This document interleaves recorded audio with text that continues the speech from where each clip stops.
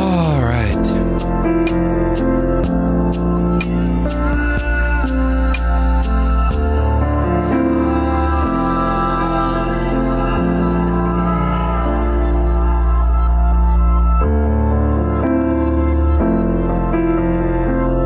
Welcome in, everybody. I hope you're well. I hope you're so well. Well isn't a good enough word for what I hope you are. I hope you're nice. I hope you know coming in on the Discord, Mezzo, if you create a whole ass album of music like this, I'll 100% buy it from you. This is on one of my albums. This is a song I made. It's in the Mezzo Music channel on the Discord there. And it is the, the bottomest one is like a whole album link. And then there's 4 songs above it. And it's like the third one up. So it's called Take the Hurt Away. You can go listen to it. This is a real song. Tune in.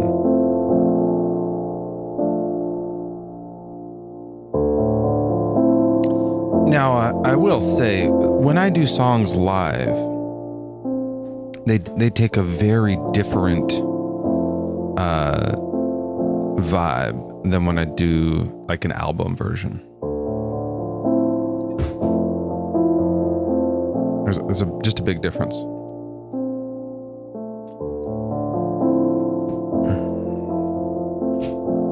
When I loop it, I add a lot more to the album.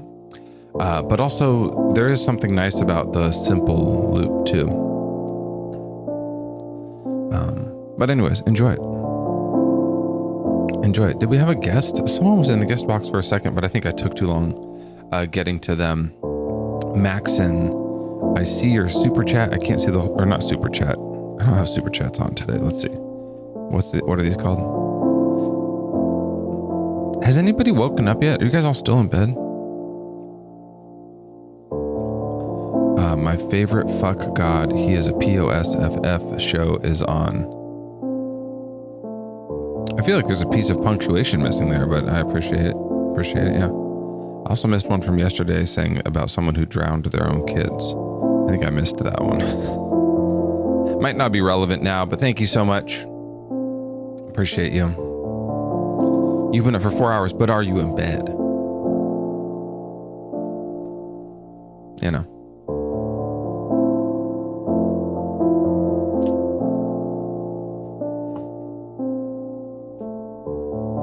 That's the question.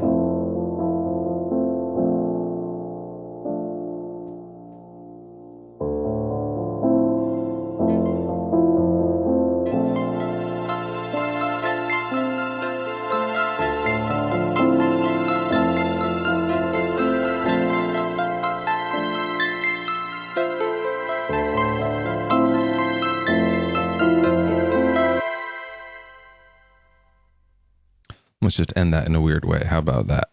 It's a nice weird way to end it. We'll go back to that loop later. It has a pretty fucking sick guitar solo in it. Will I remember it? Stay tuned. Speaking of staying tuned, Tuesday is the season finale of Bad Bible Debates, season 2. If you guys remember, actually, I even have do you remember when this newspaper article came out? And we were pretty hyped. Of course, when that happened. And so it's been very interesting working over there. We're in talks for season 3 as well, of course. That's, there's some negotiating stuff that needs to happen, but it's I think, very positive. In talks for season 3. Sapient, you have a long and delayed echo. There we go. Nope, it's worse. Do you have like headphones in or something? Hello. Hey, can you hear me? Yeah, this is my first time using TikTok though, so I'm a little confused. Oh, it's okay. There's a bit of a like echo or something, but I think it's gotten a little bit better. I can just hear my own voice coming back. Like, do you have headphones in or something like that? I will do that. I didn't realize it'd get up so quick. It wasn't working last week. Oh, sure. Yeah, I just started. I mean, you're the first person to jump up here.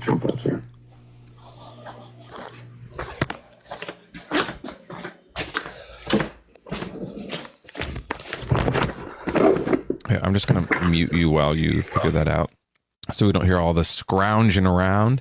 And then once you're done, you can come off of mute and we'll figure it out. But thanks, everyone, by the way. Oh, I forgot to let you know. Tap like crazy. Guest is loud. Here's what I need to. I need to turn myself up and then this whole thing down. How's that? And we'll see. Okay. That sounds a little better. This is now for people. If this is still loud, I can't actually turn them down, but at least I match it now. So you can, I turn my own mic down when I'm on with, Joel's live because, it's too loud, but, okay. Well, hi, Sapient. Is that your name? Well, no. Well, yeah, but that's what I'm going to call you. Yeah. Or I can just go Sap if you want to shorten it. That's fine. But what's your age and, religion? Oh, I'm 52 and an atheist. Oh, well, this is just a spot where Christians normally come up, but it is Atheist Sunday school, and so you're allowed to. Which is why I'm calling. What? Which is why I'm calling. Yeah, so I'm allowed to on Sundays, right? Yeah, but last week I got a little. I felt like they went on a little too long, so we're just doing. You get one thing, either a question or a compliment or a comment. Did you have one of those you wanted to do? All right. Yeah, fair enough. Yeah, I just wanted to say I love what you and Joel are doing. I think it's a great approach. Only you're going to take down Christians as internal critiques, and you guys are savvy. Yeah, you got to get all up in there. Yeah, a lot of other creators don't go down certain roads with theologists, and they end up shouting at the live. Ask him this, and you and Joel do. So I love it.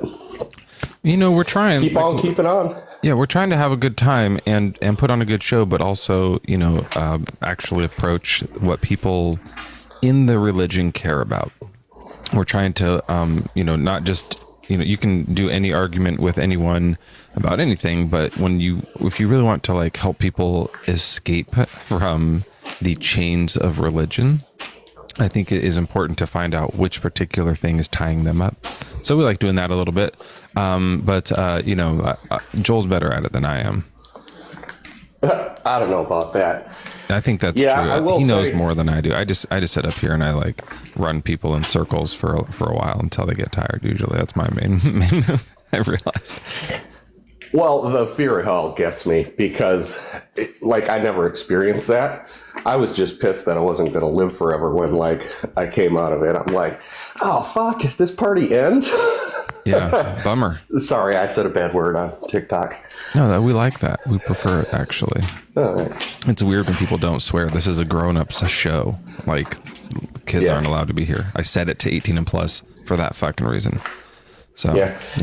I mean, do you get people who are, it seems like every time, you know, people have problems with deconversion, it's always like, oh, I had trouble getting over hell. But I hardly ever hear people say, you know, no, I'm just pissed that Santa Claus isn't bringing presents after I die. You know what I mean?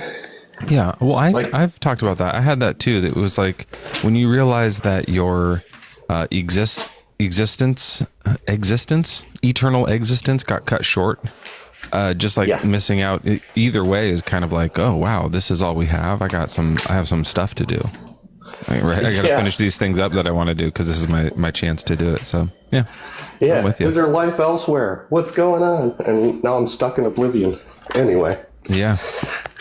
All right, Sapient. Well, thank you so much for that. I appreciate you. All right. Yeah. All right. Take care.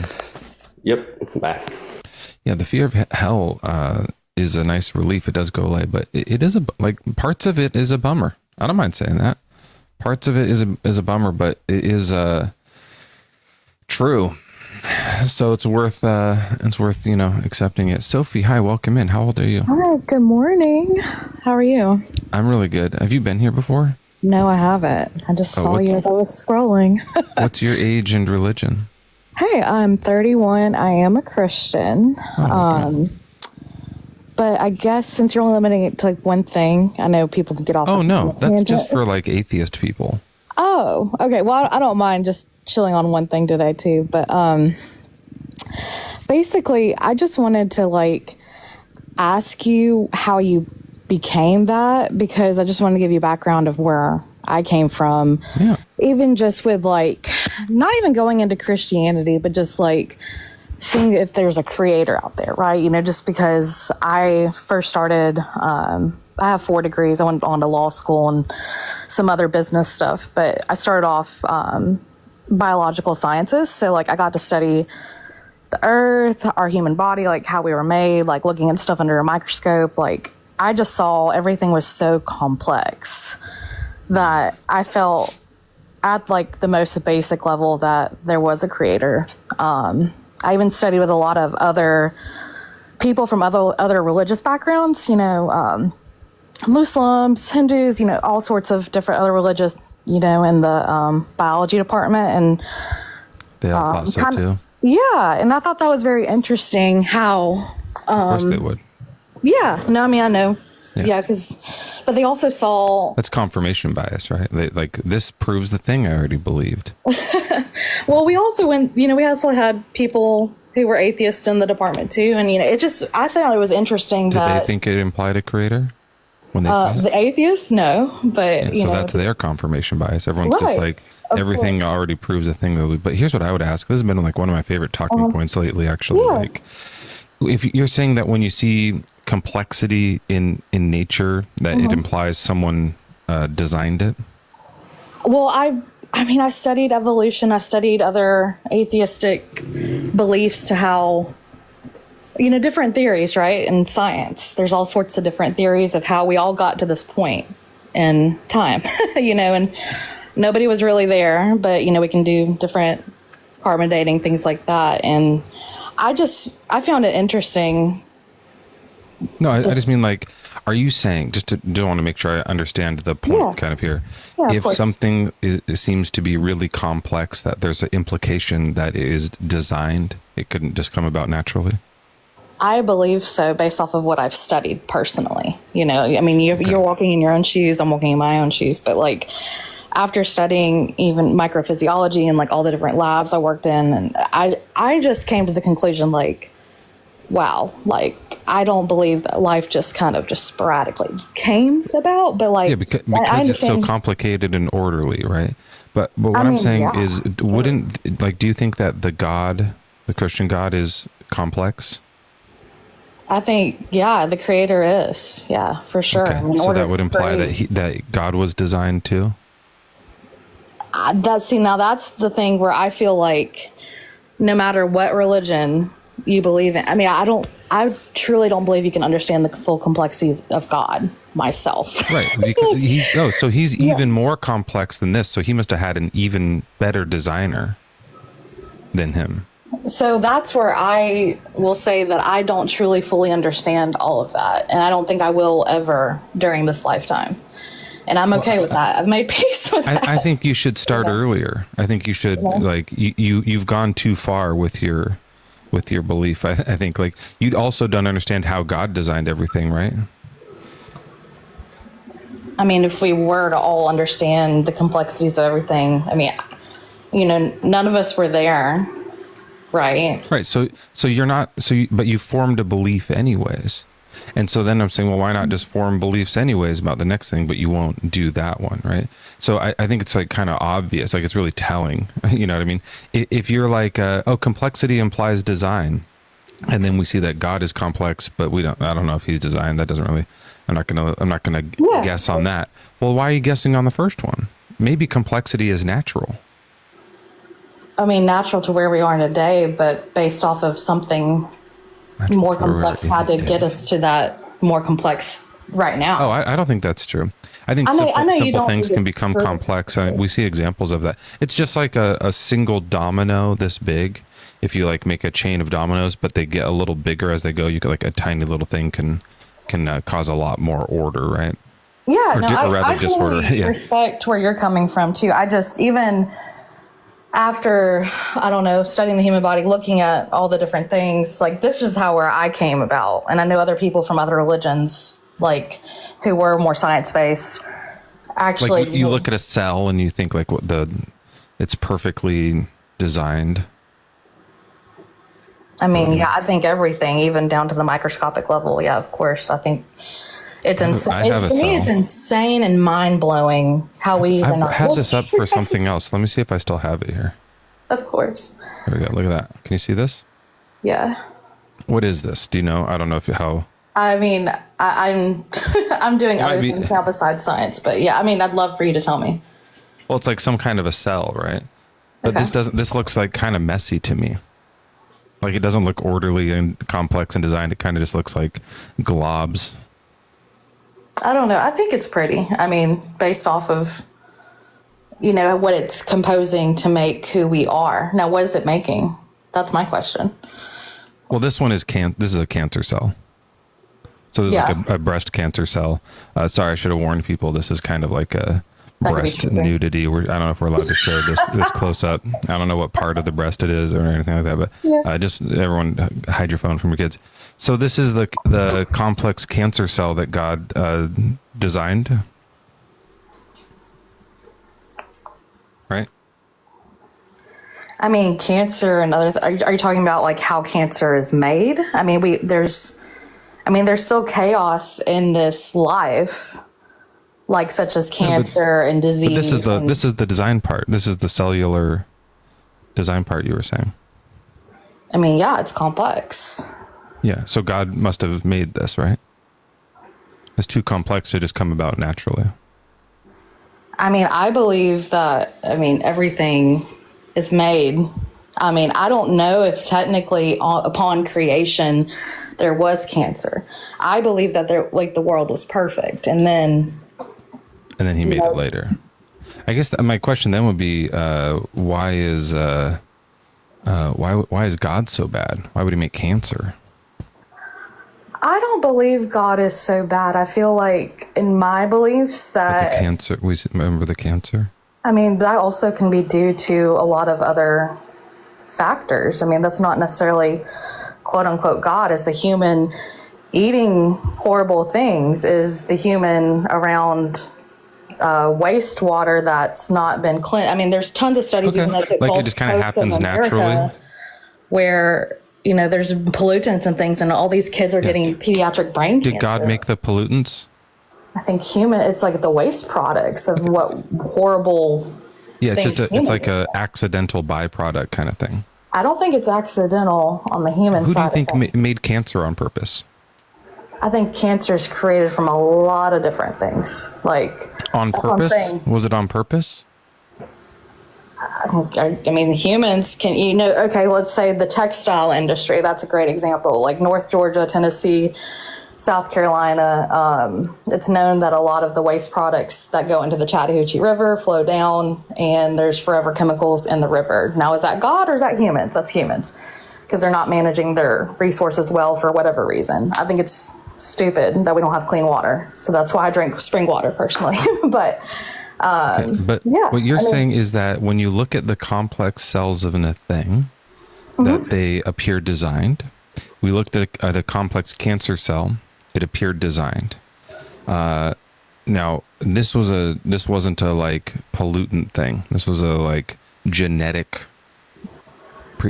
predisposed cancer thing.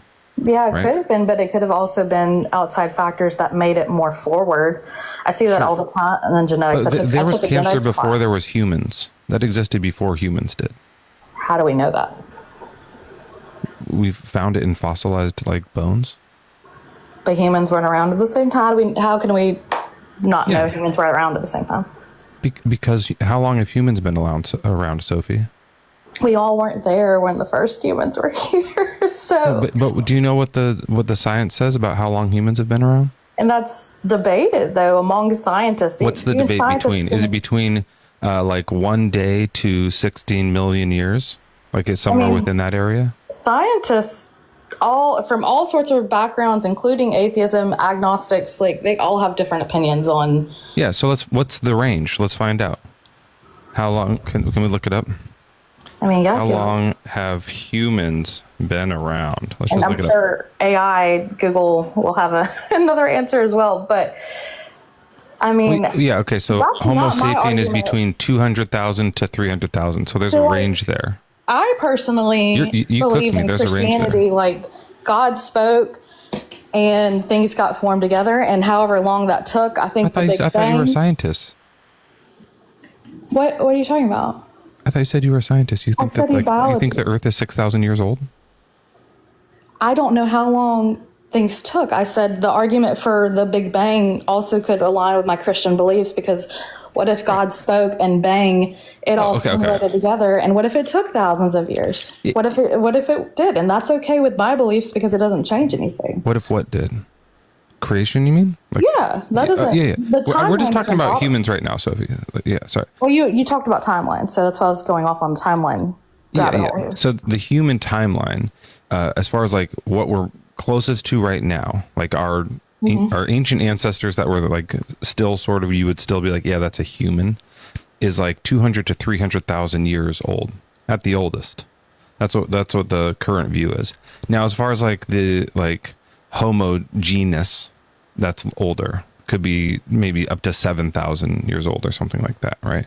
Right. So, and even did I say 1,000? 7 million years old. Even those numbers are debated among scientists today. So yeah, that's why they say it's between 6 to 7 million. There's like a 1 million year debate happening, right? Well, there's also a greater range in debate as well. What's the other range? That's what I'm trying to find out. What's the greatest debate range? Let's hear it. I mean, it goes down. I mean, it goes from the millions to the hundreds of thousands of years old to okay, so it's somewhere between thousands. I mean, that's what I'm saying. So it's between like 1,000 years. Some people maybe think it was 1,000 years ago that humans first showed up. No, that's more than that. But yeah, you can say 3,000 years. I don't have anything in front of me right now. Oh my gosh! My thing says 200,000, so I'm trying to figure out what you are other thinking. Scientists. Let's pretend it was 5,000. Yeah, whatever you'd like to go with. Yeah, sure. Yeah. So somewhere between 5,000 and 7 million years is when humans came according to many different scientists. Yes, yeah. I think that's probably the correct. I don't think there's any scientists outside of those two numbers. That's a wide range. Right? Yeah, that's a 7 million year, yeah. But the cancer that we found in dinosaur bones is still like hundreds of millions of years old. It's way. It's like 10 times older than that. And even carbon dating is still debated among scientists too. This is what I find fascinating. It's like even the own community. Who's debating carbon dating? Plenty of scientists out there. Look, Google it. Tons of people. Oh my gosh, it's Well, first of all, carbon dating wouldn't be what they used to find cancer in dinosaur bones. You know that, right? You know about how old does carbon dating look back to? Well, I'm just talking about one form of looking back into. Are you a real scientist? Why are you asking this? You wouldn't use carbon dating for something that's millions of years old. I told you my background. I feel like you're getting kind of defensive here. Absolutely. I'm just trying to have a conversation that basically all my point was. Carbon's half-life is like 5,000 years old. The cells of animals, plants, the space. I just look at everything. I'm like, damn, there has to be someone out there that like actually made this, and it wasn't like.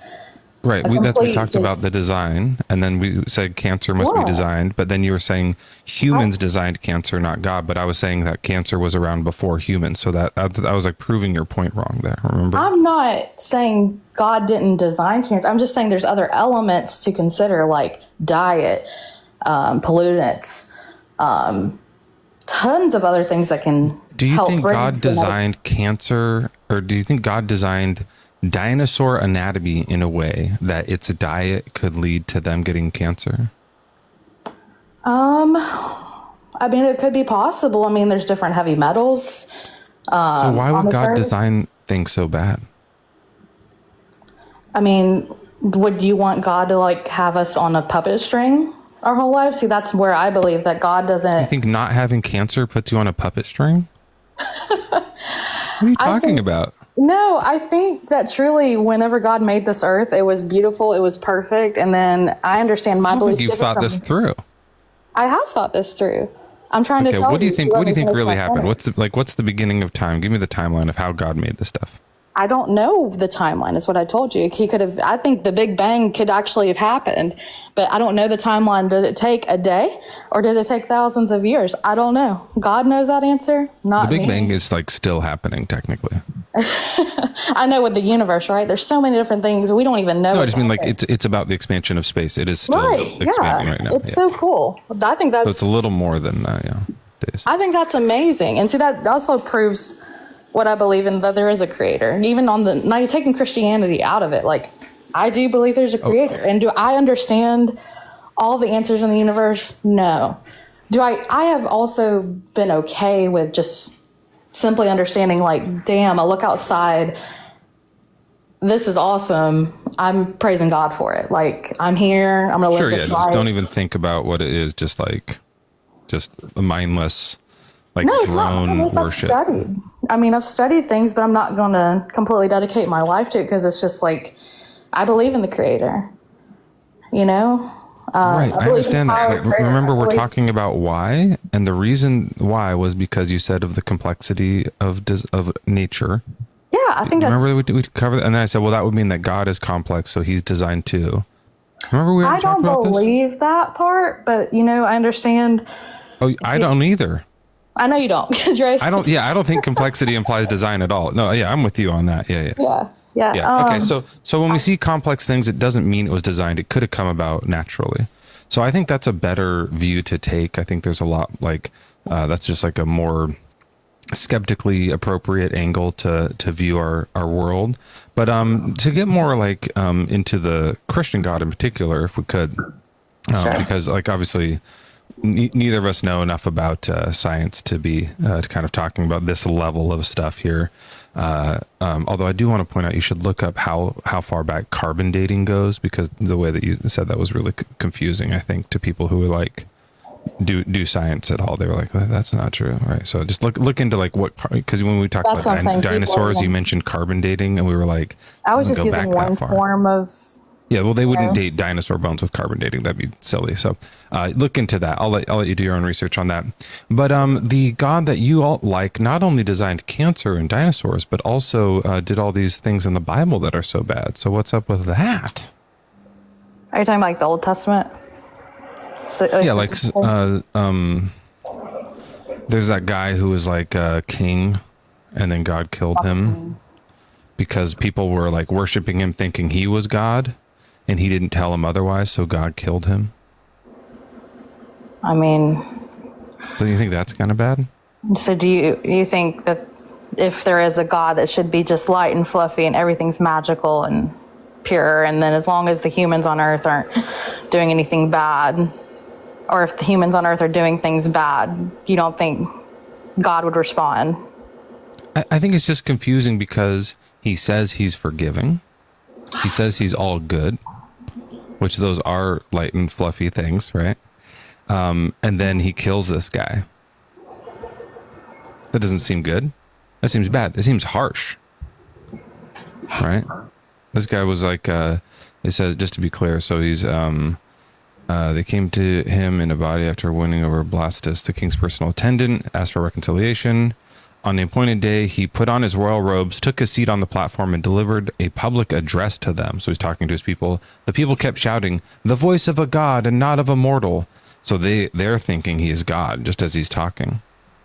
But does he have time to say, "Oh, no, that's not me"? No, because it says in verse 23, "And immediately, because he had not given glory to God, an angel of the Lord struck him down, and he was eaten by worms and died." So I think that's like, doesn't seem really fair, doesn't it? I could go into like a 2-hour discussion on this, but I don't think your audience would want to. Just give me the 2-minute version. I mean, just to me, like, and this is what came to my mind. I think you've been church hurt. I think somebody's wronged you in the past. It seems like because you're doing this against one religion, not just against Islam, Hinduism, or other religions. We speak to other religious people too. It's just Sunday, so we're doing Atheist Sunday School today. Okay. But also, I was raised Christian, and then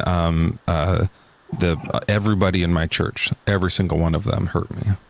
I'm so sorry. Like. Yeah, they ganged up on me and like beat the shit out of me and kicked me out of the church. That's horrible. I know, but that's not why God killed this guy.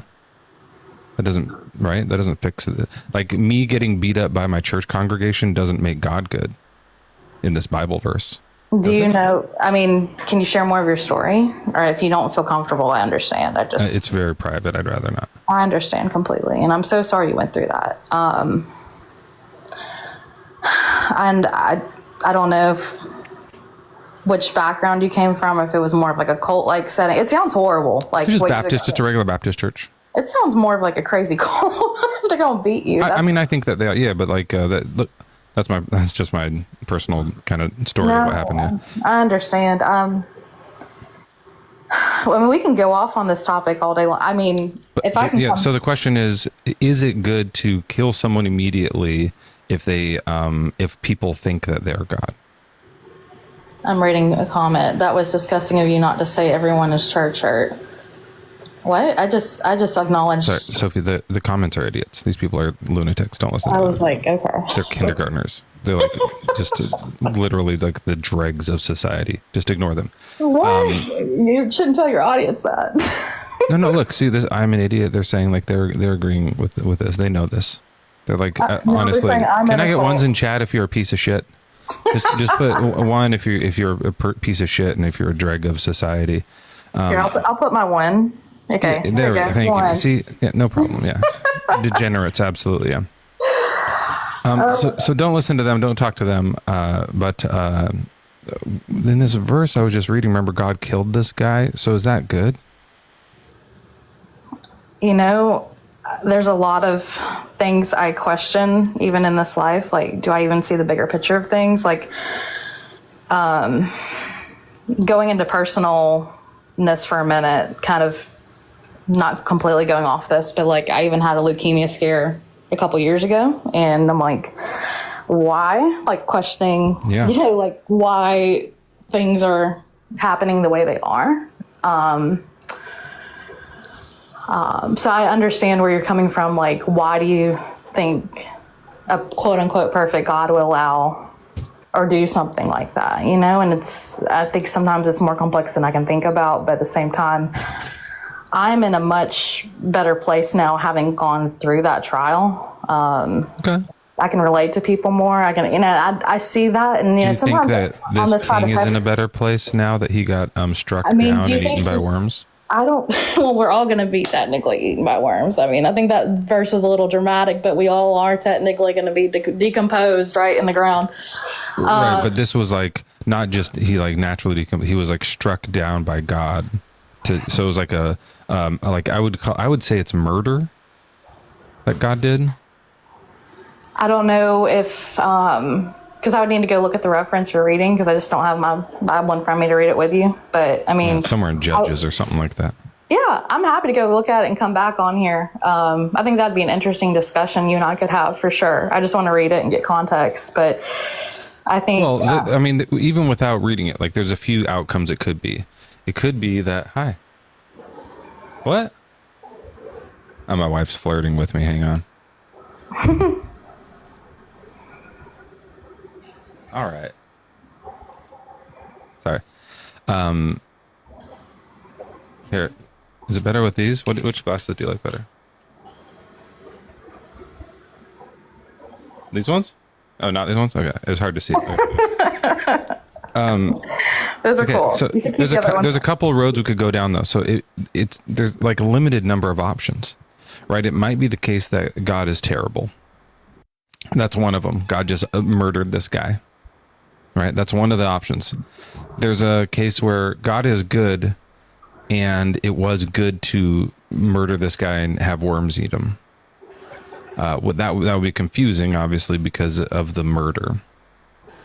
And then there's also like maybe this was like this was made up. That's probably the other option. I can't think if there's any more. That might just be those three. People are telling me answer. And now that, well, let me go read it. Let me go read Judges. And I want to come back on here on another Sunday and continue this conversation just because I want to know what happened afterwards. And obviously I just need to read it. Yeah, I'll just do a quick check on, let me hit, you can hit this like read full chapter.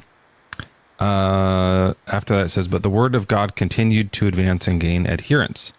Then after completing their mission, Barnabas and Saul returned to Jerusalem. And so they just kind of don't say the rest of it. What's it say before? Soldiers when Herod had searched. That's what I'm saying. Let me go read it and let's get back. I'll come back next Sunday. Oh, I'm sorry. This is in Acts. This isn't Judges. This is in Acts chapter 12. Acts chapter 12. Okay, I'm going to go read it. This is New Testament God. This is after Jesus came and then left. Okay.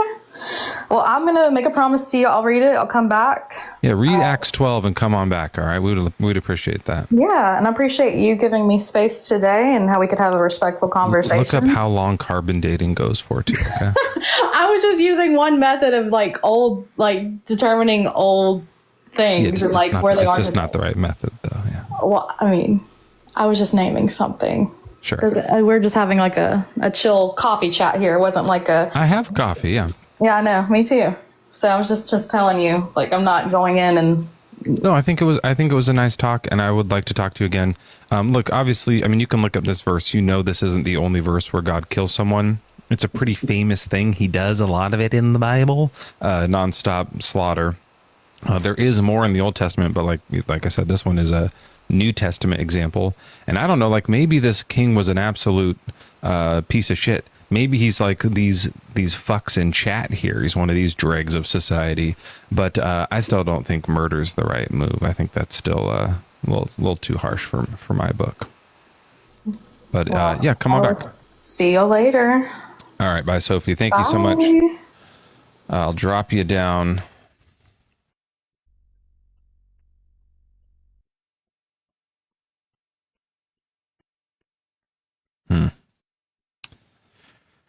All right, let's see how the Discord's doing. 76 messages. Okay. It says, Mezzo, I get 1,000 notifications I can't turn off, but I want yours, especially for Ass, but none for you from anywhere today? Oh, man. I should have tagged everyone in the Discord. I think that's my fault. That is my fault. Can somebody tag everyone? Am I the only person who can do that? Sorry about that. Let's bring up another guest here. I saw Zateets, I think, was the next person. Zateet? Yeah. Welcome in. How old are you? What's your religion? I'm 37. I'm an atheist. All right. Well, you get one question or compliment today. Yes. So maybe I've misheard you, but have you said the omnis alone disprove the God? Is that something I've heard you say? Oh yeah, I think so. I think that they contradict themselves. Could you just expand on that? I was just curious. Yeah, it's just you can't be omnipotent, be able to do everything, and also not be able to do bad things if you're all good. Those two just contradict each other. Okay, so just if you can't do bad things and you're not all powerful, God doesn't do bad things, so therefore he's not all powerful. Yeah. If he did a bad thing, he would cease to be God, because part of God is all goodness. God is good. So if he did a bad thing, he would cease to be good. He would cease to be God. And so he can't do those. He's limited by his, the omnis limit each other. It's a problem when you're using omni, perfect, all, 100%, any of these infinite type of words, it kind of it feels like they're adding good things to their God. He's the most powerful, but they end up hitting this limit that now, or this point where once it's at 100%, it limits the other things. So they did that on accident. They were trying to make him too strong, and they made him accidentally contradictory. Awesome. Okay. Yeah, that was just my question. I've heard you say that. I kind of thought that, but I just wanted to, if I had a chance to clarify. Yeah, I mean, there's 10 different ways that they do, probably more, but that's a really easy one. God, can God do everything? Can he sin? Done. There you go. It's over. Yeah. All right. Thanks. Appreciate it. Absolutely. Absolutely. All right, and then, oh my gosh, there's a bunch of gifted. Okay, I'm going to try my best to get through everybody. I'm just going to start at the top and make my way down. This person got moved to the top because they were, I think, gifting. All things, welcome in. How old are you? What's your religion?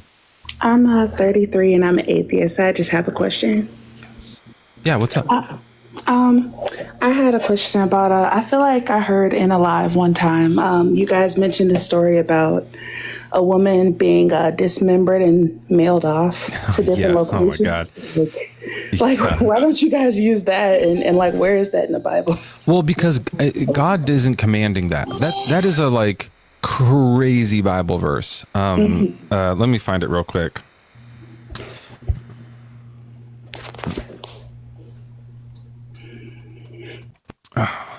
Someone in chat is going to probably beat me to it, but let's just see real quick here what comes up.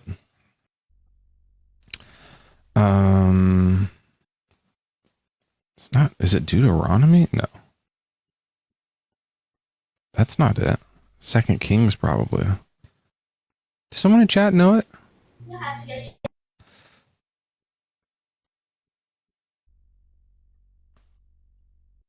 What the heck verse is that? I know what you're talking about. So like he finds that the like the neighboring people have. Someone says Judges 19. That's funny. I was just mentioning Judges. I'm lost on. Let's just see if that's real quick. No, I chose the question route, but can I compliment as well? You guys are doing great, and you're a cool character. I love how you do your top of the mornings and top of the hours and stuff. It's always. Fuck, did I miss the? Oh, God damn it. Everyone, it's the top of the hour. We're here at Atheist Sunday School. We're doing a quick reading of Judges chapter 19, the Levite concubine. And we'll just actually let the music ride while we do that. So we're going to go really quickly to Judges. Did we say 19? All right, the Levite concubine. So what's happening is the Levite and I think it's the Ephraimites. It's not the actual name of them, but the people of Ephraim, Edomites. Okay, in the morning, her master got up, opened the doors of the house, and when he went out to go on his way, there was the woman, his concubine, lying at the door of the house with her hands on the threshold. "Get up," he said to her. "We're going." But there was no answer. Then he put her on the donkey, and the man sent out for his home. So these neighboring people killed his concubine. And when he entered his house, he took a knife, and grasping his concubine, he cut her into 12 pieces, limb by limb, and sent her throughout all the territory of Israel. I don't know how he sent her. You get like 12 donkeys and just like put a leg on it and go, yeah, and like just send it out. I don't know. That's a little like, I don't know. They didn't have the postal service yet. So that's interesting. So he sends her body parts, to all 12 of them, across Israel. And he commanded the men who sent, saying, "Thus shall you say to all the Israelites, has such a thing ever happened since the day that the Israelites came up from the land of Egypt until this day? Consider it, take counsel, and speak out." So this isn't necessary. The reason I think we don't talk about this as much, as gruesomely disturbing as it is that it's not that like, and God said to do this. This is a psychopath. Right. And like, it shouldn't be in there. God should have been like, let's take this one out. Let's take this part out. Oh, hold on a second. Yeah. And Joel's in the request. Oh my God. Hey, hi, Joel. Hey, Joker. This is Joker? The end of my name says Joker. I go by Joker. I didn't All know Things that. Sin 3 is my business name. Oh, okay. Yeah, but I appreciate you having me up, though. I just, because I've never read that before. Like, I was always, raised in church to, they tell you all the good parts and, they tell you to love your neighbor and all that. But I never actually heard, the in-between. So I appreciate it. And if I could give you one piece of advice in regards to reading that verse, I would say, don't. It's disturbing. Just get past that one. But yeah, I mean, the reason we don't bring it up is it isn't God commanded. It's just a psychopath. Unless, Joel, did you have something specific about that verse? Do you have a song about it or something? No. It wasn't one that I was very familiar with either. I was never really taught it. And I agree. Make a good kid song with the ukulele. Yeah, that one's just like, don't let kids read the Bible type of song for sure. Yeah. But it's not a God commanded it, so you can't. But he, still worked with it. He was like, all right, we're doing this. And then they go to war over it. So yeah, it's pretty weird. But thanks, Joker. And nice to meet you. I appreciate that you got your compliment in before Joel got here, but we'll just assume it applies to both of us equally. So much for having me. All right. But I think it does, because the top of the hour wouldn't exist without me. It just, I know you tried to do it there and actually really kind of bothered me. Well, I did one the other night. I did a few, but it's like, I'll be honest with you. I like to joke around with you, Joel. I do. It's fun time. But when I do top of the hours without you, it fucking sucks. Yeah. It's like everyone like, I see people in chat and they're like putting thumbs down. Genuinely, the people like do it in my live all the time. They'll say, hey, do top of the hour. And I'm like, we don't do that here. Like, you don't have the instrumentals. Yeah, I'm not doing it without you. And I'm just like really surprised to hear you do it without me. Well, it still was the right time to do it. Like, whether you're late or not, it's still... Are you sure? Because I think it looks like... I was late. That's why I was getting... But you're also late here. So, like, we can all just sit here and make, point fingers and accuse each other. But when you point one at someone, you remember you're pointing... Point three, pointing back at you. I'm pointing them all at you, though. That you're doing it the right way. That's how you're supposed to point. If you accuse someone... You do it with the whole hand, because then you're not... Yeah. I got a few at solo, though. Sorry, Solo. I didn't mean... It's hard to... I'm trying to aim them. Just the screen is only so big. Yeah, maybe we'll work on that. Hi, Solo. How are you? Hey, friend. How are you? You guys, if you don't know Solo Vino, give him a follow. I'm well. How are you? I'm doing well. Sorry, I guess this was an accidental request up because I was tapping your screen, but I like it's Atheist Sunday School. You're allowed to. You're allowed to say a thing. I'm doing. For a while, we got too carried away, but you can do a question, a comment, or a compliment. Yeah.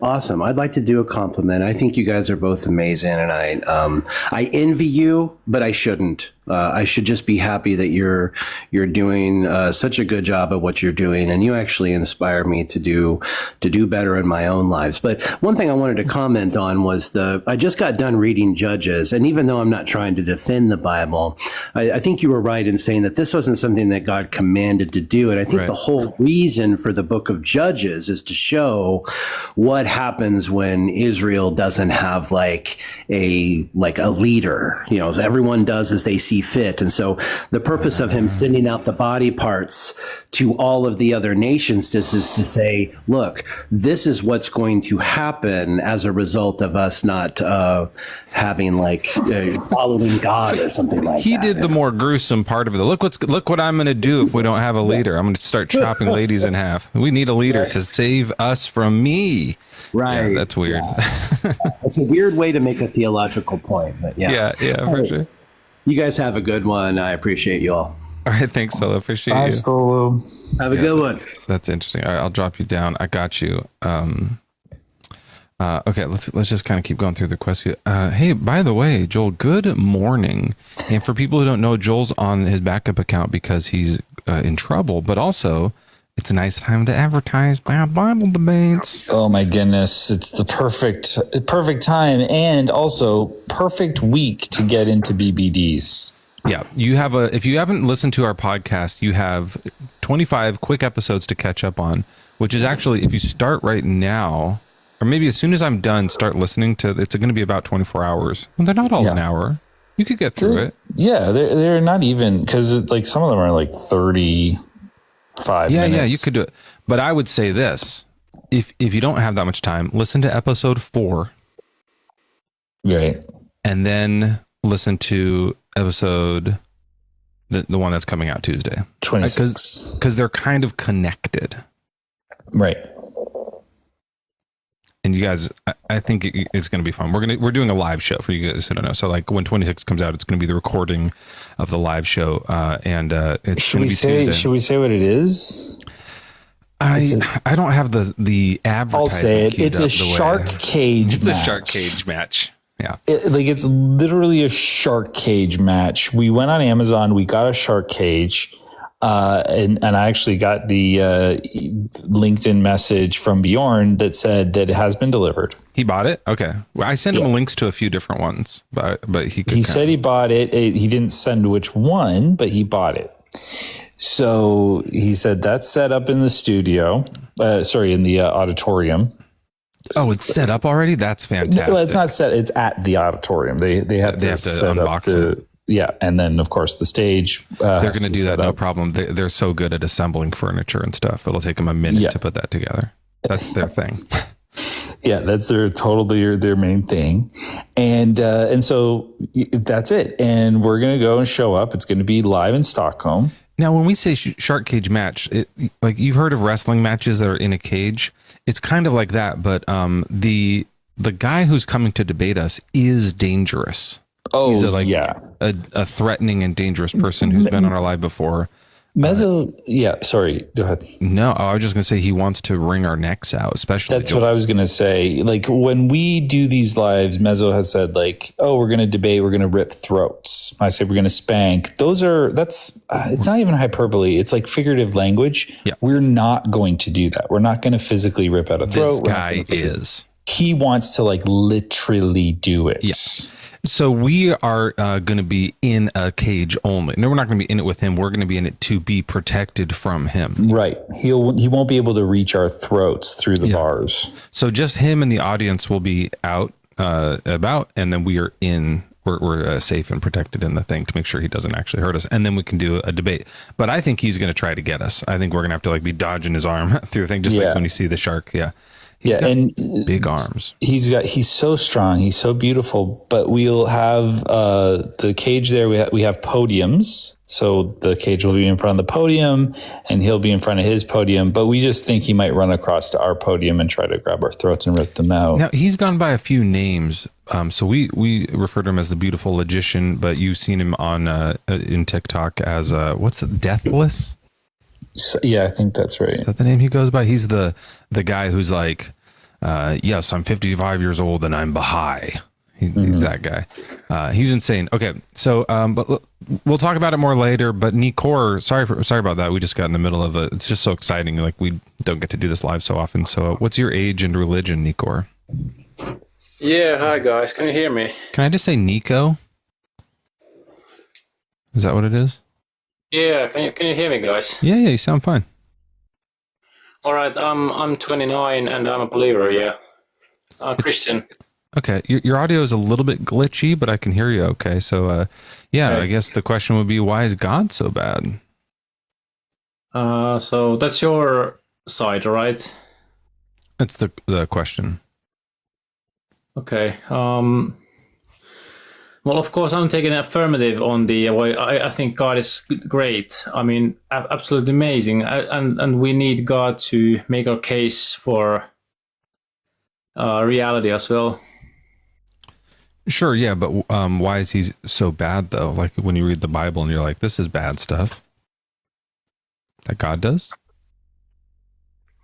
Well, I actually don't believe that he's bad. Of course, as a Christian, I do believe he's good. So is that your side?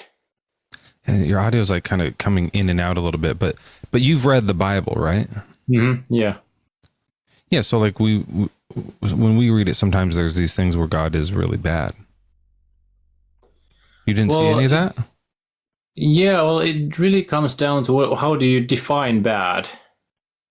I'm using the Bible. Well, if Bible is a standard, then it's based on God's nature. Which is what? Well, according to the Bible, it's good, and something has to be unchanging. Well, according to the Bible, it's God's nature is unchanging and it's good, and something has to be observably good. So that's what I believe the Bible talks about God, and we can observe that by, of course, reading the Bible in context. Right. So when you read the Bible and it says horrific things, like God's doing these like terrible, terrible things that like, obviously like just instinctually we're like, ugh. Like, you know, like you're saying that actually is good and that we're wrong to think it's bad. No, I do believe there's seems to be bad things that God does, but only that they seem to be. I feel like that's what I just... Is that what I just said? Well, then, like, we then do observe him doing bad things. So, like, what gives you the idea that it's good just because the Bible tells you so? No, I believe that goodness itself, the nature of goodness, is observably good. And I believe that there has to be something that is unchanging for us. Yeah, so that's fine. Like, let's just say there needs to be a standard of good that is unchanging somewhere in the universe. Let's just Right. like say that for like as a hypothetical. But we observe God isn't good in the book, so we know that that's not the standard. Now we have to go look for the standard.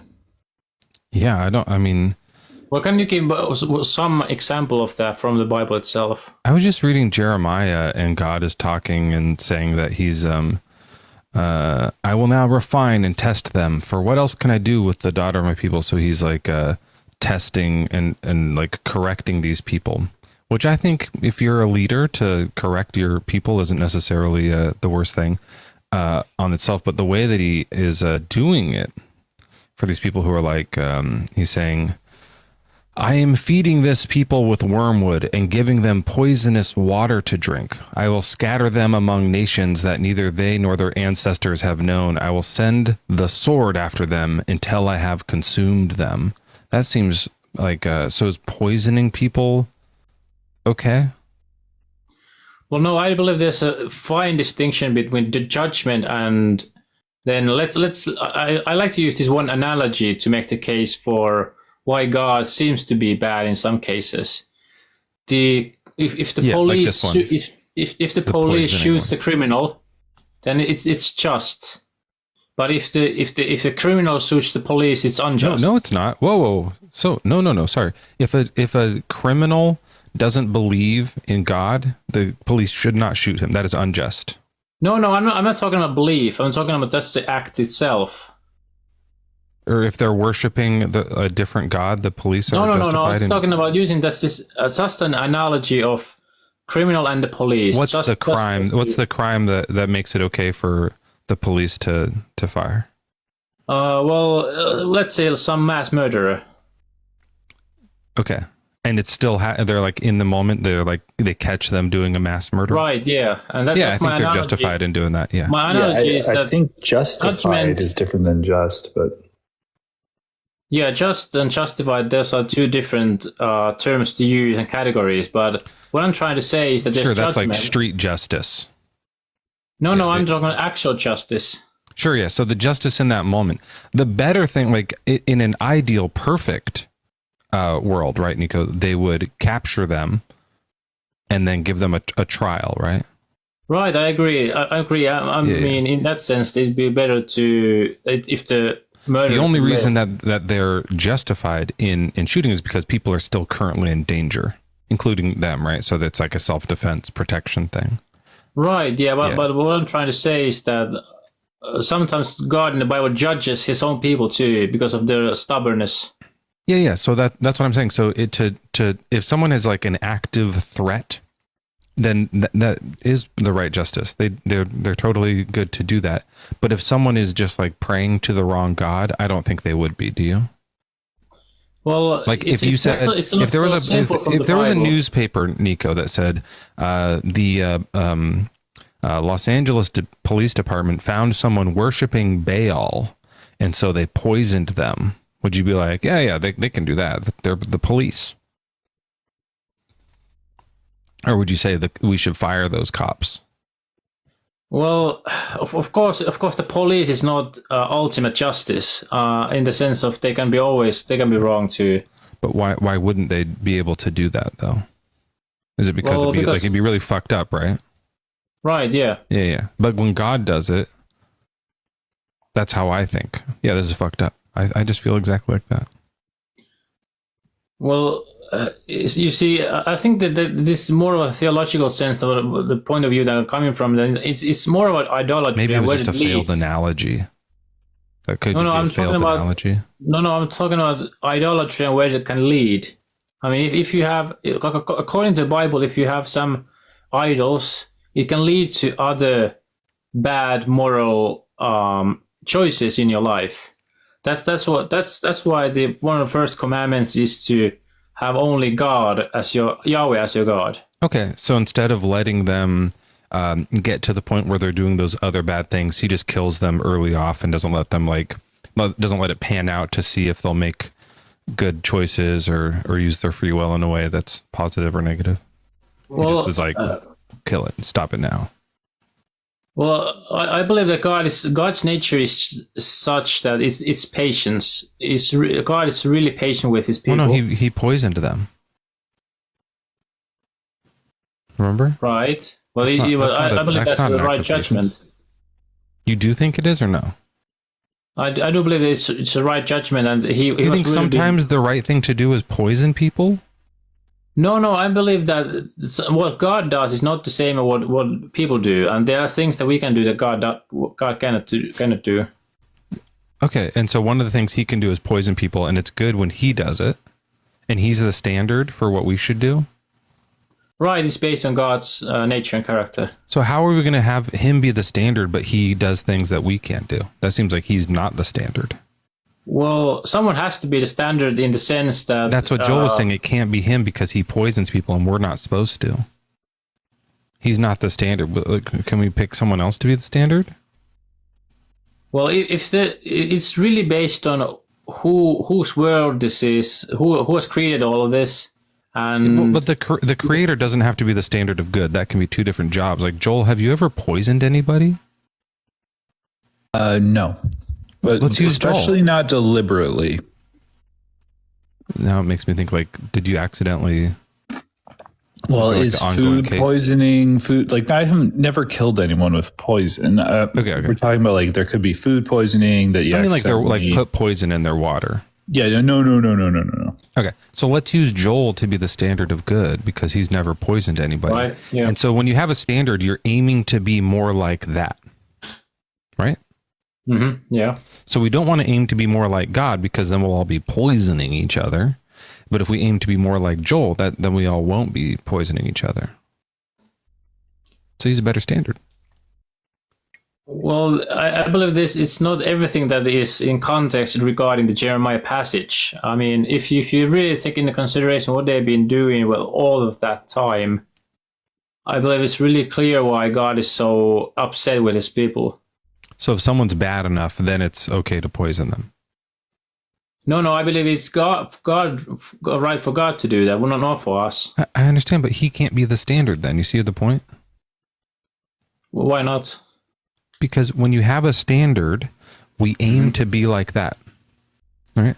Just like with measurements, like you know how they keep like a 1 pound or a 1 kilo. What is it? What do they have in they keep like the weight in England somewhere. What the fuck am I talking about? You know those things where it's like, this is how heavy something is? Right, yeah. I don't know about that. They have an official, this is the weight of an item. It's a sterling pound. Is that it, Bjorn? Yeah. And so then they match it to that. They're like, that's the standard. If you want something to be a pound, you get it closer to this thing. And that's how we talk about it. So if you want something to be a pound, it has to be match this thing. So if you want to be good, you have to match the standard of good. But if we're trying to match God, then we're not going to be good because he does stuff that we can't do. So he shouldn't be the standard. So we need to find a new standard of good. Yeah, I get what they're trying to say here, but I believe it really comes down to what is truth, what is true, and if the Bible is true and God is the nature of goodness, righteousness, Bible's not true for sure. Like, it's definitely not the Bible. No, I'm just saying this from a hypothetical standpoint. And if the Bible is true, God is Yahweh, is the nature of truth and justice, goodness, righteousness, then it comes down to the fact that people either believe in him or don't believe in him, and then they act accordingly. Right. So if you believe in him, then you should act like him. No, there's things that people shouldn't do because it's only for God to do. Where does it say that? I think I found it. Let me find it here. 5. Well, for instance, there's Romans 12. Okay, Romans 12. And in it says to leave the judgment to God only. I mean, to not to revenge. Marks of the true Christian. Yeah, I think it's one of the last verses in the chapter. Okay, vengeance is mine. I will repay, says the Lord. Instead, if your enemies are hungry, feed them. If they are thirsty, give them something to drink, for by doing this, you will heap burning coals on their heads. Do not overcome evil, but overcome evil. Oh, no, sorry. Do not be overcome by evil, but overcome evil with good. Right. This is what God is saying to do, which means he isn't the standard. He's saying, don't act like me. Don't do what I do. Do as I say, not as I do. So he's not the standard. No, there's difference between what God is justified to do and what we should do. Nico, you keep saying that, and I keep agreeing with you, which is why he's not the standard. What are we supposed to do? We know not to do.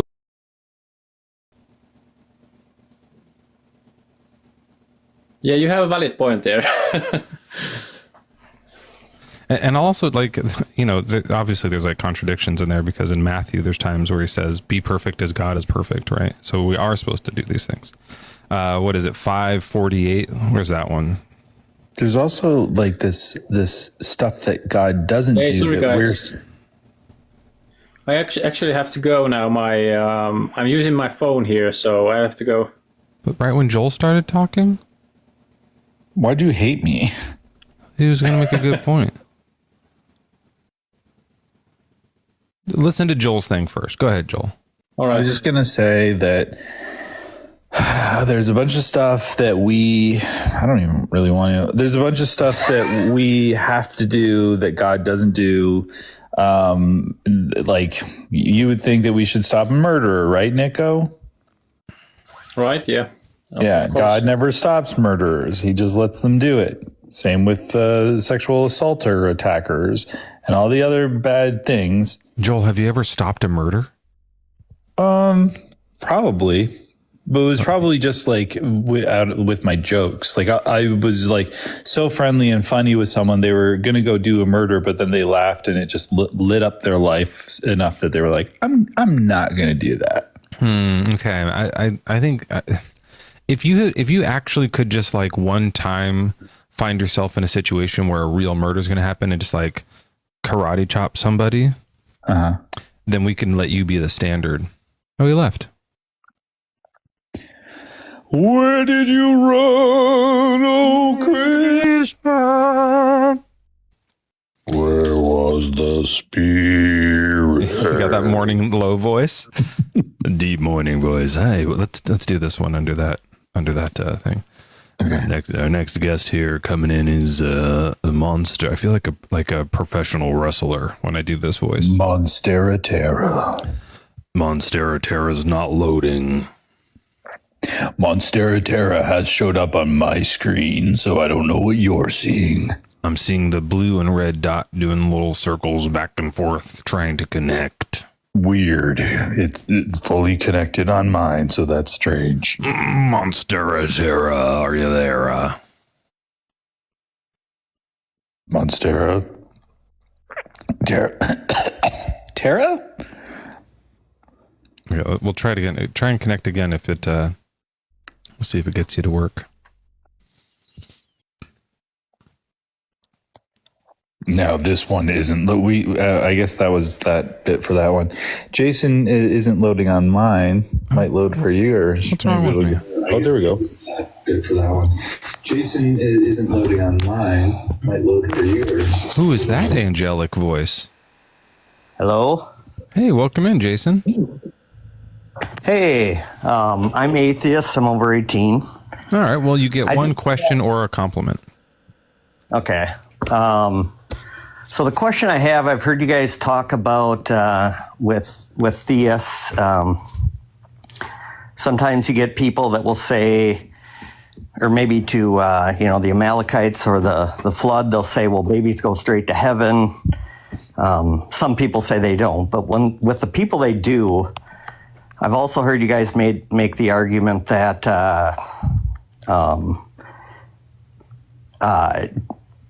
so if they're a baby and they go to heaven, versus if you allow the baby to grow up, then they might not go to heaven.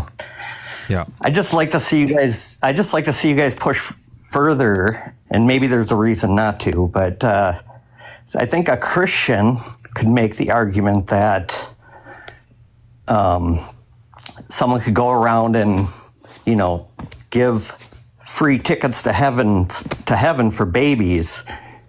Yeah, I've done that before. I was I'll say, like, then what one person should do, and usually you make them be the person, is that you should be going around to maternity wards and saying this is for the best, and just be chopping children in half because you're sending them all to heaven. They wouldn't go, but you'd be sacrificing your eternal life to save hundreds.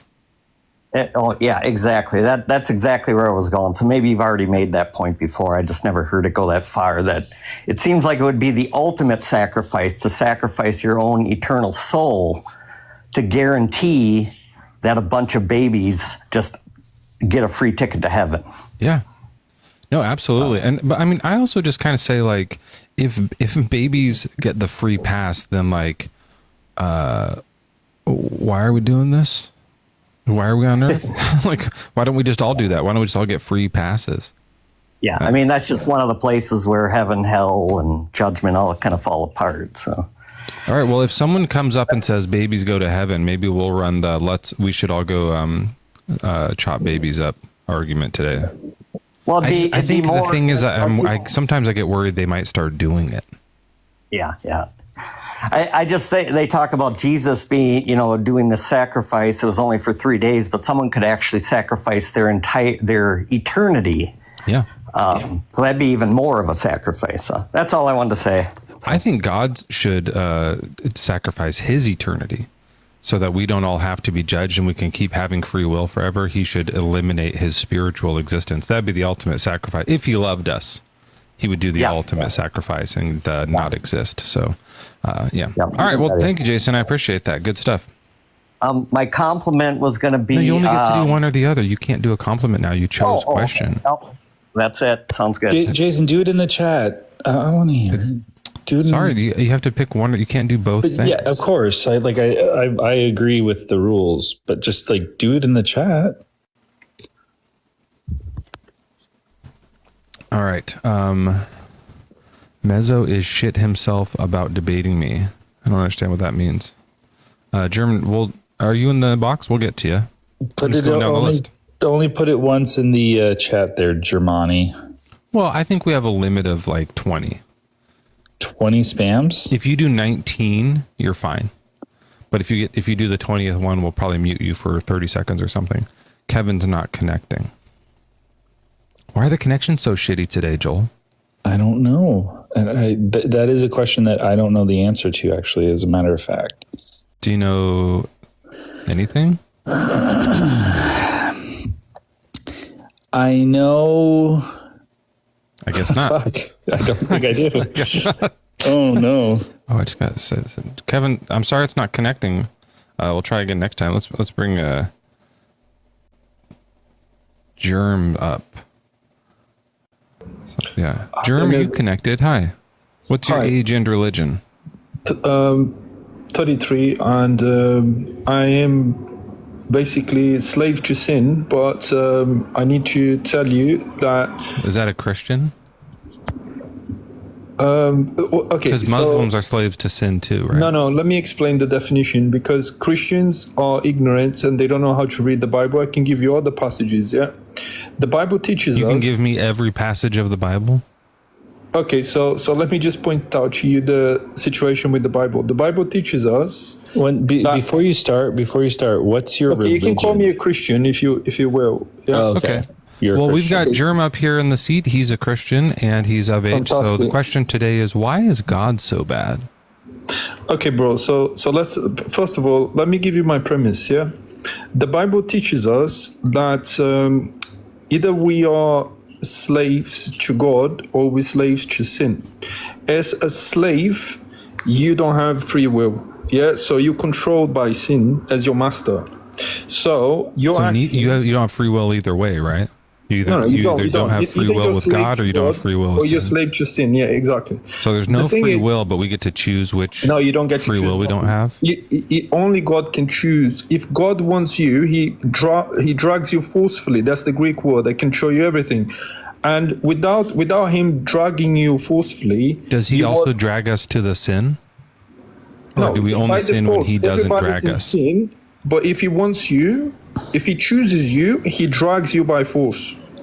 Okay. I can give you. Did you want the verses? I can. Oh no, I don't care about it. Just whatever you believe.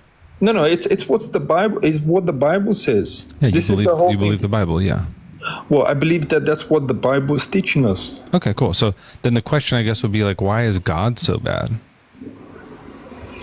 Well, He's not actually, because at the end of the day, like, it's like a blip, because everybody, including yourself, right now, you are like slave to sin, and sin is giving you the will to do what you're doing right now. So you don't have free will. You're just doing what sin's telling you to do. You think that's you, but it's Let me not. Let me ask you this. If I were to enslave you, would you say I'm bad? No, it's sin. It's That's controlling the situation. No, So hold you're on, not Germ. If I were to put you in bondage and force you to labor, you would say that I'm not bad? That's not bad of me to do? Are you seriously going to say It's that? your master that's bad. It's not you. No, I'm enslaving you, Germ. You are my slave. You are a slave yourself. Yeah, but slaves can have slaves. Slaves be having slaves out here in the streets these Right, days. but the thing is, German, are you going to say don't that have autonomy. slavery, like the act of holding and like owning a slave, is good, or is that bad? According to you, according to German, I think it's a bad thing. Yeah. You think it is bad? Okay, so if Joel had you as a slave, you would say that's bad. Yeah, I would say it's bad. Yeah, so since God put us in bondage to sin, because God set up all the parameters in the system, He's bad because He put us in sin, in bondage to sin. So that's why God is so bad? Is that what you're saying? That makes sense. Yeah. I think God is very complex. It's not a black and white situation. I don't think I'm in a position to. Yeah, as you said, you're either a slave to this or that. There's just the two options. He does bad things. He creates. I mean, to be fair, He created everything good and bad. Yeah. So also, when we're talking about slavery, don't bring up black and white stuff, German. I think it's going to trigger some people. Good and bad. Not. You said it's not black or white thing, but with slavery, sometimes it is that. Right. Yeah. So just be a little respectful. Yeah, but I didn't mean in that context. Then I'm talking about it's not crystal clear, is what I meant to say. Then say that. Just say that then. Yeah, sure. I meant it's not crystal clear. Then say that. I just did. It's not crystal clear why God is so bad. It's not crystal clear. It's not crystal clear why it's not black and white. No, what he is exactly, like, he's a combination of many attributes, I think. Like black, like quartz. I think there's Does that count as crystal? I think in God there's good, there's bad, there's evil, there's fair, there's all sorts. I think he's like a mixed bowl. For me, it's like if a judge, because God's supposed to be the judge, right? And when I think about a judge, if a judge was like, hey, you're on trial. What's the crime? And they were like, I lied about how much money I gave to the church. And the judge said, I sentence you to death. I'd be like, whoa, that's a bad judge, right? Yeah. Am I wrong to think that though? Sure. But the situation I am wrong? No. What I'm saying is the interpretation is wrong. So you're giving the wrong interpretation. There's no such thing as like hell. It's a state. It's not a place. Yeah. No one talked about hell at all. Sure. But, judgment is basically like purification. And then afterwards, everybody will be clean and will be saved. So that's... We were talking about death, killing somebody dead. Yeah, like taking their physical life away. Sure. So that's like God. I would say that's bad. Am I wrong? Being deceitful, it's wrong. I think God deceived Adam and Eve. So the judge in that case, is morally good to sentence them to death.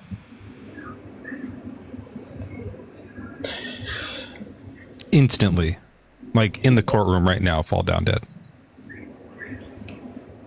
No, but you're mixing like our reality with the reality of some entity that The Bible. Yeah, that's true. Yeah. In our reality, obviously, like, no, that would be not good to do. But in the like kind of fantasy of Christianity, then it becomes a little different. Yeah. Yeah. That's interesting. Yeah. But So in your fantasy world, it is good for the death penalty to happen to liars. Sure, but there are two ways to go about it. Can I just give you the two definitions, and you choose which one is better? One is for you to deny, and be upset. The other one is for you to accept that your master is sin. Well, see, I don't think it's so black and white. I think there's actually why are you using black and white? range. Why didn't you say crystal clear? I thought you said that in the context now is offensive to the people on the Because line. we're not talking about slavery now. Sure. But the situation is, I just want to ask you a question here. Isn't it better that I live my life every day and I'm like, okay, well, God did not draw me, so my master is sin and I can do whatever my master tells me to do, fair enough, and it's not my fault, and eventually I go to heaven and that's the end of the story. You, on the other hand, you just want to be like, woo, but God doesn't exist, whatever. I think my position is actually more interesting than yours. As a Christian, your fantasy position is interesting. Yeah, I have to, Mezzo. I never do this. This is your thing to disagree, but I don't think anything Germ has said today or any other live he's ever been in has been interesting. Oh, I just mean it's interesting for us to observe him, right? It's like watching an animal at the zoo. You're just like, what are they doing? Like a sloth? Is he more interesting now? You're trying to do a monkey? I think it was. Well, he said that I like an animal in the zoo. So yeah, it wouldn't be an interesting animal. It'd be a very boring animal. Yeah, that's interesting. I know people talk like this every day. Can you pretend to be like a dead pig? I think it'd be like a dead pig. More accurate. A tapir. I think that's more like your thing to do. No, it has to be like pretty common, like a fairly domestic animal. I think I'm more related to monkeys. You're more related to pigs. Like I think German. Let me ask you about pigs. Do you think that a bunch of dead pigs, like killing pigs for no reason, is a good thing to do? Whatever, man. I'm not a judge, so. Oh, so you came up here to argue, to say that you have no clue about anything? No, I just told you. You have no idea if it's okay to kill a bunch of pigs for no reason? I think it's better to be a Christian than an atheist. Why? I told you, I gave you my premise. I think my position is above yours. You have to worship this bad God, though. I don't need to worship anything, actually. Oh, okay. Like So you're a slave to sin? Yeah, I am. Everybody is. And that's then the end of the story. Then what's the difference if it's the same thing to be a Christian or not? Because at least I have the belief system that tells me God did not draw me forcefully to him. Therefore, I'm slave to sin. Therefore, I don't need to worry about anything. I just keep living my life as God wanted. I'm slave to sin. End of story. He wanted you to be a slave to sin. So Sure. Otherwise, he would have drawn me forcefully to him. So he wants you to sin. Sorry. Yeah, that's what the Bible says. I can read the verses if you want. Yeah, show me the verse where God wants us to sin. Okay, I'm going to give you now. Just give me 1 sec.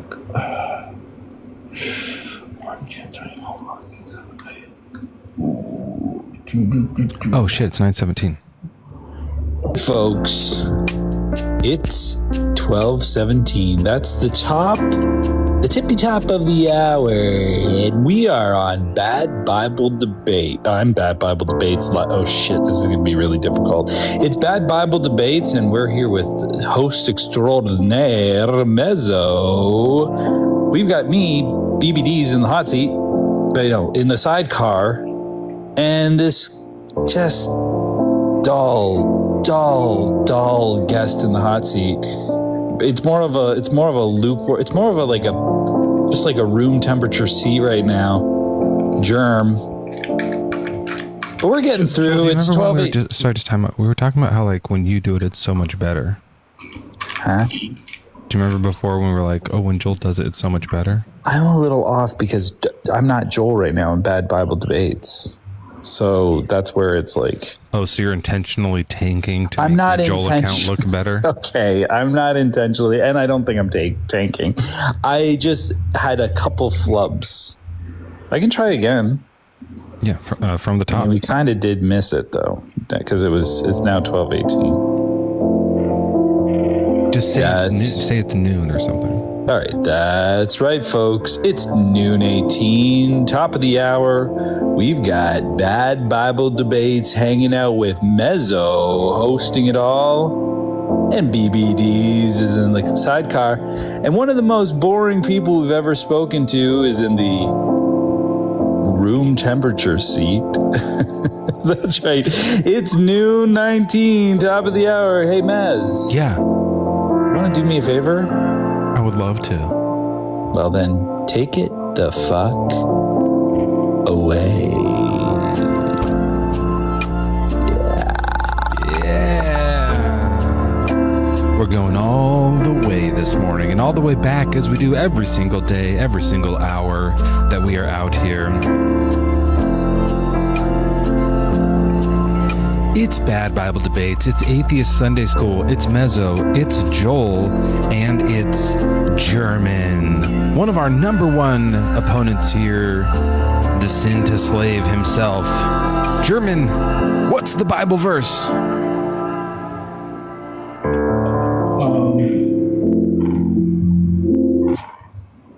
Hit us with the address. A couple of more minutes and I can, I'm still digging.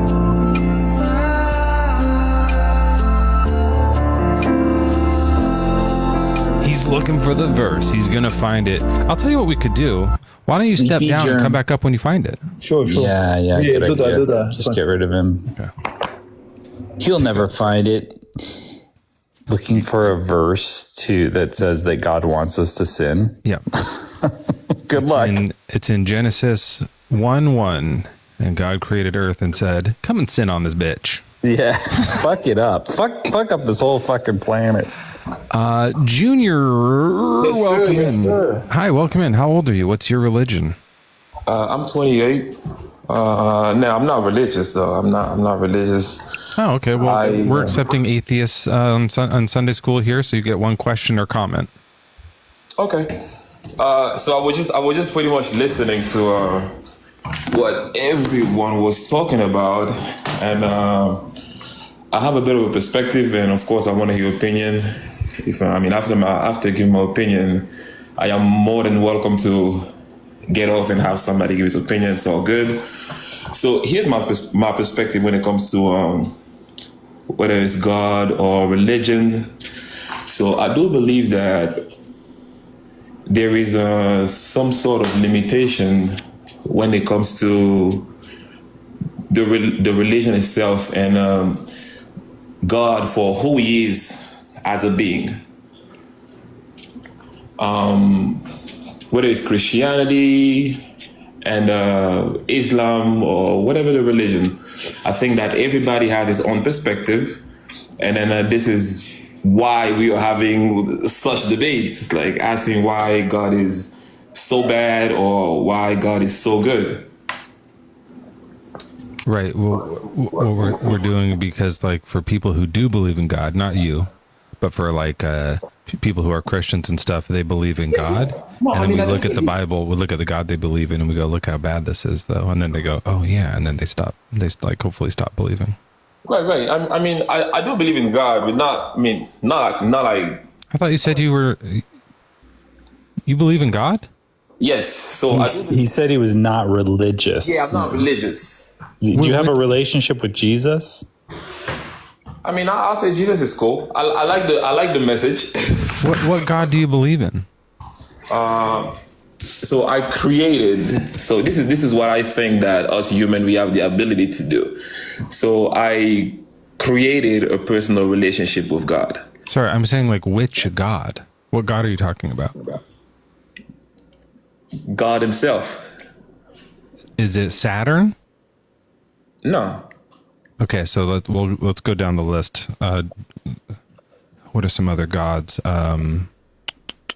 No, it's not. It's not like that. Is it Thor? Gods? No, like these are like the gods that are like made by us humans. Is it Yahweh? No, it's just God. What's their name? God. Well, that's a title. Yeah. Maybe we can get their attributes. What are the attributes of this God? Hold on, let me see. What's it like? Excuse me? What's it like? What's it like? Okay, so God is What's God like? What's God like? so God is how can I put this? God is just the connection. Sorry, what? We're zeroing in on a misnomer. He's a connection. Yes. So God is a connection between all of us. Is God good? I believe so, yes. Again, it's a perspective, like it's written here, why is God so bad? So maybe some people believe God is bad. I believe he's good. Yeah, so we're talking to Christians though. But you don't know which God you believe in. So you're just confused, I think. Nah. I am definitely not confused. Let's ask him this. This is one of Mezzo's great questions. Does the God you believe in want to be called God? Where is that on the tip of your brain? I was thinking the same thing. Okay, so I don't know. I'm gonna ask who's Mezzo. Again, I'm here to learn again. Right here. He's my best friend. This is Joel, but he's on the alt account right here. But you can say Joel. I thought it was like a name that you grabbed from somewhere who had like a quote or a question. No, that's his legal name. I'm not a quote or a question or anything. I'm just a person. No. It wasn't like that. I didn't mean any harm. It was just I thought it was a question that you grabbed from somewhere. But what was the question? Does God want to be called God? No, honestly. Okay, No, so then it's a misnomer. Yeah, don't call God because there are people who believe in like Jesus Christ and they're like, that's God. His name is Jesus or Yahweh. Honestly, but if you say your thing is God and it isn't, then that's going to be confusing. Like honestly, so this is again like this is what I believe. Like it's because of culture. Like I'm calling him God right now because probably I was raised to call him God. But to him. I don't see him. I don't really see him as. Okay, I don't see him like we're as zeroing in on God. some attributes. So this is the God that he was taught as a child. He's masculine in some way. That's interesting. And you said he's good. Is he all powerful? Yeah. Is he telepathic? Yes. Okay. He's capable of doing everything, everywhere, everywhere. Can he do bad things? Yes. Okay. Does he ever do them? He can do everything. Does he ever do bad things? I don't know. Okay, go ahead, Joel. Is he a part of us? Yes, he is a part of us. There's like 20 questions. Is he a vegetable? Nah, I don't think he's a vegetable. Not a vegetable, okay. Is he an energy? He could be a vegetable because he's everything. Yeah, exactly. Is he an energy? Wait, he said he is a vegetable? Yeah, He because could he's be a everything. vegetable. Yeah. Is it a cucumber? He could be a cucumber, man. Like I'm telling you, I think I got it right. everything. No, you're going small. Is he the universe? He could be the universe too. I'm telling you that he's everything. He's within us too. Okay, This is- so again, it's a perspective, man. is he the Holocaust? The Holocaust is not a being. The Holocaust he's is only an event beings. that happened that was caused by us humans. So he's not events. He's only humans, or he's Is only he a people. steaming hot pile of shit that a dog dumps onto a park lawn? Nah, that's just a pile of shit, man. He's not shit. Okay. He's not shit. What if there's some corn in the shit? Because that's a vegetable. So he's the whole universe, but then not Yeah, where it's not one. where there's shit. Why would he be where there's shit? Is he a so he is in all of us? Yes. Was he Hitler? Yes. Was Hitler good? No. Okay, then why is God so bad? Excuse me? God was Hitler. Why is God so bad? You said God was Hitler. Hitler was bad. Why is God bad? God gave us the free will to do whatever we want to do. He gave us free will? Hitler didn't give anybody free will. Hitler did what he chose to do. Hitler was bad. He was God. Hitler was not God. Oh, so okay, let's take that back because you said Hitler was God for a second. Hitler was God inside of Hitler? God was within every single one of us. Again, it's a perspective, man. You can believe what you want to believe. This is what I believe. Yeah, we're trying to figure out exactly what it is that you believe, but it's so confusing because it's nonsensical. So it's kind of like we're just kind of really having fun with you. Like, no, I don't think anyone's taking this seriously. I think it may have been because you're like making it up as you go along. Yeah, and then changing things because you say it is Hitler and then it's not Hitler. Like every time we ask stuff, you're like, is it a cucumber? It's like, well, it could be, but it's not. But it is. Is it shit? No. But is it the universe? Yes. But shit's in the universe. So it is. So it is. So it's almost like you're just an idiot. Is that possible? Nah. There's something that as it called. What's the name of the guy who was here? Was Hitler telepathic? There's something that this guy said. The guy who was here before. He said.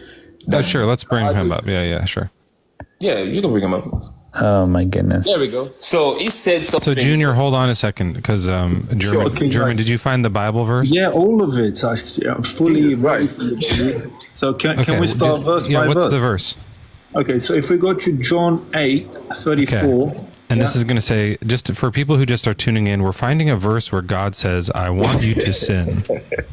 John, I have a bunch of verses. We're going to go one by one and we're going to get there 100%. Yeah, I promise. This is one thing that like, Mezzo, you and I sometimes get DMs from some of these people. And it's always like, ugh, I would love to be a fly on the wall for them DMing each other. You know how insane that would be? Where we get he's running now. It's these novel. Like, do they do that? Do you guys do that with each other? Like they do it to us, and we're like, no thanks. But like, I always give a thumbs up, guys. Like I literally just came in to give a perspective. Right. A non-perspective. Yeah, we heard it. So the perspective is you don't know anything, and everything is confusing, except we know that Hitler is a cucumber. Okay. Yeah. So John 8, what's the verse? Yeah, so 8:34, yeah? Okay, I'm only up to 12 here, so let me turn the pages. This is page 912. Yeah, go on. Jesus says, very truly I tell you, everyone who commits sin is a slave to sin. Yeah. Okay, so first of all, slavery to sin means bondage, not freedom, yeah? Slave cannot freely choose. Is he saying he wants you to be this slave to sin? Yeah, he does. Let me give you Okay, let's keep reading. The slave does not have a permanent place in the household. The son has a place there forever. So if the son makes you free, you'll be free indeed. I know that you are descendants of Abraham, yet you look for an opportunity to kill me because there is no place in you for my word. I declare what I've seen in the Father's presence. As for you, you should do what you have heard from the... So this is saying you should do what you have heard from the Father. So now we have to find where the Father said to be a slave to sin. Read John 6:44 now, please. Okay, so now we're going to go to John 6:44. We have to do there's a couple of like strings you have to connect here, like conspiracy strings. 6:34. 6:44. 6:44. 6. Chapter 6, verse 4 or 44? 44. Yep. No one can come to me unless drawn by the Father who sent me, and I will raise that person up on the last day. Yeah. And helko means to drag forcefully, the Greek word. It's not like an invitation. There is to drag forcefully. Now I'm going to give you another verse that will reinforce the situation for you. I am the bread that came down from heaven. They were saying, is it not Jesus, the son of this? And Jesus answered them, do not complain among yourselves. No one can come to me unless drawn by the Father who sent me.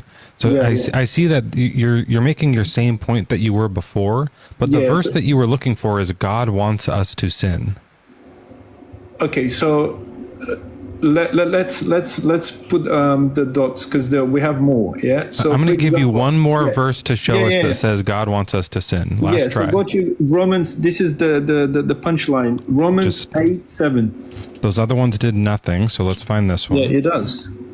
In combination with this one, now you understand the whole thing. For this reason, the mind that is set on the flesh is hostile to God.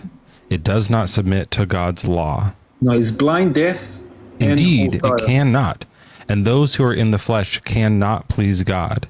Sure. So acting in the flesh is unpleasing to God. No, hang on. It says that I have the original. It says right here, acting, those who are in the flesh cannot please God. No, you have the wrong. Check now the proper definition. I'm looking at the real original manuscripts. Yeah, I'm telling you right now. Sure, tell us what it says. What it says is the natural mind is blind, deaf, and hostile to God. Yeah, so that means He made you blind and deaf. So if I make you slave to sin, blind and deaf, you cannot hear, you cannot see, and you're a slave. Yeah, and He has not brought you forcefully, which means you have no way to come because you're blind and you're deaf and you're a slave and you're not brought forcefully. Yeah.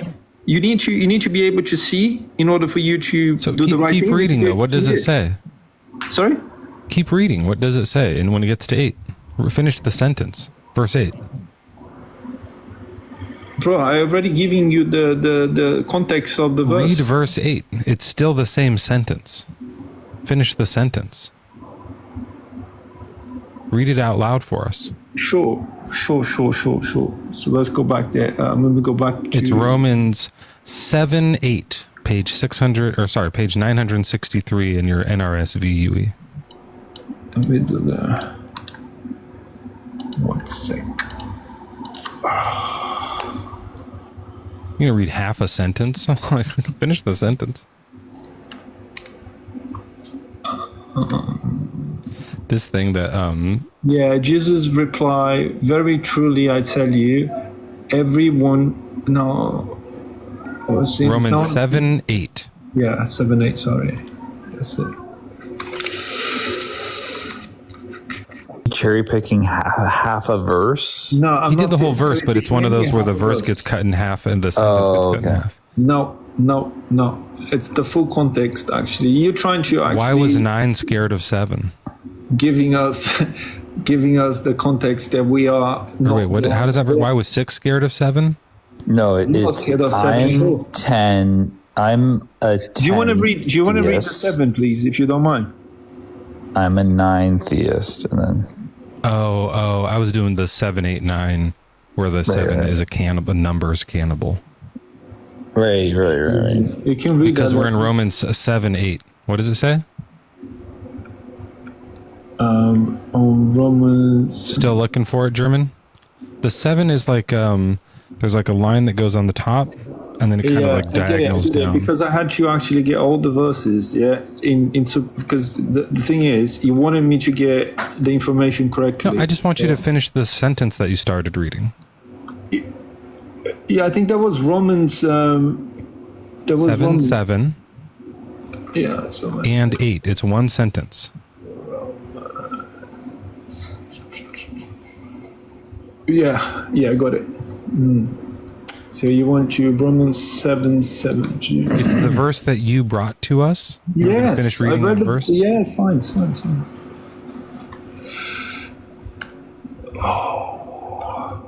I feel like this is deliberate.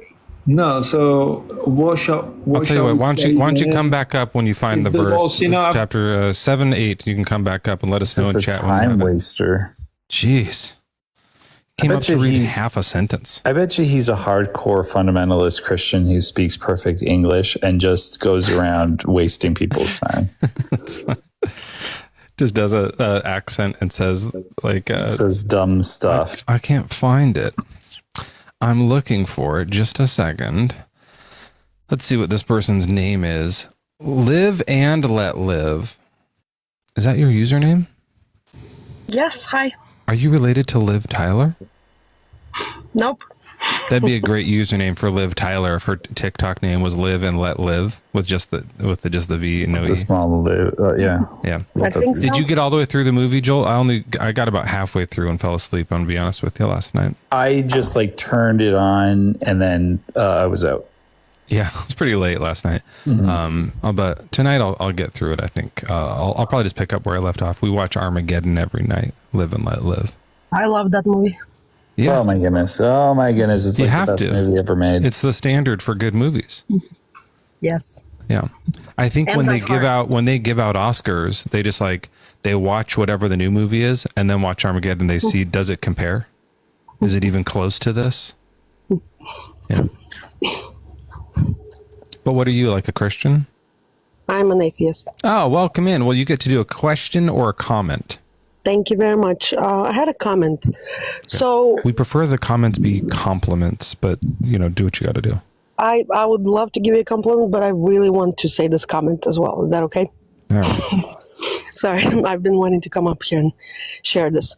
So I grew up in a kind of atheist country, USSR. So I never was like really exposed to God. I've heard about God and, people, there were older people who were religious, but nothing, people close to me, nobody was saying, oh, there's God or whatever. So one problem I had when I was 6, I went through a really difficult existential crisis when I realized what death was. I believe I was triggered by my grandpa died, and we were visiting my grandma, and my sister and I were sleeping in the bed that he was disabled, and he was always in that bed. And then next time we come visit, he's not there. We didn't go to his funeral. We just came to visit, later, and just sleeping in it. And I'm sure it was triggered by it because I realized it's not just a concept. It's a person who's like there and there and there, and then they're gone forever. So I was struggling a lot with it, and I was telling people, and nobody really could help me because they would say, like my grandma would say, I am 60 years older than you, and even I'm not as worried. Like, you have 100 years to live. You still have a long life to live. And it didn't matter to me. It could be 1,000,000 years, could be 10. It was the fact that life is just going to end someday, like forever. It didn't matter how many years I have. Now scary. I'm completely, yes, at 6, it was scary. Now I wouldn't want to live for a long time. I'm perfectly fine with 100. Someday I don't want to have to get up. I don't want to have to get ready for the day. I don't want to do anything. I just want to rest. So I'm here at this point at 40s. But at 6, I don't wish that someone told me God's going to come and save you, but I wish I had another option, something to cling to as a child. Like, there's resurrection. Not resurrection. What is that? Reincarnation. There's like your body does die, but you're not soul. Or like a Highlander situation where some people are immortal. Yeah. I mean, cool. I don't think I would want to be immortal. But at the same time, like not to lie to me, so that it would make sense. Not that I will live forever. Everybody I'd want to live for 50,000 years. That'd be my I would like that. And then by then I'd feel like the music these days, now that I'm 50,000, I don't get it. I'm too old for this. I want to listen to 90s music. I don't understand these beeps and bloops anymore. I would feel like a boomer, Yeah, 50,000 is plenty to travel anywhere you want to travel, read all the books you want to read. So yes, so I'm 100% happy with the limit. I watched The Good Place. I don't know if you've seen it, and I love the concept there where people at the end, they even being in heaven technically, they don't want to stay there forever. We want an out. We want an option. My point is, at that age, I wish I had another option. I wish someone said, yes, the bodies die. You see, your grandpa died, this person died. But inside you have this core consciousness, whatever, that does go in the sky somewhere or fly around and look at stars. I have a good friend, in fact, even a best friend, who says something along the lines of, Joel, don't get mad. I'm talking about it like you, just so you know. I was just going to do it in a way where it's kind of interesting. Mm-hmm. It's you. So I have a friend, even a best friend, who says that, something along the lines of your legacy or what you leave in this world is the continuation. Because if you think, for example, giving your money to homeless people is a really good idea, and you teach that idea to your kids, your consciousness is the assembly of your ideas. And so by handing that idea off, part of you gets to continue on for longer. You don't notice it. Right, you're not alive to remember it, but your ideas are part of your consciousness. So by writing down your ideas, by teaching your ideas, you get to live for maybe not ever, but for longer, at least until Earth gets hit by a comet, and then all of our ideas explode. Yeah, or you was having kids and teaching them certain things that you believe, and when you die, they will go in the world with some of those beliefs and affect people in some ways the same way you did. So, like I said, fine. Right now, I'm completely fine with it. That is just one problem that I sometimes I'm jealous of the kids now that are little, that I see that believe in God, that like, oh, God loves me, I'm going to go to heaven someday. Like, it feels easier, and I wish I had that option. So. Liv, I appreciate you so much. Thank you so much for sharing that. Sure. I'm gonna move on, but thank you very much. I appreciate that. Thank you. Yeah. You guys are awesome. It's a good point. It's a good point. Like, it is hard to cope with not existing forever. So what's the solution? I don't know if it's to say, hey, let's you can live forever, because I think that there's complacency that can come along with that. That it might not, and it's also just not true. So to say like your grandpa will live on through you type of thing, not in a real way, but in a the ideas way sort of thing, and his influence on you and that kind of thing. And then you have this one life to just make a difference and make an impact in the world. So do that. I have an older friend who was like kind of like a family friend, and he died a few months ago. He was like in his 60s, and I'm going to live on through him because I've made I made a skin suit. Like I took his skin off, and I'm going to wear it around and just like live through him. So that his beautiful. Isn't that nice? Oh, that's so there's beautiful. lots of options to cope with this. Monica, welcome in. What's your age and religion? Fuck. I tried so long. Oh God. This is so much better than church, you guys. Okay, I am 33, unfortunately. I'm kind of trying to live like I'm 23 still, but that's how old Jesus was when he died. You outlived Jesus. That's impressive. You lived longer than God. Yeah, that's pretty crazy to think about, huh?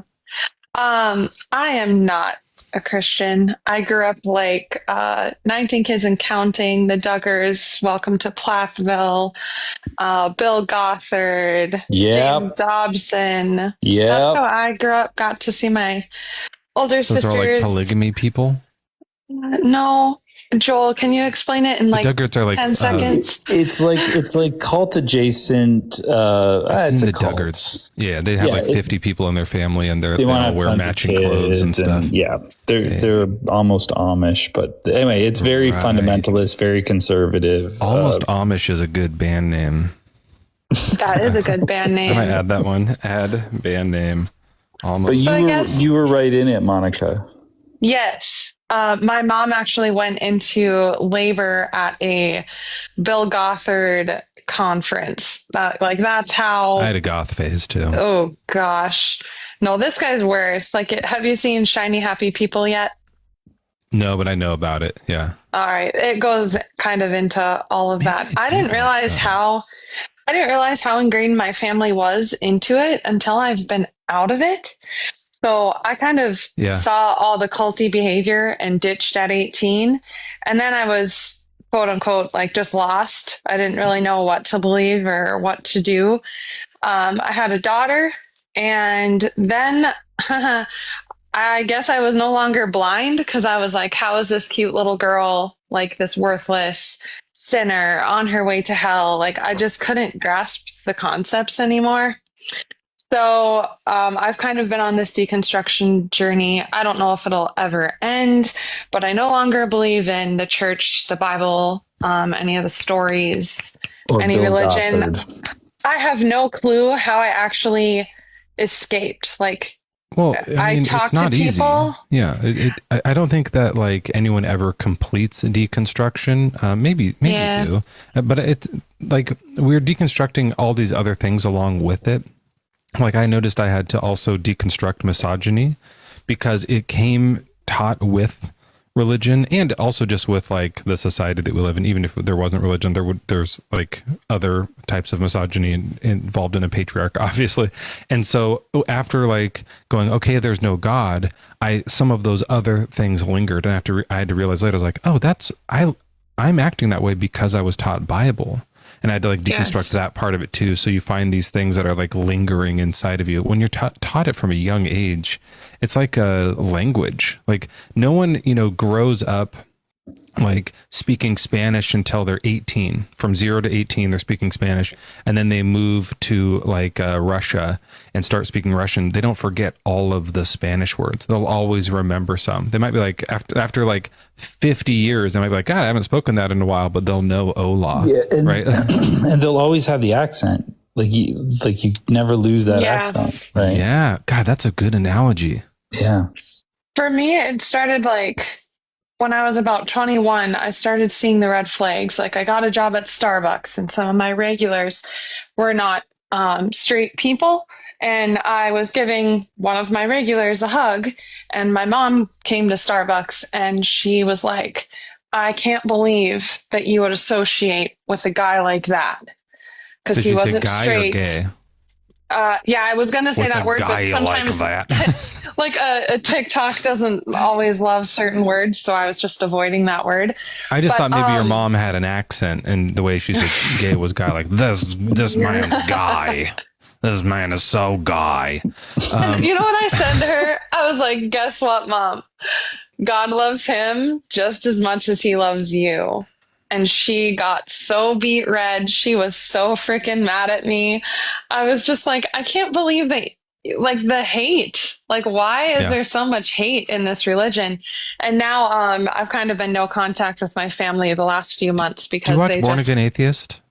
Oh, I don't. Oh, you find Born Again Atheist on this app. They have a kind of similar story. Like she has sisters who are like really anti-trans, and that had some of what to do with, not all of it, but that's some of what to do with where she was like, why are we mean? What's going on? Like, should we not be mean? And so yeah, I would check her out for sure. You not does she wear the devil horns? Yeah. I think I have seen she her. like voted for Trump. What? Like she was so in, and she had she had to deconstruct religion and MAGA and everything, and now she's liberal and smart and stuff. But she like her family is deep in.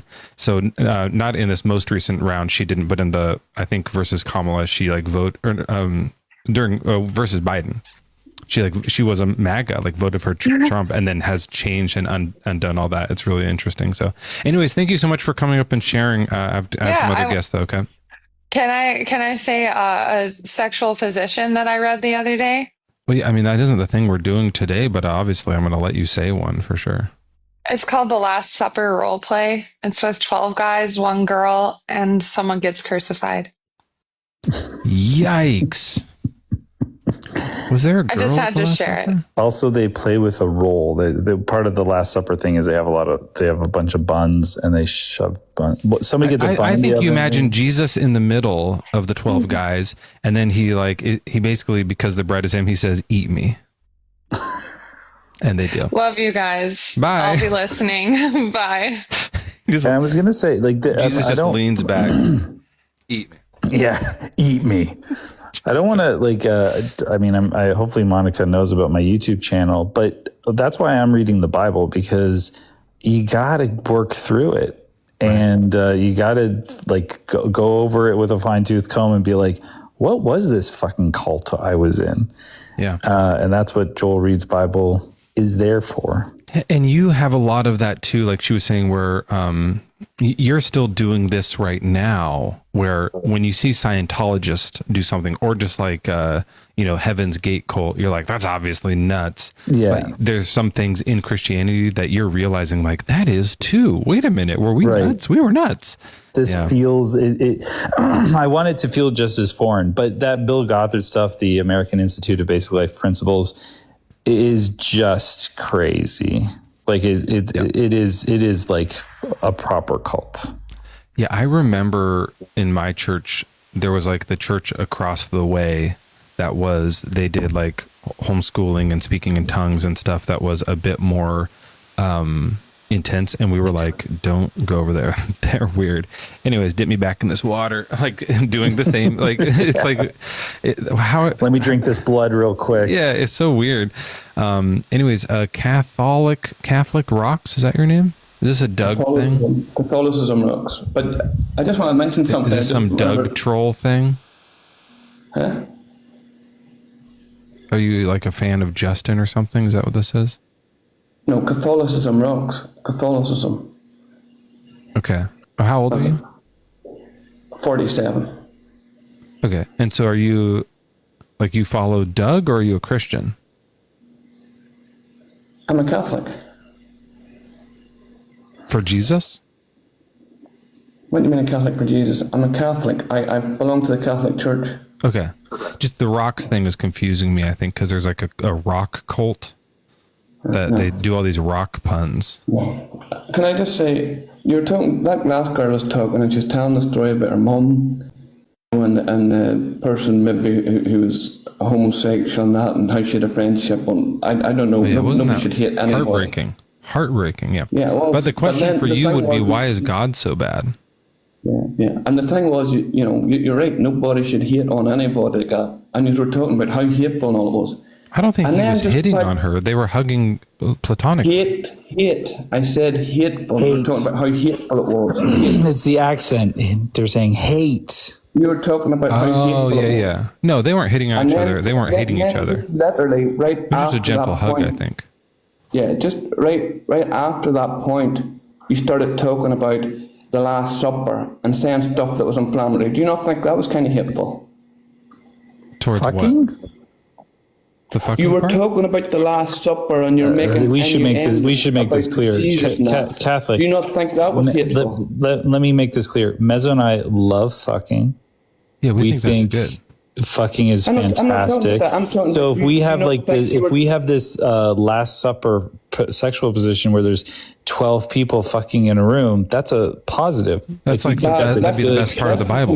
I'm not saying that. You can have whatever, you can believe whatever you're right. Well, then what's hateful about it? I'm telling you that whenever you, so what if the other woman says, well, I don't believe that this stuff is correct, and I don't believe it, then she could say the same thing, that girl's mother. What's hateful about it? Yeah, go ahead. So you were just contradicting yourselves. The other thing is, atheist Sunday school, why is God so bad? That's a contradiction. That's what we're talking about, Catholic. That's what I was trying to get you back to. Well, hold on before you do your crash out. Hold on before you do your crash out. So you hate a God you don't believe in. Catholic, I want to hear your crash out. I want to hear you spiral. I want to hear it. But listen, the topic. Hold on. Okay, just pipe down for a second. I want to hear your crash out. I think it's going to be hilarious. And we do like to showcase this for people who are on the fence. They like to see Christians spiral out of control and not be able to contain their emotions because their worldview doesn't offer anything. We like that. That's good because it helps bring people out of your cult. And so I know you're not going to leave, but it's good for that. But the topic is, why is God so bad? You believe in God, right? Yeah. Okay. Is it the God from the Bible? Hold on, that's the thing. You don't believe in God, right? You're saying you're an atheist. Yeah. Okay, so let's go to square one. You're an atheist. So are you? You're saying God. Let me finish. You're saying God, the God you don't believe in. You're the guest. Correct. You're the one the question is for. The question isn't for me. I don't believe in God. The question is for but you. You're saying why is God? You're an atheist asking why is God so bad? Yeah, you believe in God, correct? Right? That's the question. I can't answer the question because I don't believe in God. You do, so we're asking you the question. Joel, do you believe in God? No. The question isn't for Joel. I think I can help. Catholic. What Mezzo wanted to write up there is, why is the concept that Christians have of a God so bad? But it was too many words. The font was too small. Yeah, so we just did, why is God so bad? And we just assume you would know. How should I say it? Can you actually help me figure out how to say that in smaller words, Catholic? Like, how should I phrase this? Here's what I think. Here's why I believe in God. Okay, let me take notes on this. 1 second. Let me open up my notes document. Hold on. I got to get this open. Hold on. It was closed from the last one. Okay, so it has to say Atheist Sunday School, and then what should it say under that? So I have to hold on when you redo this. Is that it? No, I'm ready now. So what should it say? You have like this much room. He said the guy below me says it should say something else. I'm saying, so you couldn't articulate it properly. Yeah, so we're trying to get you to help us. It's like 20. You have like 20 characters. Go ahead. So it's the guy below me who was saying that it should say such and such, not me. Well, you were complaining about it because I don't think you understood what we were saying. So what should we say to get the point across? I'm just showing you how stupid it is. You're saying, yeah. So I need you to help. So correct it. What should it say? If it's stupid, help me fix it. What should it say? You're saying the God that you don't believe in is bad. The God you don't believe in is the God I don't. The God I don't. I see what you mean. The God I don't believe in is bad. Exactly. I know. Which is going to save on some characters. Because we are assholes. Let's try. Okay, hold on a second. Hold on. Let me try this out. The God I don't. Okay, the first cause and unclosed cause. Okay, the fact that we're having this conversation shows that there's intelligence in the universe. If you think if you think this is the result of a random natural process, you're not even done with the question yet. You're yelling at me. And stupidity. You're yelling at me. The fact that we're having this conversation shows how stupid you are. Catholic, we're not even done with the question yet. Actually, I agree with that point. The fact that we are having this conversation shows how stupid the three of us are. No, you're not having a conversation. Just keep talking over me. So I'm just going to talk over you. We don't even know what the question is yet, Catholic. So listen. The first cause and unclosed cause, all right? That's not going to fit. And the first cause, unlike anything else, must be non-reliant on anything outside itself. So are you like in the middle of a psychotic episode because you're talking really fast and you're loud? Catholic, the first cause also must be created in order for anything else to exist. So Catholic, you can't do this. We're just gonna drop you if you do this. I know you're. I'll tell you what, Catholic. We're just gonna give you a full minute to do your conversation, and then we'll start our conversation and go. Oops, I muted at the moment. Okay, I'll start it. Let me let the sand reset. Hold on. Yeah, so you're going to get a minute. You're going to get a minute to ramble, okay, Catholic? So just wait for the minute timer. And go. Okay, you're saying you hate a God. You're saying the God that you don't believe in is bad, which doesn't make any sense. The fact that we're up here having this conversation proves that there's a God, right? We're not just going along to the merry dance of the cosmos. There's intellectual thoughts going on here. Do you believe that this is the result of a natural, random process? That is, this is just chemical reactions happening in your brain, and then how can you trust your own thoughts? What we do know, the first cause is an unclosed cause. The first cause must be non-reliant on anything outside itself. The first cause must be creative in order for anything else to exist. Okay, those are things that we can. Space, time, and matter all had to come in at the one time. If you have space and you don't have time, when did it come? How did it come? When did you put it? If you have matter, where and when do you put it? Space, time, and matter are all interdependent on each other. It's not the result of some natural process. There's intelligence behind it. And to think otherwise goes against your own natural inclination. That's and time. You're fooling yourselves. You're fooling yourselves. That's time. Okay. So now I want to respond to some of that. Okay. He left. Oh man, that was he really wanted to have a conversation where he rants for a minute and then runs. Yeah, one of the funniest fumble through all sorts of stupid apologetics or bad arguments. That's funny. Why would you run away from that? Like you don't want to have a conversation about any of that stuff? Because he's not a legitimate person. He's just like out of his mind for God. Come back up.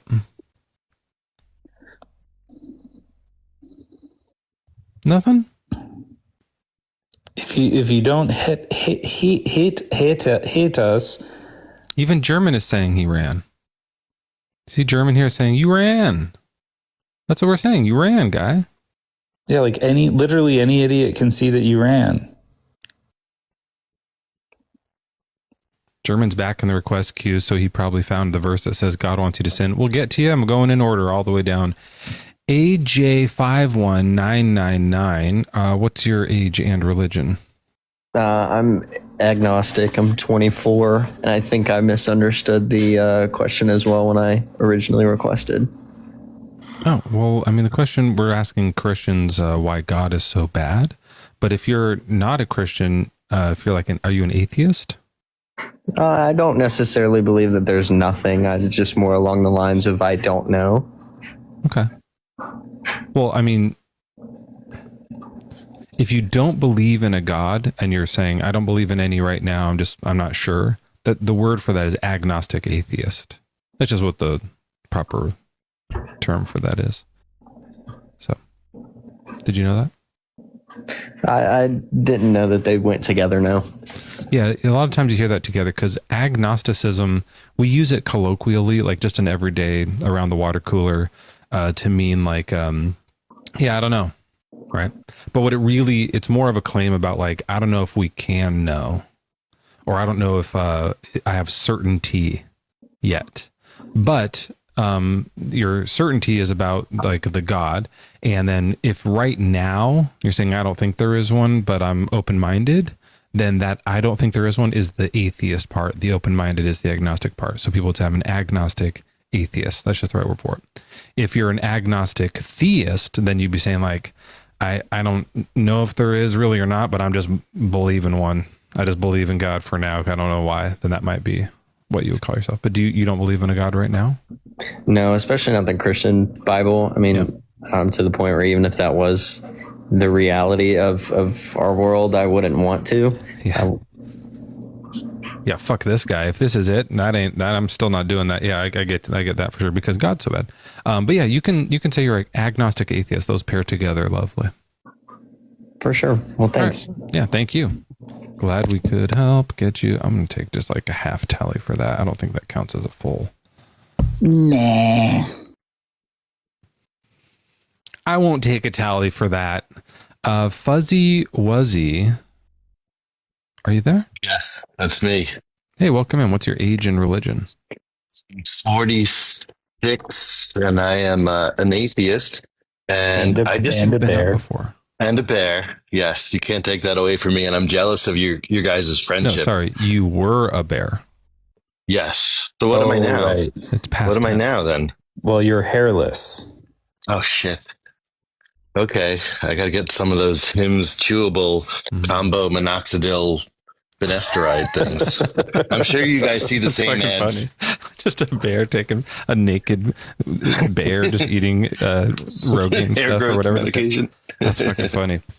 All right. So what do you have? What's your question or compliment? Well, I heard you guys talk about Armageddon and somehow I skipped that movie. Is it actually good? Or were you just being silly? Well, let me say this. It's 43% rotten on Rotten Tomatoes. And is that out of 43? Out of a full 43 and 4.2 on IMDb. So yeah, it's a great movie. Mm-hmm. A lot of people don't look this up, but Godfather is only at 41%. I see. Yeah. So it's kind of the gold standard. In the canon of classic movies, Armageddon comes above it. Yes. Yeah. Okay. It goes Armageddon, Godfather, Citizen Kane. Makes sense. And then Pee-wee's Big Adventure. Like Armageddon has Bruce Willis. It has Liv Tyler. It has that other guy, the one that's not Matt Damon, but the other one. Mm-hmm. It's got Steve Buscemi. Mm-hmm. Billy Bob Thornton? Billy Bob Thornton. Fucking Thornton. Like this is a star-studded Sling Blade. This movie it's directed by Michael Bay, who did the Transformer movies, all 25 of the Transformer movies. He makes an movies. appearance in it too. He shows up in it. He's the asteroid. And you're going to weep your balls off. Wow. Wow. So that's why you guys watch it every night to go to sleep? Yeah, exactly. Okay. Once your balls are off, it's easier to fall asleep. Right. I mean, that's what best friends do. So. And Fuzzy Wuzzy, as if you don't want to miss a thing. Mm-hmm. That's the song of the movie. Like right. That yes. was I couldn't escape for that the movie. Well, that's the thing is we're starting to fall asleep, but we don't want to because we want to watch the whole movie. Because you don't want to. Don't want to close our eyes. Don't want to fall asleep because we'd miss the movie. And we don't want to miss the movie. Babe. Yeah. So yeah, check it out. All right. Appreciate you guys. Absolutely. Appreciate you. You get the stamp of approval. And Fuzzy Wuzzy, come back and give us the review. We have 7 guest requests. Everyone wants to come up and talk about Armageddon. Guys, we're talking about God right now. This isn't an Armageddon live. I should do an those Armageddon Tuesday live. nights. Yeah. Yui, welcome in. What's your age and religion? Hello, my name's Yui. I'm 32 and I left Islam about 4 weeks ago, and I've Holy shit! Welcome here. Welcome to the Atheist Club. That's amazing. Congratulations. Thanks. Did we help at all? Were you watching our lives? I just saw your live now, but you guys seem cool, so I'll give you a follow so I can watch your next live. You know, we speak to Christians more, but when Muslims come up, we totally talk to them about it. It is a demented, horrific worldview to have. To believe in and worship a God that is so horrendous and is also like the cause of so much harm in the world is a big problem. So I'm glad you're out. Congratulations. Thanks. I'm glad I'm out too. To be honest, it was a lot to take in, like, because if I may, can I explain it, how it happened? Yeah, as long as it's like a minute long or less. It will be less. All right, yeah. Yeah. So basically, it's not that I had never questioned my beliefs before, but it's very easy to question beliefs using emotion, because that way you can convince yourself it means whatever you want it to mean. The mind is a very powerful thing, right? Mm-hmm. But then when I started questioning it without emotion, just trying to question it objectively as much as I could, and really just look into it, what I saw was none of it can be actually verified as evidence for even God, let alone Islam. None of it is sufficient enough proof. Is sufficient enough proof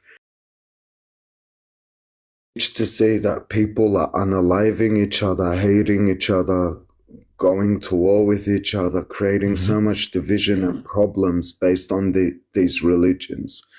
And it's literally over things that cannot be proven. So totally. So I ended up just looking into the arguments against religion as well as the arguments for religion. I watched a lot of videos by Christopher Hitchens and Richard Dawkins, and did some of my... Yeah. Hitchens is the shit, yeah. Are you based in America? Don't dox yourself. I'm an Aussie. Oh, okay, yeah. You're probably good there. People who like deconstruct Islam and live in some places have to keep it a secret. In some places have to keep it a secret. Safe, all right? Oh, totally. And just to clarify that point you just made, most of my friends were cool with it, but some of them literally told me I deserve to be unalived. Yeah. One of them... It says it in the book. It says to. One of them literally told me if he could get away with unaliving me, he would. So, yeah. I would stay away from that guy. Oh, definitely. Because he might be trying to figure out a way to get away with it. I literally said to him, wow, I really want to come back to your faith now. Wow, that's so inviting, yeah. Oh, yeah. Oh, man, I'm genuinely sorry that happened.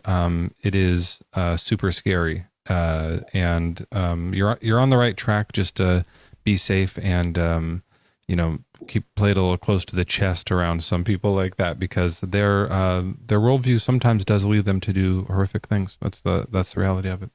All right, I'm going to move on though. Thank you so much for coming up and for announcing this. All right. Thank you for having me. It's been a pleasure. All right, take care. Yikes, I love man. hearing that. Oh, well, I hate hearing the threat part, but I love I love hearing the people just like leaving those cults. It's so great. The threat is scary, but it's you've had them too. Your parents did like a God is going to fuck you up thing, and it's such good confirmation. I told you about this I think before. I don't know if I've talked about this on live, but I was engaged once to someone and I broke up with her, and during that same like conversation where I was like calling off our wedding, she wielded a kitchen knife, and I remember just being like, "Oh, okay, that means I did the right thing. Thanks for the confirmation." That's like absolutely like. I was like, I hope this is the right thing to do. And then she like got a knife. I was like, okay, good. That's 100%. I did the right thing. Thank you for doing that. Let me just do a quick karate disarming. Did that basically. And I actually really did. I had to literally disarm her. And so I was like, okay, great. Don't have to worry about that anymore. Thanks for the confirmation. And I think that's what he just got. Like he said, oh yeah, now I want to come back to religion. Right? Like, yeah. This is this is the logical conclusion of the cult. No thanks. Yeah. Yep. Cheesy. It's easy. What's up, Cheesy? How you doing? Good morning. How you guys doing? I'm doing very well. What do you got for us? Been on here a few times. What am I allowed to ask or say? Was it question? We're comment? doing one question or a compliment. Compliment. And the compliment has to be to us. Right. Congrats on y'all's friendship. Thank you. Honestly, we talk about that sometimes. It is very serendipitous that we met each other and have such a similar sense of humor, and had a need for like this type of friendship that we didn't maybe realize we needed. Can I say that, Joel? Yeah, no, I agree with that. Yeah. All right. Yeah. Well, Cheesy. Yeah. I mean, look, like we're all friends with everyone here too. Like we're also your friend. It's just that we're best friends. Yeah. No shit. You're in on it though. We basically saved each other's lives. Right. That's yeah. awesome. Because like my live was just starting and yours was like tanking. Like your viewership was down. I thought I had peaked. Little did I know that I needed a best friend to save my life. You needed me to help you peak. Mm-hmm. To get you over the edge. And now you're my boo. Peekaboo. Is that what that means? That's exactly why they what say that means. To everyone I that never says knew that. peekaboo, it means that someone's their boo, which means best friend, Yeah. and they're just helping them peak. Still my boo. I thought boo was a French thing. That's Bo. You're mispronouncing that. Right. Yeah. Oh, you're right. And it's actually pronounced Bukes. Bilks. All right. Thanks, Cheesy. Appreciate you. Have a Can I good get a question? What you did? You chose compliment. Oh, my bad. I hear you. Come back next week. Yeah. I mean, we can't do everything.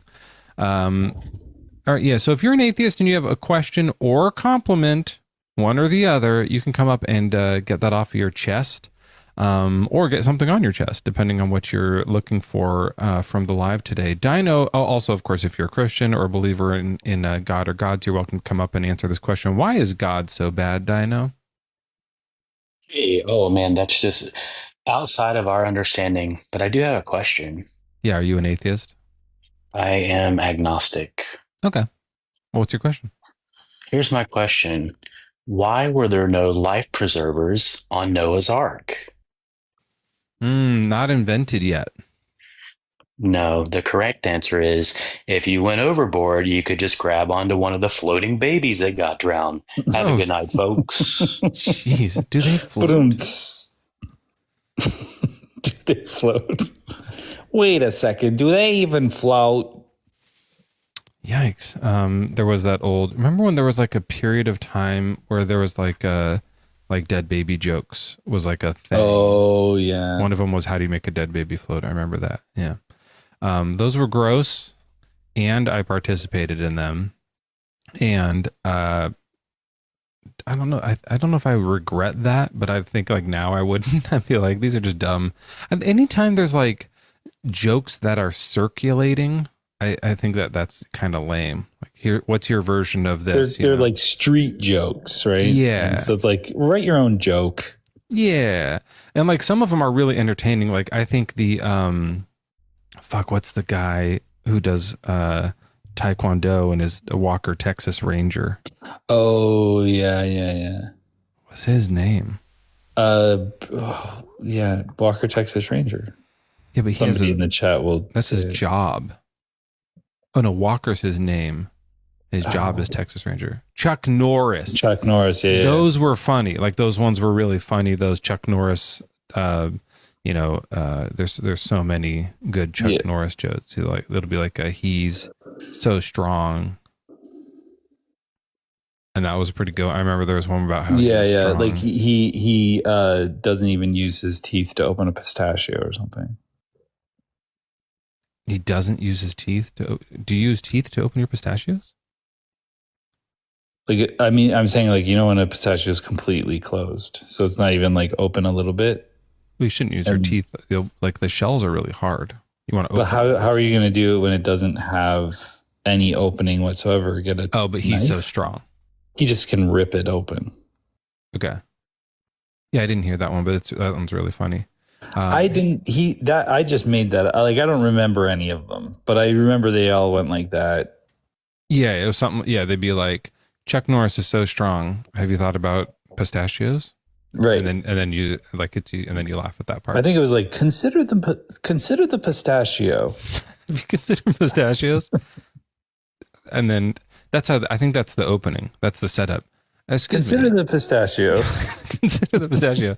And then they go, huh? And you go, Chuck Norris is strong. Chuck Norris is so strong. Would he use his teeth? Nay, Fraulein. Consider the pistachio. Mm-hmm.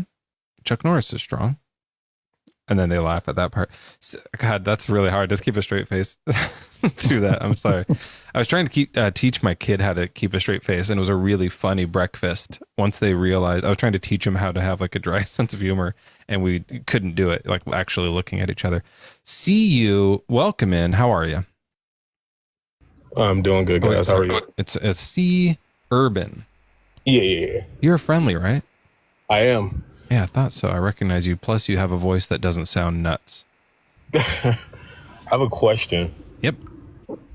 I have a friend of 10 years now that's Christian. They don't know that I'm atheist because it's just never been brought up.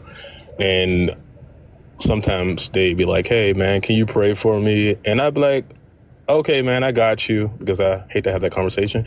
And then they'd be like, oh, man, I felt your prayer. And I'd be like, that's hilarious. Am I a shitty friend? I feel like I am. That's so fucking classic. Oh my God, that's so funny. I felt that, man. I felt that. God, that's so good. I know you didn't mean to like do that as a joke, but that is really, really funny. That tickled me. Yeah, I don't know. You don't have you're not obligated to tell people your worldview. Okay. You know, I think like if you're feeling like you're lying to them and it's problematic and you want to get into it, you can. But if you're just like, whatever, these people think it's happening, they're fine, and I'm over here and I'm fine, then it's up to you. Like you're not required morally to like explain yourself or your worldview to your friends. So, you know, I don't know. I think it just kind of depends on how you're feeling. If you're feeling like, no, I'm really confident in this and I want to share it with them and I want them to know this truth about me, then like, yeah, I mean, you can tell them, you can bring them up here. We could walk them through it if you want, but I don't think you're a bad friend for not yeah. Benny says, pick your battles. That's maybe a good thing. True. All right. Well, that was all, guys. I appreciate you. Joel, did you want to say something to that too? Yeah, just admit that you're not a believer and tell him he shouldn't be a believer either and leave the cult. So, yeah, or do something in between those two.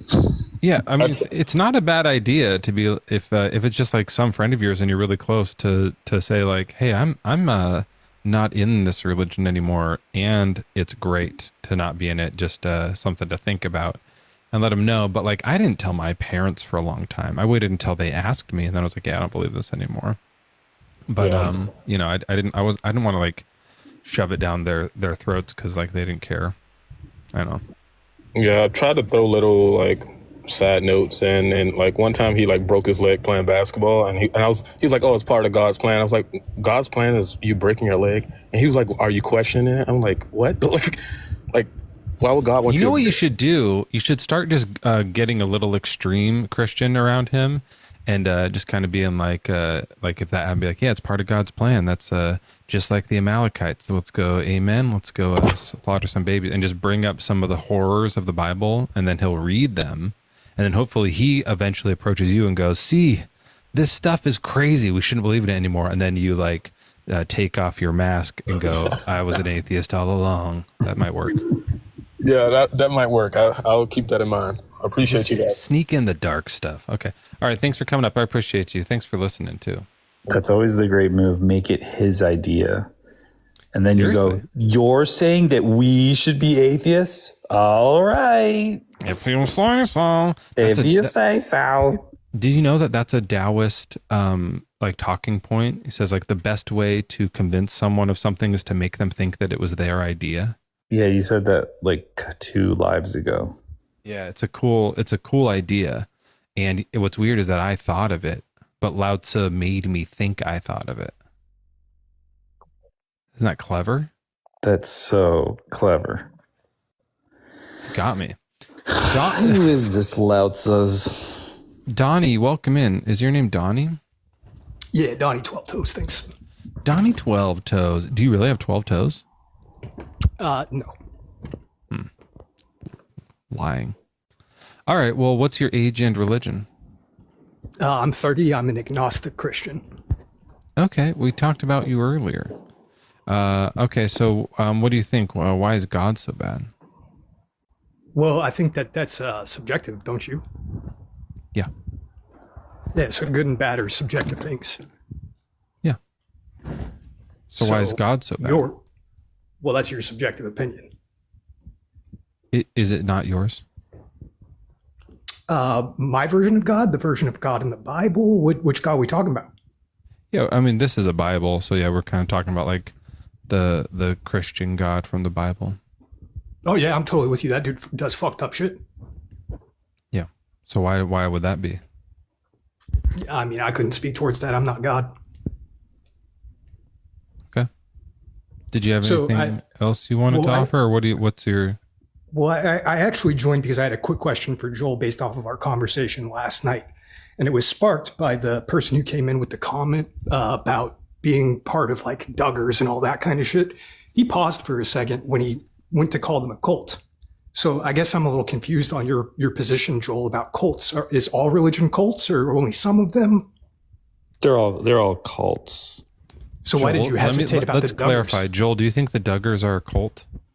Yeah, I think all of Christianity is a cult. The only reason why I took pause there is that sometimes in certain circumstances, I want to lean into the idea of the cult. And so the basic, like Institute of Basic Life Principles is more of what you would probably agree is a cult. It's more similar to like a Jonestown thing or one of these, things that somebody that's religious would think is a cult. I was cult adjacent, so we weren't right in the cult. We just like sort of like dabbled a little bit. So that's why I was just being a little bit more nuanced with her. But the whole entire religion of Christianity is a cult. Okay. Does that clarify you, Donnie? Do you understand Joel's view now? Not really. I mean, I find it odd that you would be so emphatic in some situations and not others. Wouldn't, your position be internally consistent most of the time if you're being intellectually honest? Did you hear what I said? I did. Yeah. Okay. So your position shifts based on your audience is what you're saying. Yeah, like what they understand. Yeah, we like to speak to the people and make sure that we're using language that is appropriate for them to understand. Do we need to use different like words for you to understand? Like, should we be saying goo goo gaga, or what? Are you just having like a baby cry fest up here, or what you got going on? What's the point of this? Well, I also find it interesting that you guys love to throw ad hominem attacks at your guests. Well, don't be so shitty. I'm not shitty. I came and asked a question. That's all. Yeah, but that's not related to what we're talking about. You just came in to like dig into my best friend because he like was being cautious with his words.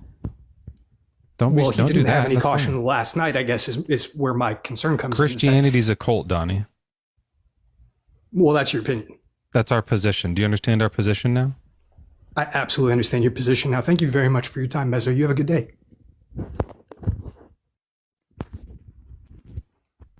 Are you leaving? Working on it. TikTok's new to me. Well, you're doing a great job. I feel like participating in conversation is new to him. Yeah. Working on it. They don't do that at the cult. They just greet each other. They say, good morning, good morning, good morning. And then they all face the same direction and don't talk to each other while somebody talks at them and they sing songs. That's a good point. We're not used to this back and forth. User, are you going to be cool or are you weird? I'd say I'm normal. I wouldn't say I'm but yeah, normal, man. When people don't have like a name or a picture, it kind of creeps me out. Like I think you're just gonna like come do a bunch of slurs or something. Nah, I'm chill. Okay. How old are you? I'm 19. Are you religious? Yeah, I'd say I'm religious. Okay. Towards, like Jesus or something? No, towards Islam. Oh, okay. Yeah. Well, why is God so bad? Well, he isn't. Let's say that he isn't, because God by nature is all-knowing and all good. So whatever he does, it's by nature justified. That's so that's why he's able to be bad. This is a cool. I don't know if you guys have seen this. I've been doing this. Cool. Where you do like a pattern. Got that one to go. You know what's weird? I think some Muslims have told us that God is not all good. Yeah. Do you think God is all good? Yes, I believe God is all good. Yes. Okay, so when he does a bad thing, that thing is good. Well, God, if God does it, isn't that a great way to ask that, Joel? I've never thought about that before. It totally just spiraled in right away. Yeah, when he does a bad thing, that thing's good. If God does it, it's yes. Since God is all knowing, yes, whatever God does is justified. But that doesn't. So like, if God grapes a child, then it's good. Well, in Islam, God does things that befits His Majesty. Sure. So in that case, the child grape would be befitting of His Majesty. It would not. God, I don't. Wait, you mean that if He did that, it would be bad? No, he won't do that. That's the thing. Yeah, but why not? Is it because that thing is bad? I don't know why he wouldn't do it, but I know he wouldn't. I'm not all knowing. I'm a human, so there's. Yeah, but there's only a few options here because you're using like absolutes, right? So when you use like all good and things like that, when you use these absolutes, it like you can start using logic now, right? So we can actually figure out what the case is. So if God is all good and God grapes a child, then graping that child was a good thing that God did, right? Again, we'd had to establish if something befits His Majesty, God's Majesty. Well, we just would know, because if He did it, then that would be good. And if He didn't do it, then it wouldn't be good. Or at least if He didn't do it, then we wouldn't know if it was good or bad. We only know if it's good if He does the thing. Yes. I never thought about that. That's an interesting point too. We like, if God doesn't do something, because He doesn't do every good thing, right? There's some good things that he doesn't do. So we only know if it's good if He does actually do it. So with graping a kid, we don't know if it's good or bad because He just isn't. Well, we know whether it's good and bad because God told us not to do some things like murder, steal. Those are bad things because they're commanded. Did He say not to grape kids? Yeah. Where does He say that? Historical context. Grape is a sin. What do you mean? Yeah, where does it say that? Did He just tell you in private, or is it in like the Quran? Here's how we know. First is the Quran, but we don't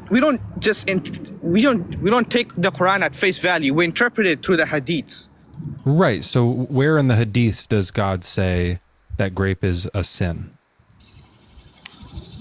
I don't know exactly where, but I can find you if yeah, if you can find it, that'd be great. Sure. It might say it. I have no idea. I don't read that fucked up book, but if you can find it, that'd be helpful. Yeah. So there was a story of a woman who accused someone of raping her. Now, the accused said, "I didn't do it," and eventually, the person that did it, he felt so bad that he came forward and said, "I did this." Okay. And the punishment for Was it him Muhammad? stoning. This was the Prophet Muhammad? Yeah, a woman came to the Prophet Muhammad and said, "I've been raped by this person, this guy." Yeah, by you. He's like, you raped me, Muhammad. Yeah. Yeah, and the guy said, "I didn't do this." He rejected. He's like, "I didn't do this."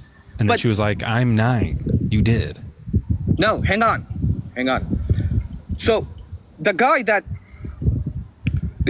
actually did it, he felt so bad that he came forward and said, "Hey, I did this," and the Prophet, peace be upon him, sentenced that man to stoning. Why? Was it for lying about it, or was it for doing it? For doing it. Does it say that? Yeah. For graping this person, you have done a sin, and the punishment is stoning? Yeah. You got to find that verse. I really need to see that verse. I would love to see that, because I'm going to use that later. Yeah, sure. I think I can find it, but I just don't know it at the top of my head. Are you guys going through a tunnel right now? Are you driving a train? No, I just live near a train station. Oh, okay. Yeah, what's the verse? Well, it's...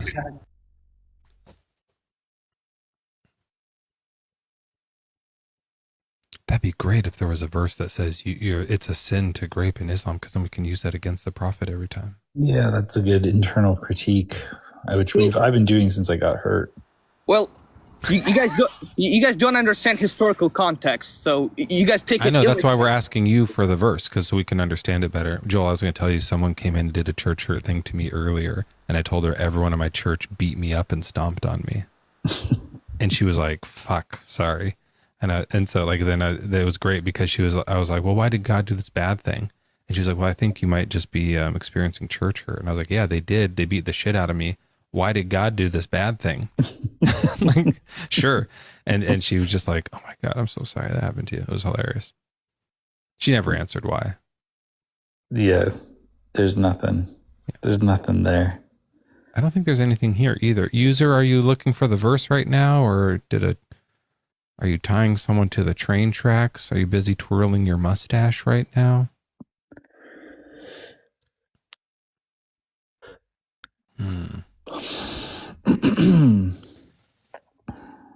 User. Okay, while user gets that verse, it's 10:35. I could rip a solid solo after we do a top of the hour if you want. That's it, folks. We're doing it. But we're not going to be ashamed anymore that it's the top of the hour. It's 1:35 p.m. in the afternoon. At the very tip top of the hour, it's Bad Bible Debates. We got Mezzo hosting the fuck out of this show. I'm JRB as BBD in the sidecar. We got User in the hot seat. Now, Mezzo's gonna give us a rip-roaring, fucking face-ripping, sort of like heat-melting, fucking ass-puckering, lips, hands sloppy solo out of the sliding up and down the neck. Mezzo, it's the top of the hour. Take it away, baby.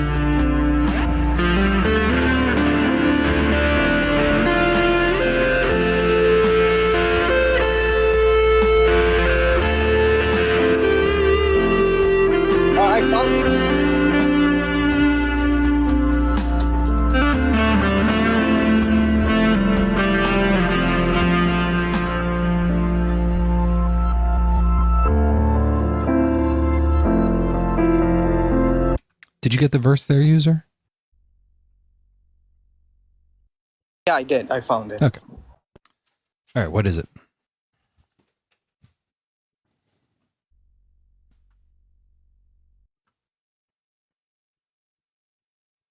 I think you may have stopped playing a little prematurely. Well, it's So when you leave to look at it, we can't hear you talk. TikTok mutes you. So you have to remember the number and then come back and tell us the number.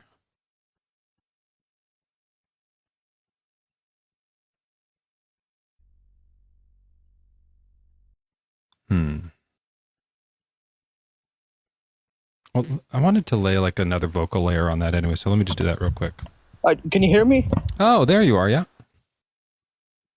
It's from Book of Hudud, Num 54. 1454?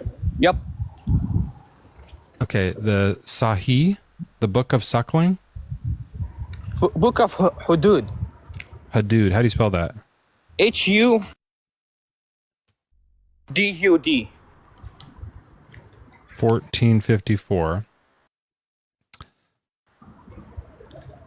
I don't see this anywhere.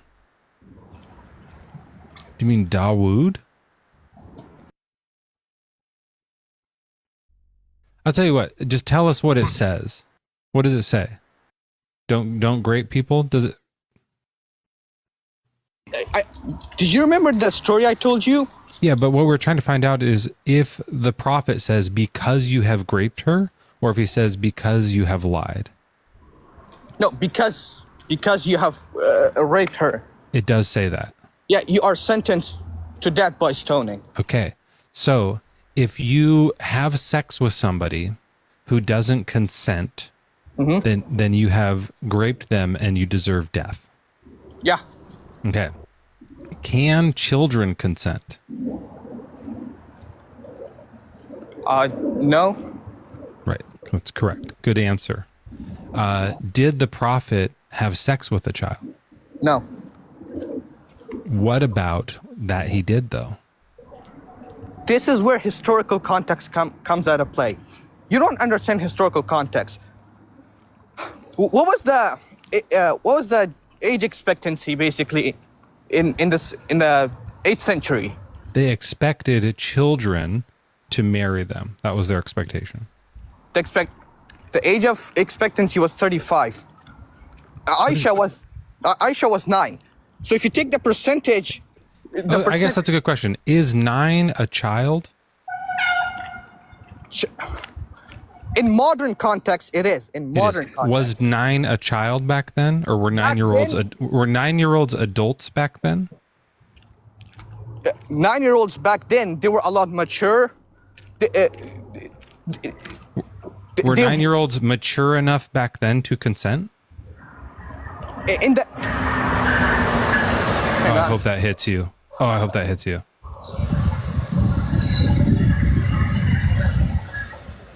User, do you think that if we were to develop medically so that we would live 160 years, the age of consent would have to be like 40 or something like that? Yeah, that's if let's say 200 years from now.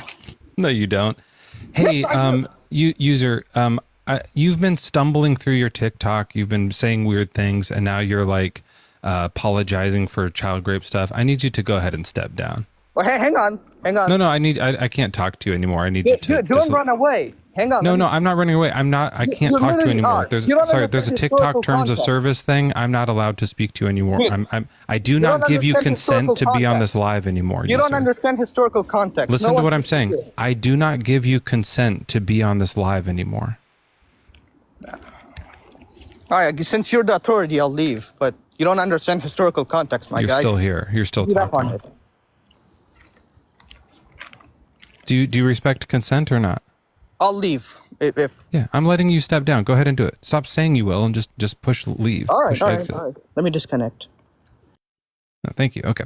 I like giving people the chance to do it themselves, but I'm not going to speak to people who are like that anymore because they keep getting my live in trouble. Mm-hmm. It's crazy to say no. Like, did the prophet do that? And then to say no, and then to go, because yes, he did, but gross. I liked your point that you brought up that if we lived like if we lived to 200, then you'd have to say that like we're not adults until we're 36. Right. Like that's just like a really fun point to make. And he agreed to it because he was an idiot, I think. German, did you find the verse or did you want to talk about something else? Yeah, bro, I did. I found the verse. Okay, what is it? Let's give us a second. So you already found it, but we have to give you more time? Oh, because do you know what? Yeah, do you think that I'm I'll tell you what, when you find it, just come back up and we'll talk to you. Okay, so go ahead and get it ready, and then when you're done, you can come back. Just he's just being a clocksucker. Like it's just we can come back once he has it. That's fine. I don't even remember what verse he's looking for now. God wants us to sin. Oh yeah, he was going to read the second half of the verse that he brought, where it says it displeases God. That's what the other half of it says, by the way. Right, that's what he's getting. Yeah, that's right. Yeah. Grandpa Books, welcome in. How are you doing? What's going on, fellas? I just wanted to say I love what the fuck you guys do, and I appreciate you, Mezzo, for stopping in a couple of times on my panels. It was the best thing possible that could happen. That's not true. Someone could have come by and like given you $1 million. I mean, that's possible, but seeing your face along with constantly being recognized by people like you and Rhea and such, that's more better than $1 million in my opinion. I would disagree, and I've never given you a fucking cent. I think like I'm glad you're here, but I like if you were going to say like, do you want $1 million? I'd be like, yeah, I want that. Sounds Man, awesome. that would have been a good point. I wish I had that $1 million to give you. It's worth doing. So by the way, if you guys have $1 million to spare, my Cash App is in the bio here. You can do that. But please follow Grandpa Books if you don't. They also host lives and jump up in other lives, and you can get some good stuff from that. Did you have any other questions or comments, or was that the compliment? Oh, no, just the compliments. Just the compliments. I appreciate you both for doing what you do. It's awesome, and it's a joy watching you guys freaking get it down, especially as calmly and as smoothly as you guys do with so much, like, what's the word I'm looking for? So much nonchalance. It's just calm. Yeah, nonchalant. Aplomb. Thanks, Gramps. No I like problem. nonchalant because anytime there's a word that we only use the negation of it, because you don't like see someone lose their shit and be like, why are you being so chalant? You know what like no one ever uses it that way. So I like those kinds of words that are like, I'm gonna start using it now thanks to you. Yeah, like when they're having a crash out, like, dude, you're being chalant. Calm So down. chalant. What's going on, bro?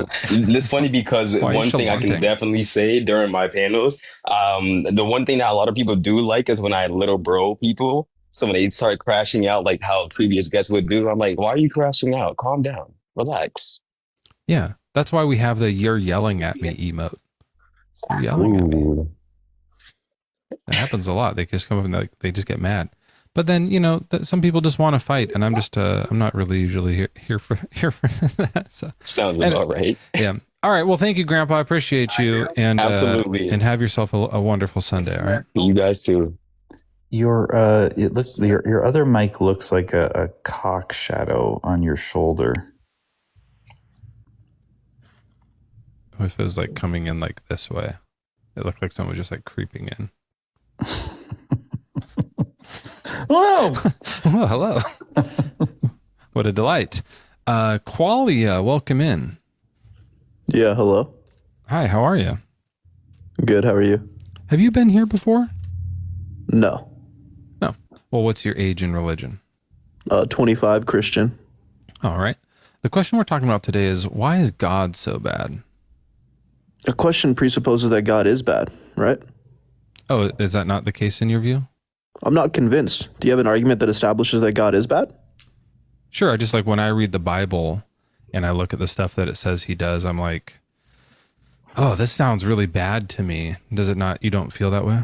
Wait, sorry, so you're just giving examples of things from the Bible that you think are bad, but you're not explaining the justification for why they're bad. So try again, slow boy. Why is it the case that God is bad? Oh, I remember you. You're like one of these. So notice how you're just like not engaging in a linear fashion. Let's try again, slow boy. So why is it the case that God is bad? Qualia, just because of TikTok rules, if you say that one more time, I am going to drop. Yeah, you're conceptually cucked right now. So answer the question. Go ahead and say it.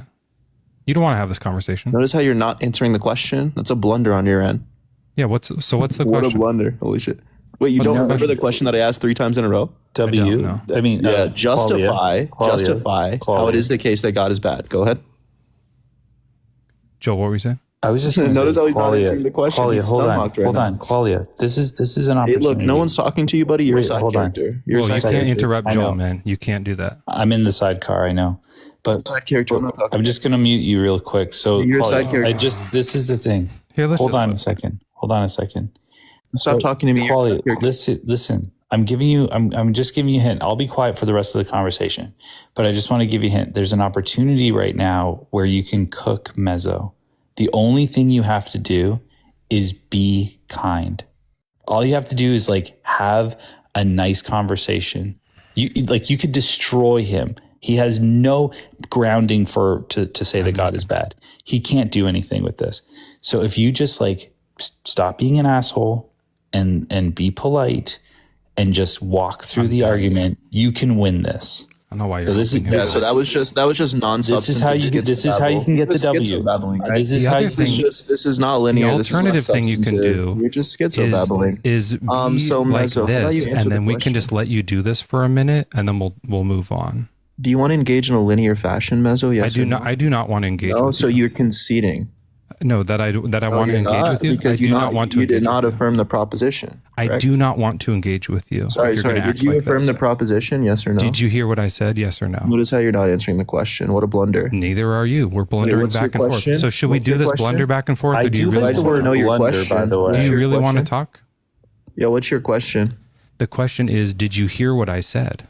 What's the argument that I need to answer this question? You don't. Look at him. He's stunlocked. He's you don't have stunlocked. to. You Close can lips. leave. He's I wonder stunlocked. All right, I'm just gonna give him a minute. Say your stuff, Qualia. Do your minute. Can you muzzle the side character, Mezzo, please? No, we're both gonna be quiet. Go ahead. Say blunder a lot. Yeah. So Mezzo, I want to engage in a substantive manner with you. So can you justify that it is the case that God is evil? Nope. You can't justify it. Mm-mm. So you have no reason to believe the proposition that you affirmed at the beginning. No, of the I conversation? don't believe in God. So go ahead. Wait. Sorry. Did you not affirm the proposition that God is evil? No. No, you didn't. So now you're walking back your claim. That's another blunder. You're like face It's down. not a ass up in claim. the It's a conversation. question. Do you know the Wait, difference between a claim and a question? Sorry. Oh, Just sorry. to be I'm clear, sorry. It's your timer. You did Sorry. say You're right. that it It's is your the time. case that God is evil, right? That is a claim. That's not a question. The That is not proposition what I that said. God is evil, you think that's a question? I said why is. Now you're choking on my rhetorical dick. You're face down, ass up right now, Your Mezzo. dick's delicious. What do you want me to do with I'm giving it? you conceptual back shots right now. You look terrible. So I just think to be I've clear, heard Ian say all those things, Qualia. You're stealing Ian's rhetoric. That's Yeah, hilarious. it's a whole thing. There's like these Let's muzzle this Philbro side character dialogue anyway. like discords So where they all say that stuff. you're absolutely stun locked in the conversation, right? Factory reset button just hit.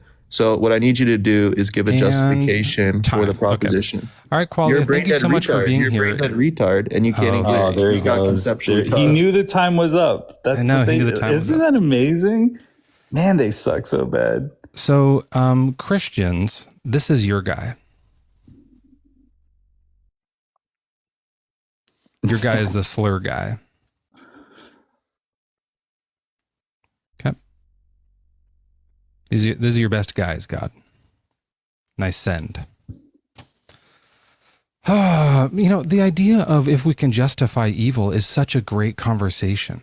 It really is. Mm-hmm. I really want to get into it, but you can't get into it with that person.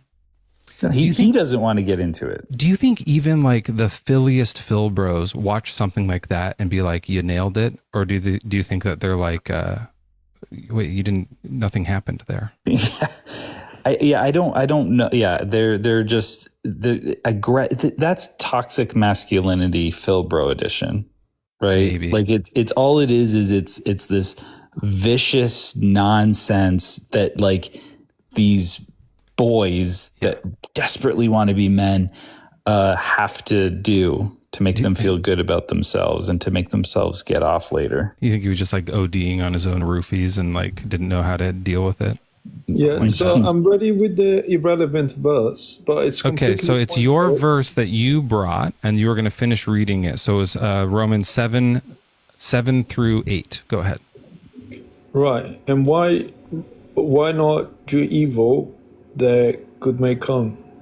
As some people Wait, hold on. slanderously. Hold on. Let me find that because that's not what I remember it saying. So I thought you were going to read it. Let me make sure you're reading along right. 1 second. Sorry, 1 second. I got to find it again. Romans 7. 7 says, why not do evil? Okay, so here 1 second. So, but wait, that wasn't the right verse. What was the verse? Through my life's God's truth. What was the verse you were looking for? Romans 3:7-14.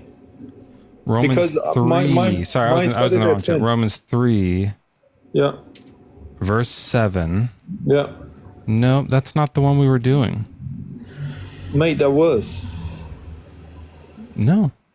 Okay, so... But if through my falsehoods God's truthfulness abounds in his glory, why am I still being judged as a sinner? Mate, that's so... Look, I've got too many verses. You're trying to not let the people know that they are not sinners. I'm trying to find the verse we were talking about. Oh my God. This is so unbelievable. And we have so many other verses as well, and you want to get stuck on one. It's silly. It makes no sense. Well, you didn't finish reading it. I was just going to have you finish reading the sentence because I think the reason you didn't want to finish reading, because listen close, German. The reason I think you didn't want to finish reading that sentence is because the end of the sentence disproves your point. No, it doesn't. That's why I want to focus on it. So then let's find it.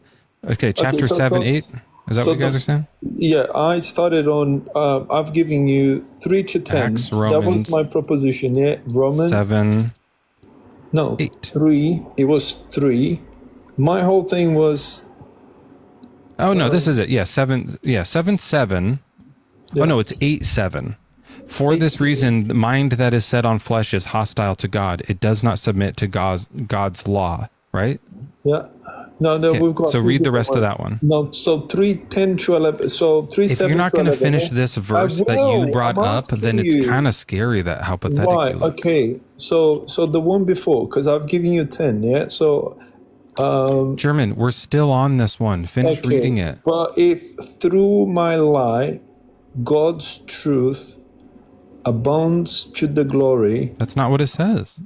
Okay, well, I'm reading... Because which Bible are you reading right now? I'm on Romans chapter 7, verse 7, and it's a holy Bible. What is yours? There's no such thing, yeah? You need to get the original translation. The King James is nonsense. I don't read that. No, this is an NRSV. Right. I am actually using the translation from the original manuscripts. Okay, so what verse are you in? Okay, so the 7. So this is the original. This is translated from the Greek, yeah, directly from the Romans original manuscripts. Romans 3:7-14. No, we're in Romans 8:7. 8:7. No, but the verse I've given you before was 8:10. We were in 8:7. That's what the one you brought. The one I've given you was 8:10. Was a Jesus. 1 second. I'm just forgetting. Here it's 1:11. It was. You said Romans 8:7. Romans 8. So what did I? It is for this reason the mind that is set on the flesh is hostile to God. It does not submit to God's law. Indeed, it cannot. Yeah. Okay. Yeah. 8:7. Yeah. Can you finish reading that sentence now? Okay.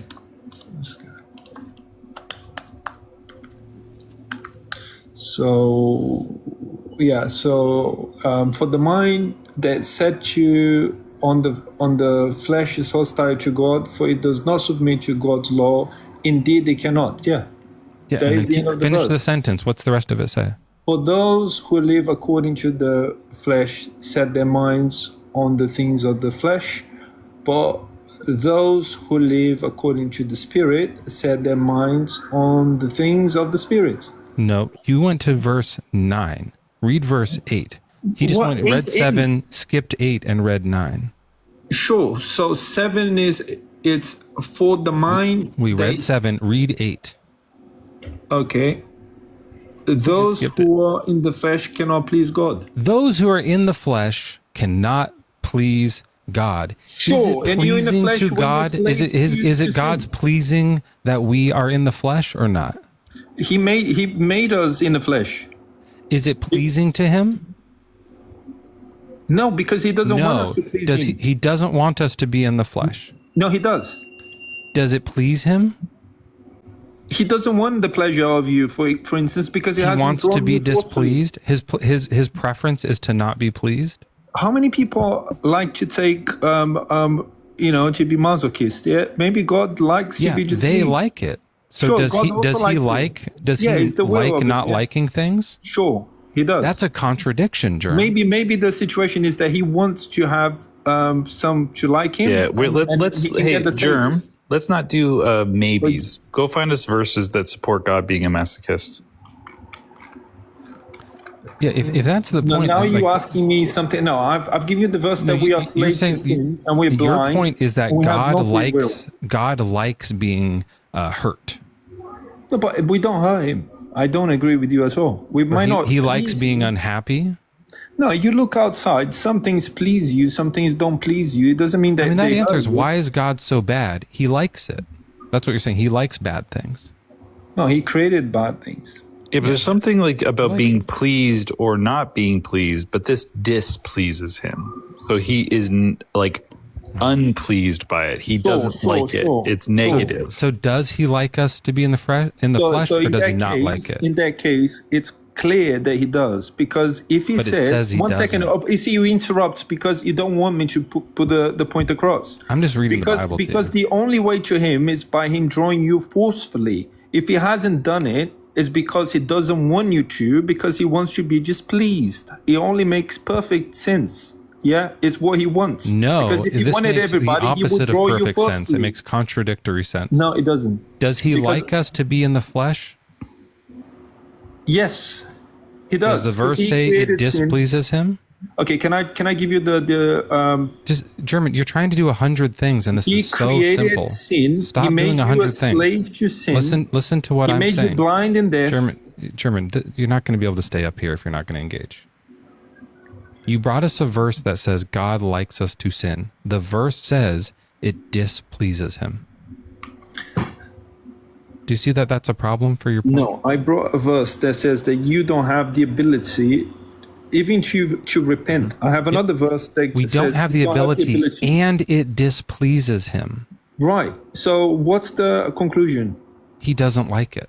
Well, if I do something I don't like, maybe because he wants to appreciate the things he likes. So maybe the reason why is These because are maybes, but that's not what the verse says. Well, but that's the interpretation of the verse. That's not contradiction, because your original interpretation of the verse was to skip it. Do you remember that part? It wasn't. That makes you seem dishonest. I'm not dishonest at all. So what I think the point here is that God made us to sin, but he doesn't want us to sin. Is that what you're saying? Why are you running away from the other verses? Because I have other verses as well. Because I want to put the nail in the coffin that this verse says God is displeased by our fleshly ways. That's what it says. The verse that says that you cannot by any. Why would I go to more verses with you if you can't be honest with this verse? Well, I'm very honest. He does it. He's telling you that you're unable to actually listen to him. That's what he's saying, because you got no ability. You're blind and you're deaf. So how can you talk? How can you see and how can you hear? I agree with you that in the view, it should be like that he is deterministic, right? I totally get that. I'm fine with you being a Calvinist. I'm just saying he doesn't like it. It's not his preference. I'm not Calvinist, actually, to be fair. Like, there are some concepts of Calvinism that I accept, but I believe... hold on. Satan, I can show you in the Bible that Satan will be saved. This is another problem. Jesus absorbed Satan from the cross. That's cool, Germ. This is another problem, is that with a quick Google search, we're going to find verses that tell us to do things to please God. Like, for instance, without faith, it's impossible to please God. In Thessalonians, we should walk and please God. And then there's one in 1 Corinthians that talks about pleasing, what did it say? Something about it's good to please God and we should please God. So God... We are told to please God, but pleasing God is something he doesn't want. He wants to be displeased. Right, but there's an interpretation there. If you have been chosen by God, if you have been chosen, then it applies to you. It doesn't apply. It applies to his slaves. Yeah, should I be an atheist? And the old stuff you're talking about now, Germ, should I be an atheist? You see how deceiving you guys are, because the Old Testament answer this was question. not for Should I the- stay an atheist? I Bro. wasn't chosen by God, so I should be an atheist, right? Yeah, of course you should. If it doesn't draw you, you can be whatever you want. You can be a homo, you can be straight, you can be whatever it's up to you. German, now you have to leave. Okay. You can't say that kind of stuff. Step down. I didn't say anything. I'm just telling you whatever Excuse you me, want. I don't give you consent to be here anymore. Please step down. Well, then drop me then. Fine. You can do it. I'm giving you the respect to leave on your own. I'm not going to slam the door in your face. You can walk out. It's not possible for me to drop off the box. You have to drop me. Yeah, you just disconnect. You know how to do it. It's the right thing to do, Germ. Just disconnect yourself. And maybe never come back. I don't know if Mezzo doesn't want it. Close the TikTok app. Just, swipe out of TikTok entirely. You don't know how to use your phone? I'm as stupid as it gets. Yeah, just We close know TikTok. that. What kind of phone do you have? iPhone. Yeah, so you just like swipe up. Yeah. And does it ask you if you want to leave? No, it doesn't move. It's stuck. Your iPhone is stuck? Now you're lying. I'm not, man. Just Here, click the button on the side so that the screen turns off. You can just drop me. Click the button on the side so the screen turns off. Why not just drop? I'm trying to give you a little bit of self-respect here, but I don't know if it's working. Do you have a button on the side of your phone? I don't have an issue with respect. I'm happy to be dropped. Do you have a button on the side of the phone? It's okay. I understand you running. And no, the fine. thing is that you're still lying and we're all catching you, so this is fun for We're us. not Do you have a button catching on the side of nothing. your phone? Yeah. Yeah, push that. Hit the Oh, button. wow. Push the Okay. button. No, I don't want to. It's okay. So Just do- even do though it. we're asking you not to be on the live anymore, you're going to force yourself into here? Like that? You think that's respectful? You think that's a good thing to do? Maybe swipe into a different app. I'll mute you while you figure it out. At least you can just kind of stay on mute until you figure that. Because like, if he's able to unmute, then obviously he would know how to leave. But if his phone is stuck, then that's fine. He'll just stay on mute here. So if you unmute, then we know you're a liar. But then if you want, you can just step down when you're ready to admit the truth and be done with this, German.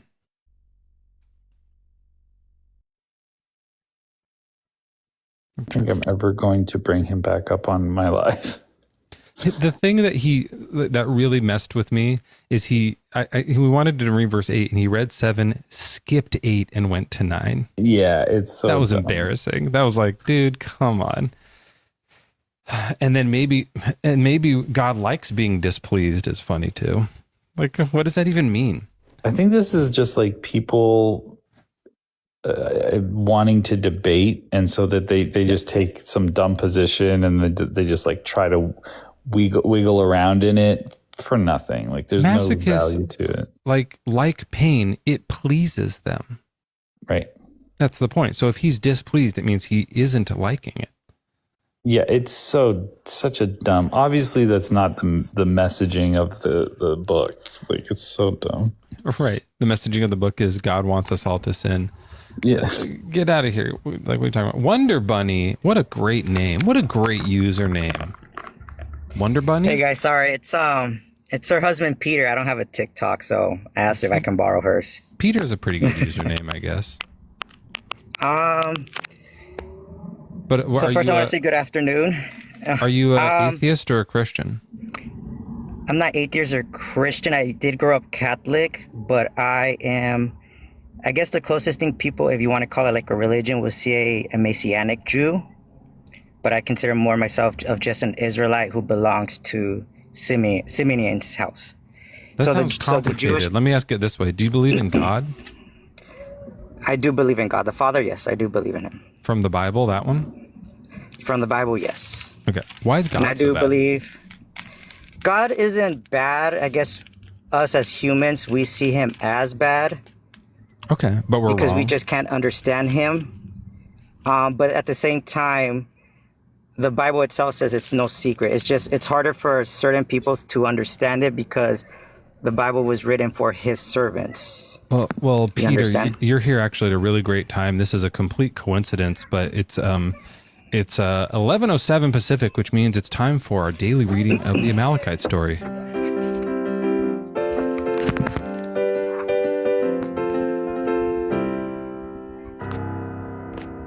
Got a little dramatic at the end there.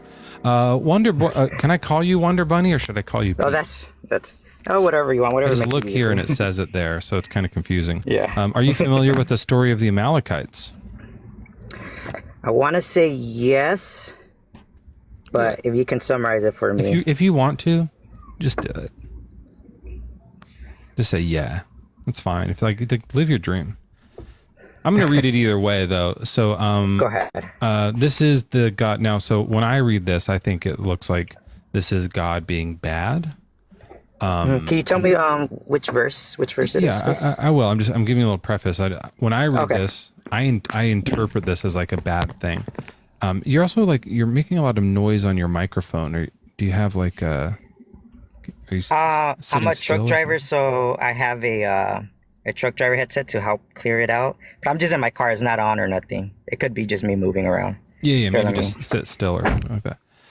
Okay, so what we have here in and thank you for your service, by the way. I appreciate you driving all that shit around.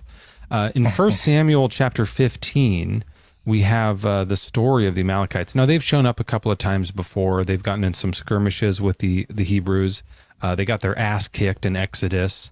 And yeah, Cheesy, please like the live. Thanks everyone who's tapping and sharing and doing all that stuff. We're trying it today. And thanks for being here and the gifts and all the stuff. You guys, I really appreciate it. I know we do these experiments where we don't do that stuff, but today everything's on. Go fucking nuts. Okay, so they beat the Amalekites a few times, and now Saul, if you recognize the name Saul, has been appointed to be the new king of Israel. God is like, Saul, you're my guy. And he picks Saul. And Samuel's telling him. So here's the reading. Samuel said to Saul, "The Lord sent me to anoint you king over his people Israel. Now therefore listen to the words of the Lord. Thus says the Lord of hosts, I will punish the Amalekites for what they did in opposing the Israelites when they came up out of Egypt." So to me, that's bad. I don't think you should punish people, a group of people, for something that their ancestors did 16 generations ago. What do you think about that? Can you give me the verse again? I'm sorry. It's just chapter 15. I was listening. I'm going to read a little more to it. I mean, it doesn't. So you said matter it's what the verse is. 1 Samuel chapter 1, 15. 1 Samuel chapter 15.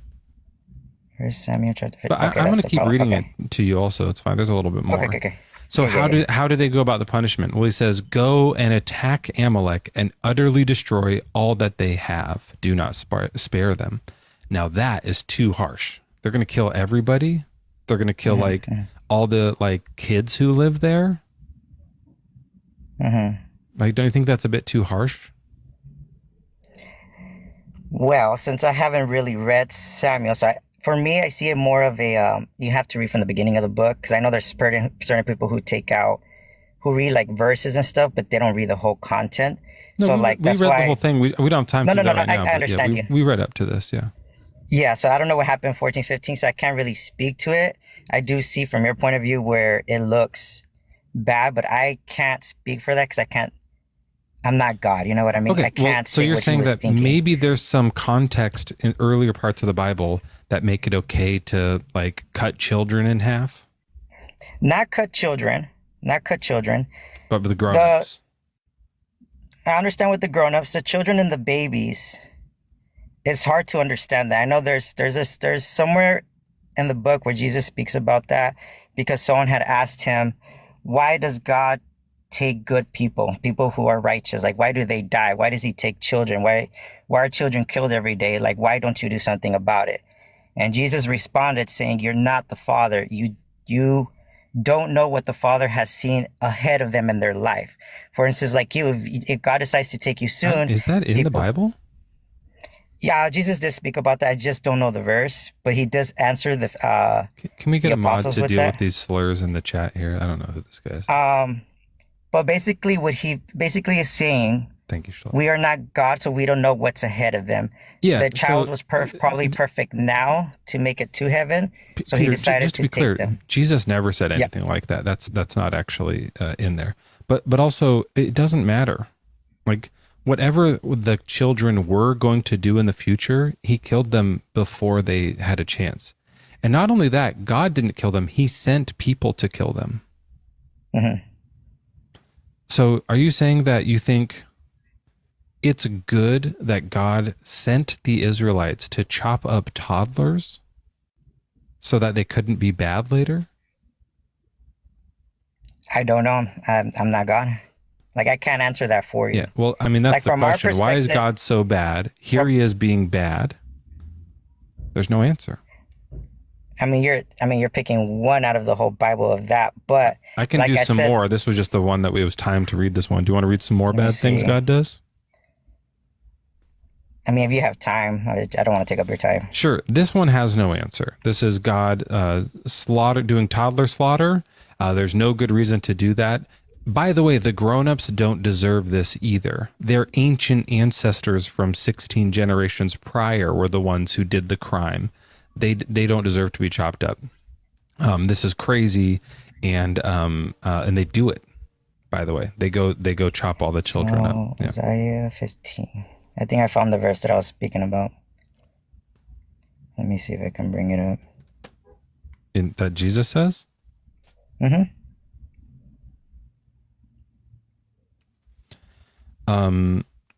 Okay, well, I mean, that's fine, but here's some other times where he's slaughtering idolaters.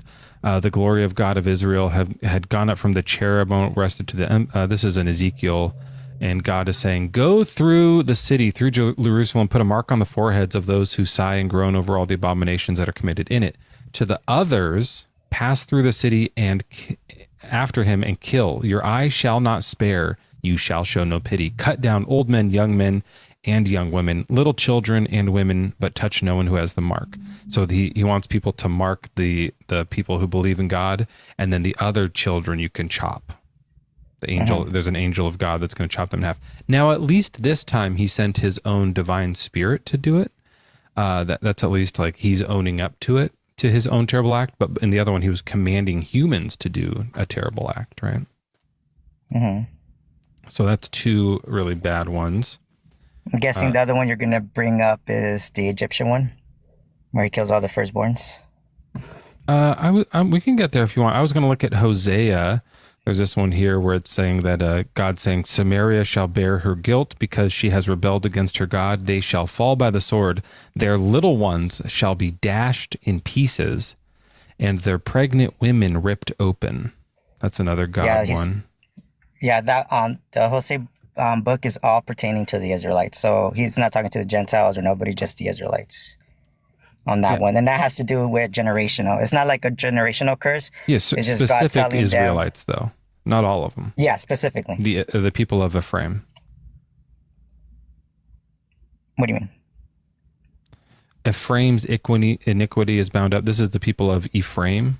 Like there's like the people of Esau's generation or something like that. I don't remember who's who, but it's not like all Israelites. It's just this specific group.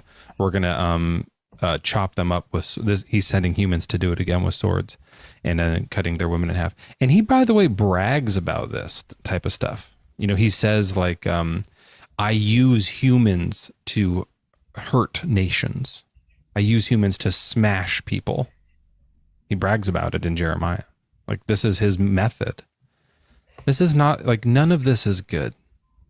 And it's too bad that whatever good thing he does in some other book is, like, nice, but it doesn't make up for it. Mm-hmm. I've talked about it before with, like, in the analogy of a celebrity. Like, if you're, I don't know if you're like a Bruce Willis fan, you know, or something like that. Like if you're watching Armageddon, you're like, I fucking love Bruce Willis. But then you read in the newspaper, like Bruce Willis like wore a MAGA hat somewhere, and you're kind of like, oh, that's icky. That makes me uncomfortable. I don't like that at all. I don't know if he's being serious or what. And then you're like, I mean, that really bugs me, but like Armageddon's still really good. Like I'm going to keep watching Armageddon, I think. Yes. But then, like, if you read in TMZ that Bruce Willis had like commanded a genocide, I think I might stop watching Armageddon. That'd be a tough call, but I think I'd probably stop watching. It'd be so hard, but I think that might be the right thing to do. Maybe one genocide. I'd be like, I'm still going to watch this once a month or something. But if it was like multiple genocides, I got to put this, I got to sell this. I'm going to give this to Goodwill. They could sell it for $1, you know?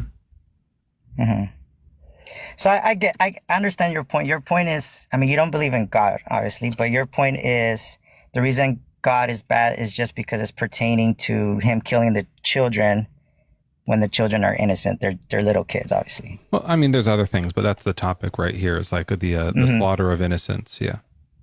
Yeah.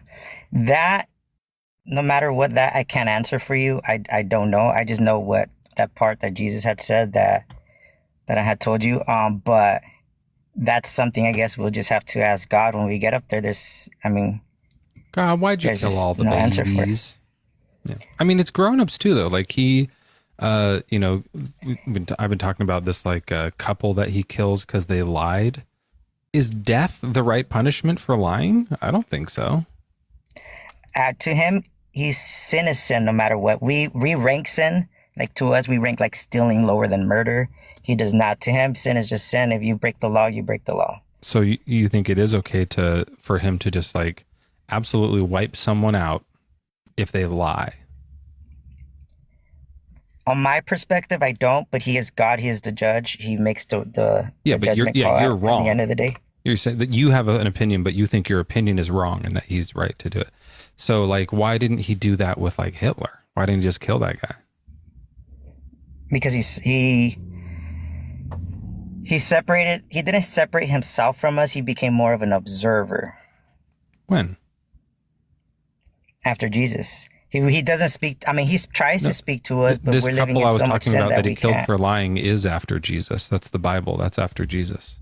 It's an Acts. What story is that? Ananias and Sapphira. It's an Acts. It's well after Jesus has like floated away back to heaven. I haven't read that story, so I can't speak about that. It's Acts 5. A man named Ananias and his wife Sapphira, they sell this property, their like land that they own, and they keep back some of the earnings. They're supposed to give all the money to the church, but they gave some to the church, and they're like, that's how much we sold it for, and they kept a little for themselves, and God kills them for it. He's like, you have to give me all of your money, and so they die instantly.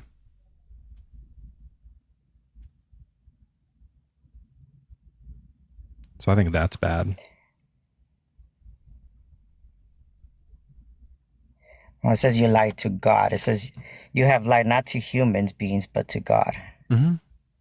I think that's why the punishment was such higher, because it was to him. Okay, so if I lie to God, then he should kill me? I mean, he's the father. And maybe speak back to your parents. Dear King God slap you? Jesus, dear King God Jesus in heaven, I am a potato. Amen.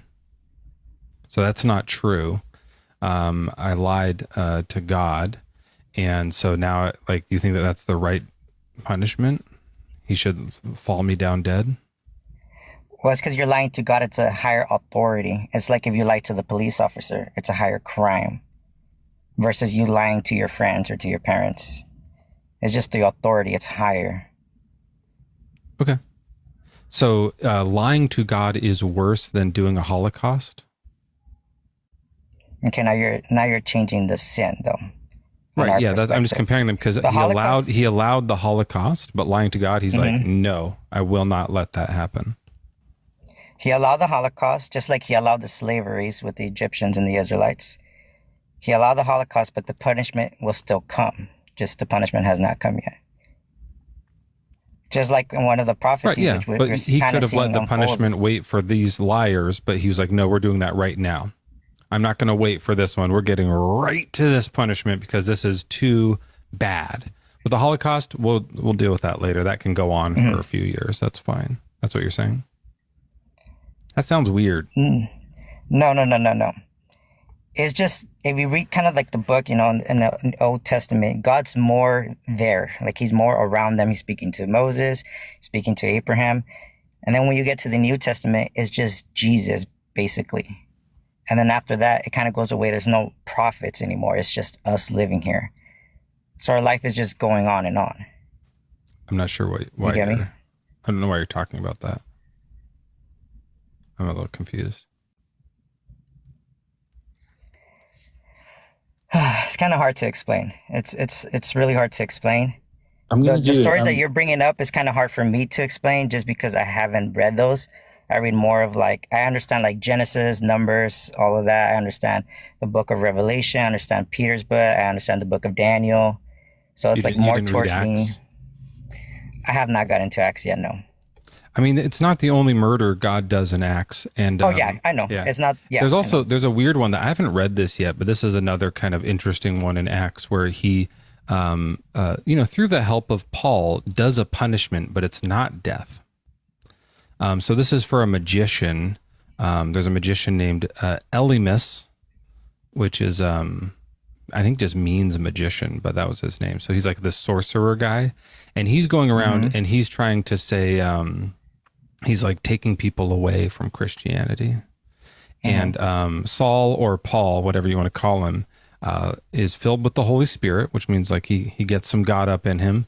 And he looks at this magician and says, "You son of a devil, you enemy of all righteousness, full of deceit and villainy, will you not stop making crooked the straight paths of the Lord?" So he's like, "You are taking people away from God, you son of a devil. Now listen, the hand of the Lord is against you, and you will be blind for a while, unable to see the sun."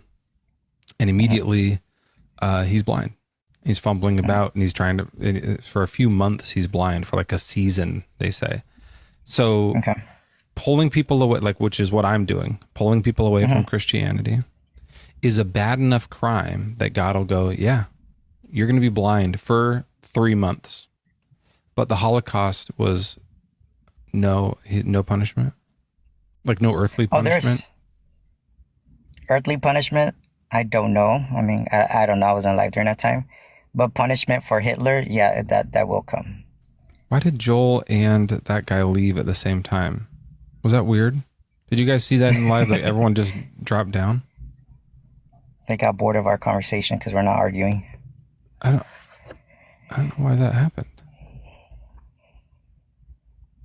Maybe it was just a coincidence, but Joel, if you... Oh, okay. If you have to go. No, yeah, I was just doing an object lesson where I'm gonna play Jesus. For this whole life, I've been God in the Old Testament, but now I'm Jesus and the Holy Spirit. Okay, so he's God. Right. Okay, I get it. Yeah. So, and thanks, Joel. Always good to have you here. So, yeah, I think that this is a big problem where we're seeing he does in the New Testament after Jesus during the New Covenant. He does give out consequences for relatively minor sins, but then allows for major ones. I think that's bad. Okay. I mean, I understand where you're coming from. I get you. That those, like I said, those I don't have an answer to. I just know the ones that he was showing us was to show us the punishments that we would get. You understand me? Like almost like disciplining a child. So like with Paul making the guy blind, it was to show him that God is real, basically. It was more to show him that God exists, that God is real. Because if he wasn't, he wouldn't be able to make him blind. But eventually sight was given back to him. Yeah, so why not It's like do that? for you, I mean, Why not do do you that believe with in God? me? No, I don't believe in God. Yeah, you don't believe in God. Okay. Because he can't make me blind. It's not that he can't make you blind, it's that He really can't. That's true. I don't want to say Satan's attached to you, because he could be, he can be, I don't know. Satan Satan gives me attached sight? more to God. No, Satan doesn't touch people who are away from God. There's no point. He already got what he wanted. You're away from him. That's the whole point. Satan attacks more people who are in Christianity. So God is unable to make me blind because Satan isn't messing with me? No, I mean, he's trying to communicate with you, but you're too you're not open. Your heart's not open to it. You Yeah, understand I'm me? up here having the conversations. We're talking about it. I run these experiments all the time. I try But to see like let's see if we can find some God here. I pray. Like we So try your things. conversation is more towards to like, why is God bad? That's not, I guess, my expertise. I want to say I'm more of a like prophecy and things like that, and so I can't answer that question. It would have to be someone who's more into trying to explain to you about the children and stuff like that. And maybe there isn't. I don't know. There isn't.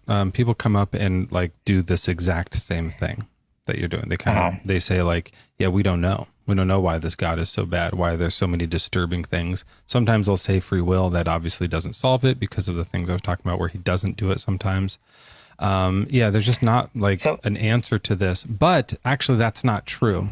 There is one good answer to it that I heard, which I don't know if I might not want to like give away the secrets of good Christian answers here.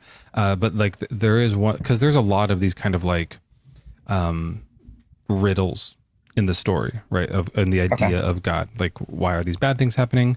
What does it mean? Can God like make a rock so heavy you can't lift it? Like these kinds of things where you're like, oh, this is a riddle. What a conundrum. I have to think about what it means. And as a believer, there's like, it's actually like, sometimes I talk about how it's like a Rubik's cube. Like you know, you might solve one side, and then when you try to solve the next one, it messes up the last side. So like when you find one answer that fixes the moral thing, it messes this other thing up, it kind of ruins free will. And so there's all this like puzzle kind of problem going around. But there is one answer that I think actually solves all of them at the same time, which is that they made it up. The guys who wrote the Bible, they made this up. It's not true. And literally every one of those riddles goes poof. Because it's an easy answer. Because you had trouble finding the answer. I think that's what it is. Sometimes the answer is just so easy. Oh, they made this up? Well, that answers every question. Because if God gave you the answers, you wouldn't need a relationship with him. You wouldn't spend time with him. He wants a relationship with you. Yeah, would. He doesn't need it. If God was answering my questions, that means we would be having a dialogue. That's a relationship. Do you pray to him though? Sometimes we've done it live, yeah. No, not live, not with everybody watching. Do you pray alone? I turned it off and tried. Yeah, I don't think he's there Mm-hmm. listening, but I tried that. Sometimes he doesn't answer because you're not ready yet. He has answered because you got to think about it. He lives outside of time, so he already knew you were going to pray to him. What do you mean? No one knows the answer to these particular questions, so like no one is ready for that answer. Is what you mean? No. So I'm just saying, like, pertaining just to you, like when you pray, sometimes you are not ready for the answer, meaning like you're just not there yet. You're just not ready yet. It's what can I do? What can I do to get? Because like, there's no way I'm going to believe in this all good God that slaughters children until I have that answer. I'm not going to believe. So what do I need to do to get ready? Will prophecy be enough for you to believe God is real? No, I don't believe in prophecies. So even if like you read the Bible right now and you see prophecies that have been fulfilled, prophecy that has been taught in school through history, and prophecy that is unfolding right now with Israel, and you see all of that being fulfilled, would you believe in God, or that's still not enough for you? No, I think prophecies are intentionally vague, like astrology readings, and that they do that so that you can apply them to any point in time later about different things. I think that prophecy is a scam. It's what psychics do. But what if prophecy on there's 100% and there's no way? Because God even says in the Bible, try to create your own prophecy. And so basically rewrite his prophecy. And if you can't, then you're not God. Make your own prophecy. So example one would be Israel. Hold on 1 second. Yeah. Joel stepped, but it is at the top of the hour.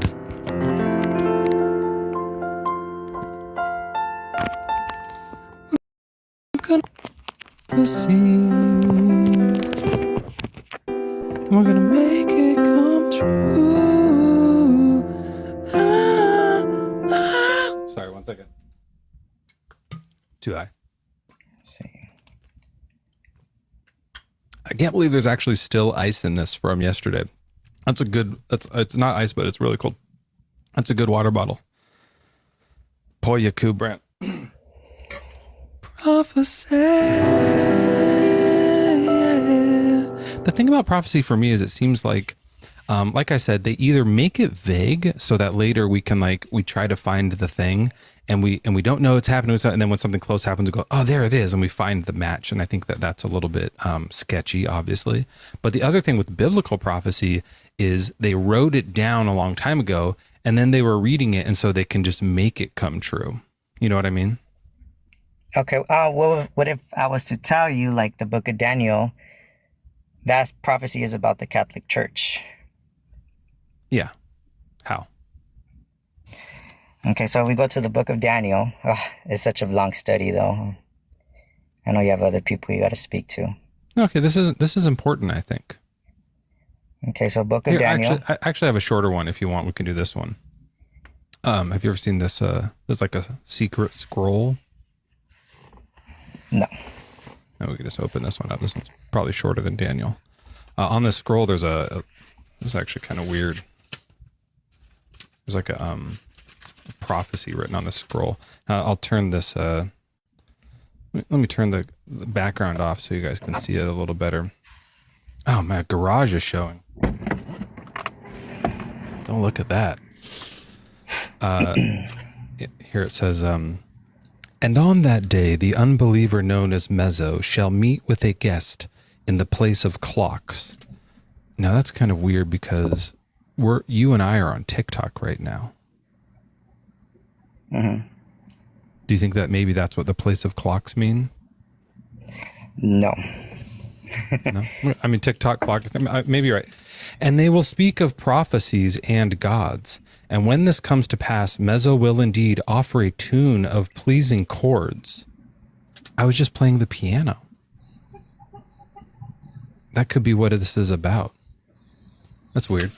Then it says, alas, the thirst will overcome him, yet he will be replenished with the cold waters. Do you remember I was just saying that my water was cold? That's actually that's actually pretty specific. Though the guest will deny this prophecy, you did just deny it.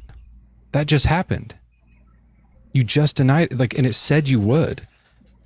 It shall come to pass, and on that day the guest will surely have lost the debate, and the people will shower Mezzo with W's in chat. Amen. I don't know if I see any W's in chat, though. God, if there's W's in chat, then W Mezzos or something in chat, I'm going to freak out.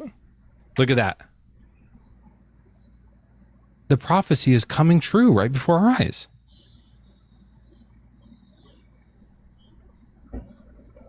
But you had it planned. Oh, you mean that even though it was written from a while ago, it was orchestrated to seem like it was true later?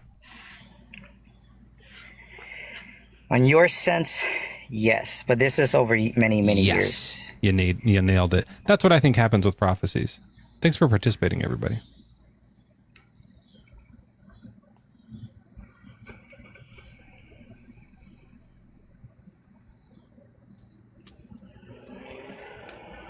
Do you have anything else? No, I was just going to talk about Daniel. That's about it. Yeah, I'm good. All right. Well, thanks for coming up. We can talk another time. Maybe I'll run a prophecy live and we can explain again how that doesn't really offer anything. But thanks for coming by. Let's chat again sometime. And thanks for trucking around. The last guest probably of the night is Bree. Let's see. Bree can get in here. Hi, Bree. Welcome in. Bree, are you there? Bree. I can't hear you if you're here. I hear you breathing, kind of. Are you breathing?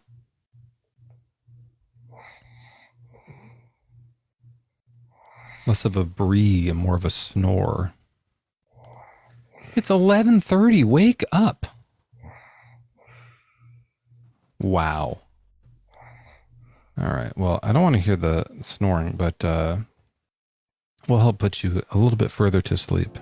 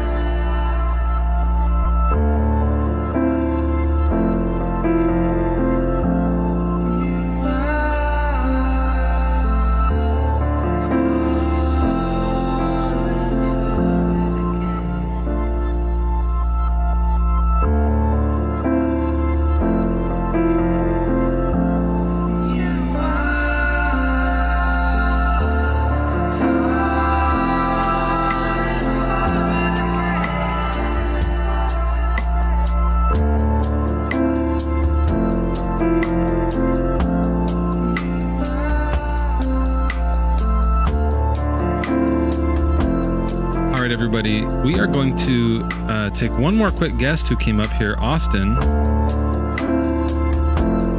And then I'm going to play us out. I feel like Austin is a friendly. You're friendly, right? Yeah. Are you in our Discord? Really?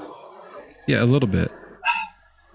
No, I haven't done it yet. I don't know. I thought you were someone else in the Discord, but you've been up here before. So, welcome in. How are you doing? I'm good. Yeah. If you remember, we were talking about Adam and Eve not having buttholes that one time, but sounds like me. Yeah. But yeah, I wanted to get your opinion on this because my nephew drowned like a year ago, and like I've been out of the faith for a long time, but my parents, I think it just kind of like somehow like made them go deeper, and now they're like, it's common. I give them all this really good evidence and stuff, and they're just like, well, I don't want to believe that because then I won't be able to see my nephew again or my grandson again.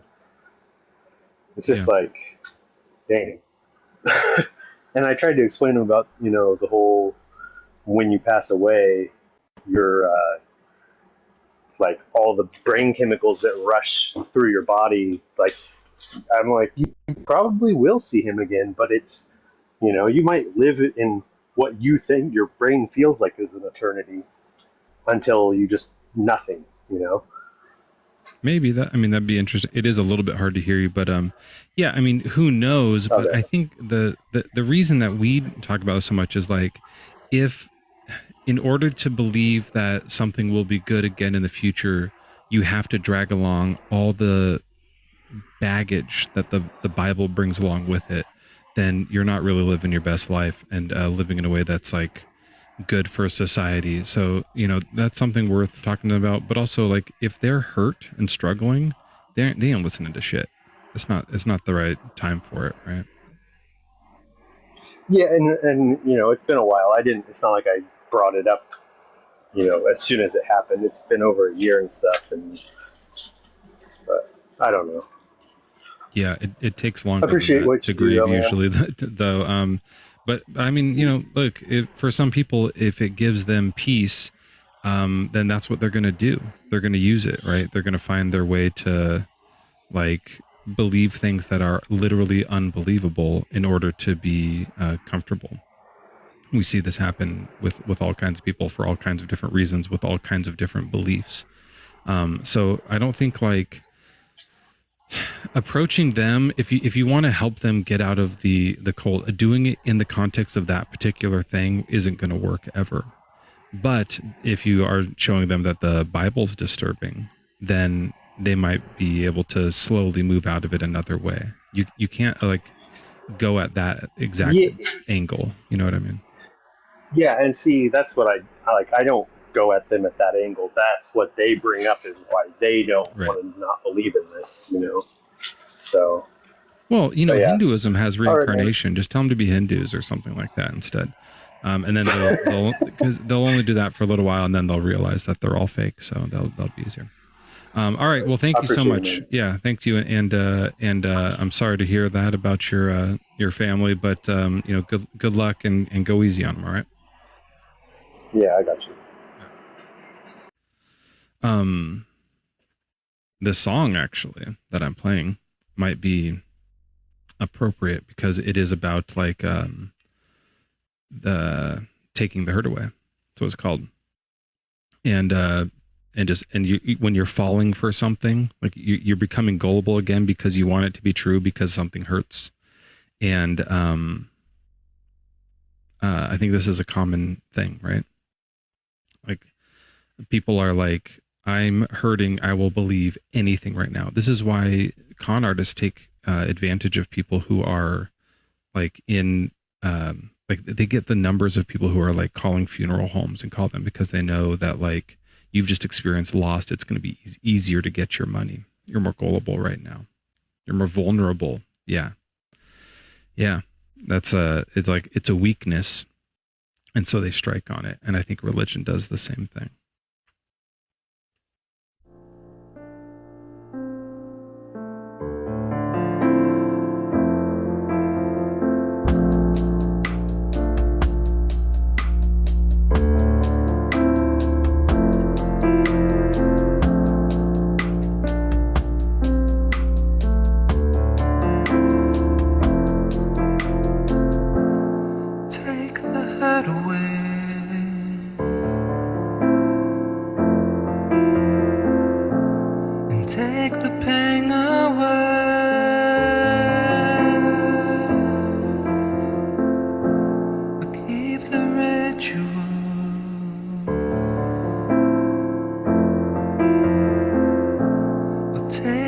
lies away.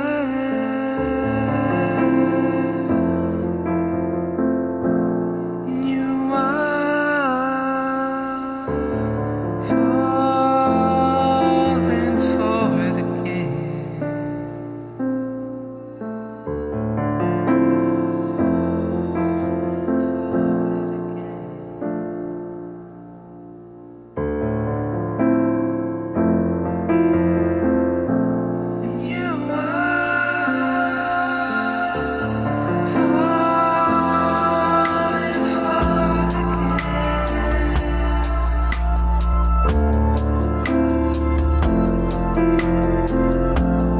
What are we left with?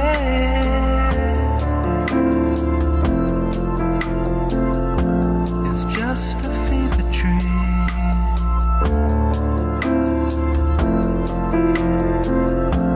You peel the edges off,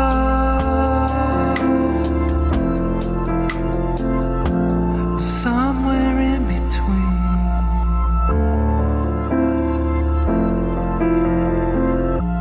And you are falling for it again.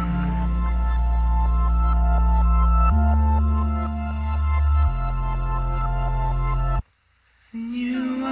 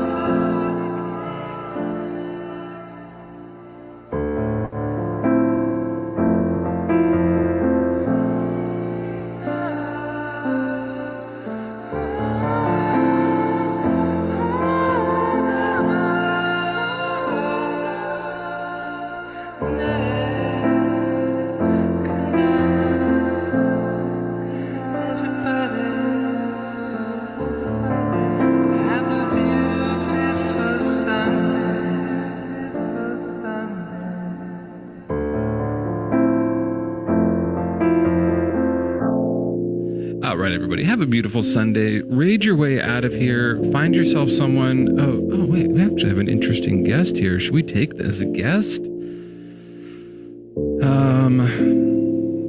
Blessed, are you there?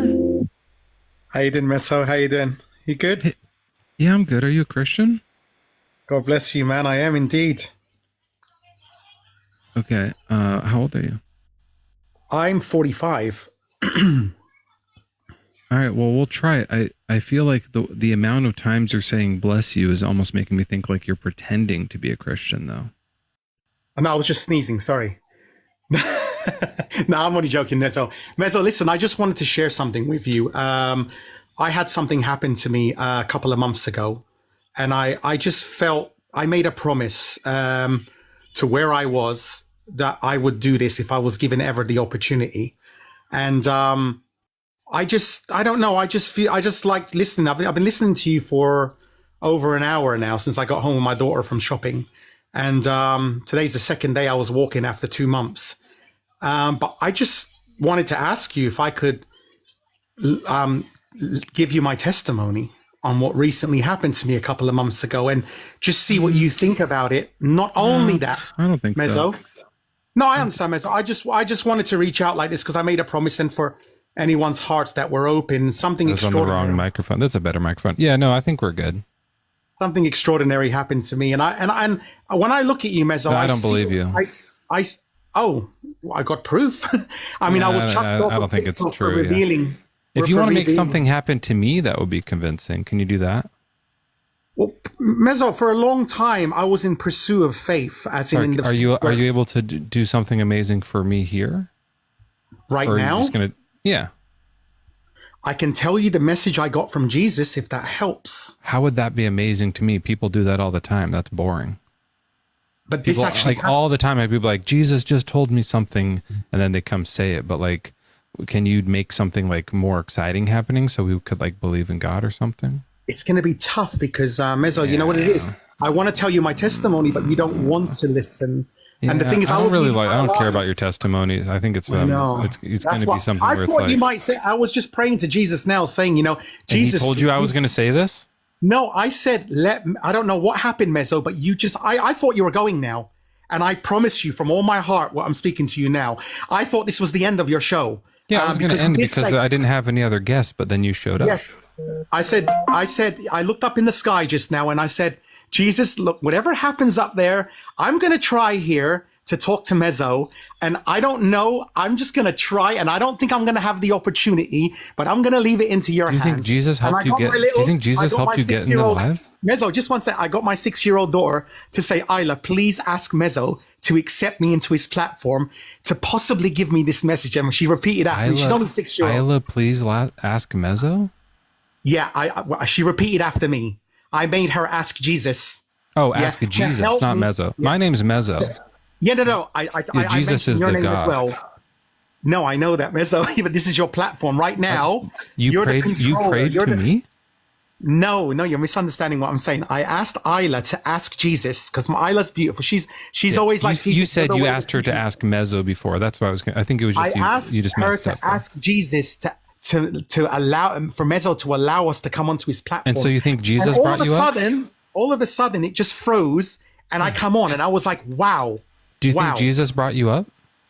I believe Jesus allowed me to get through to you now, and I can understand why. Let's try it again. Okay, 1 second. Let's try it one more time because I want to see it. So I'm going to drop you down, and I'll get Bree out of here too, and then let's do it one more time. Just because if you say it after the fact, then it's like easy to say that we're not convinced. But now we know we're trying. So Jesus is going to get what was his name?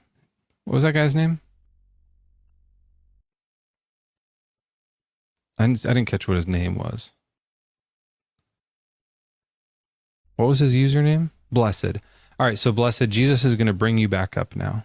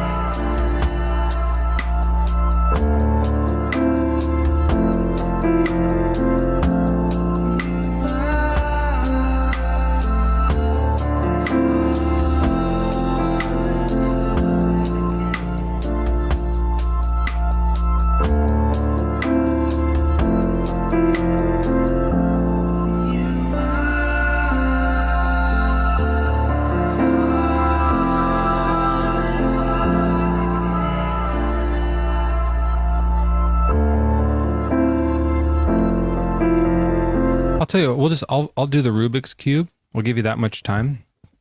And if I finish the cube, then we'll assume that God isn't real. But if you can beat him up, that'd be cool. If you could beat Jesus to the live here while I try to solve this. I don't know if I don't know how much time he normally needs. The claim was he did it pretty fast last time. And I'm not like an expert at this or anything anyway, so.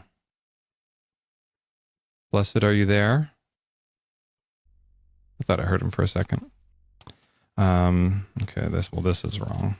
That doesn't go there.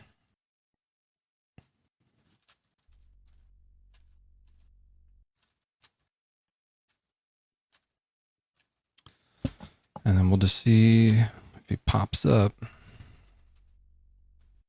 It's a good start, but it's always easy to do one side. But that's just the one. The rest doesn't.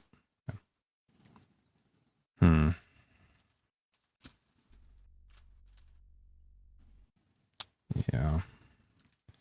Well, take your time. I tell you what would be amazing is if I actually did this. I actually got 2 there. It's kind of cool, but these ones are not. Yeah.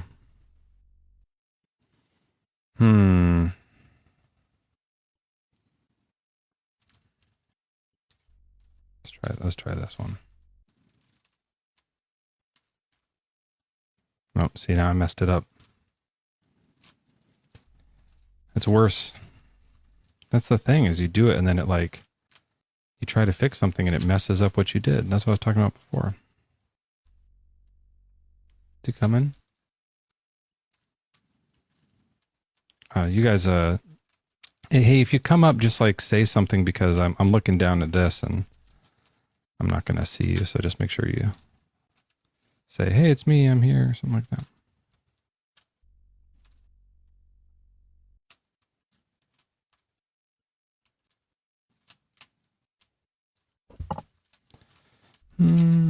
Just waiting for Jesus.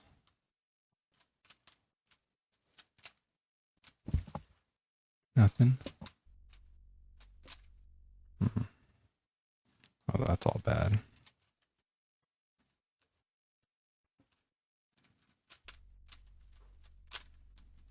Oh.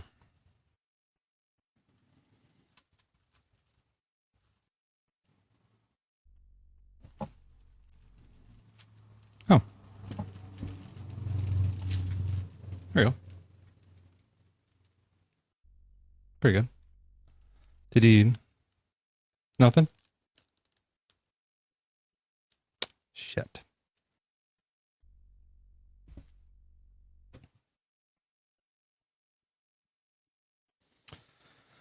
Okay. Well, blessed,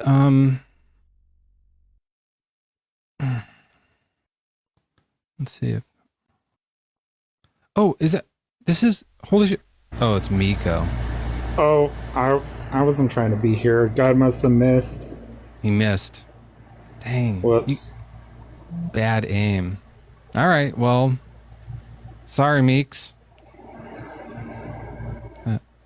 I got you. I'll drop you down. Yeah. I see blessed in the request queue, but they're not on the... Damn it. Just missed. All right. Well, maybe better luck next time. We'll bring you up, and then next time don't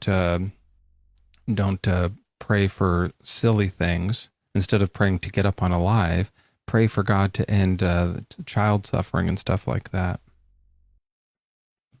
On YouTube, someone said, who said that? Scoremonger said, maybe Jesus was helping Mezzo with the Rubik's Cube and forgot about the collar. Yeah, he was distracted. That's funny. That's really funny. All right. Do you brush your teeth? Yeah, sometimes I try to do it. There's an old, I know Ellen DeGeneres is turned out to be a bit of a piece of shit with her employees. I don't know the whole story there, but she used to have a really good joke when she did stand up. She said she brushed her teeth religiously, Easter and Christmas. That's a great joke. That's a really good stand-up joke. No, I like that. I was like before her TV show and stuff. It was a really old joke of hers, but it's a great one. All right, guys. Well, let's raid on out of here. I appreciate y'all being here. I don't know what brand this nail polish is. It's really cool. It's almost like some of it chipped off because I went to the beach yesterday and the sand really got to it, but it's like a silver. It's like, it looks almost like a spacecraft chrome. Like it looks like what they wrap, spaceships in. Oh, Sam is live. Great. Well, go raid Sam right now. That's perfect. You guys go to Sam, say Mezzo raid, say hello to Sam, our good friend. I'll jump up over there for 1 second, just so we can bring the raid over there. So if you guys don't know Sam, follow me right now and then go to where I go live in the next 30 seconds or so. And I appreciate that. Thank you all. See you there. W's to Sam. Happy Sunday. Keep doing your atheisms. All right? I got to remember to say that at the end of the show. Hey, guys, keep doing your atheisms.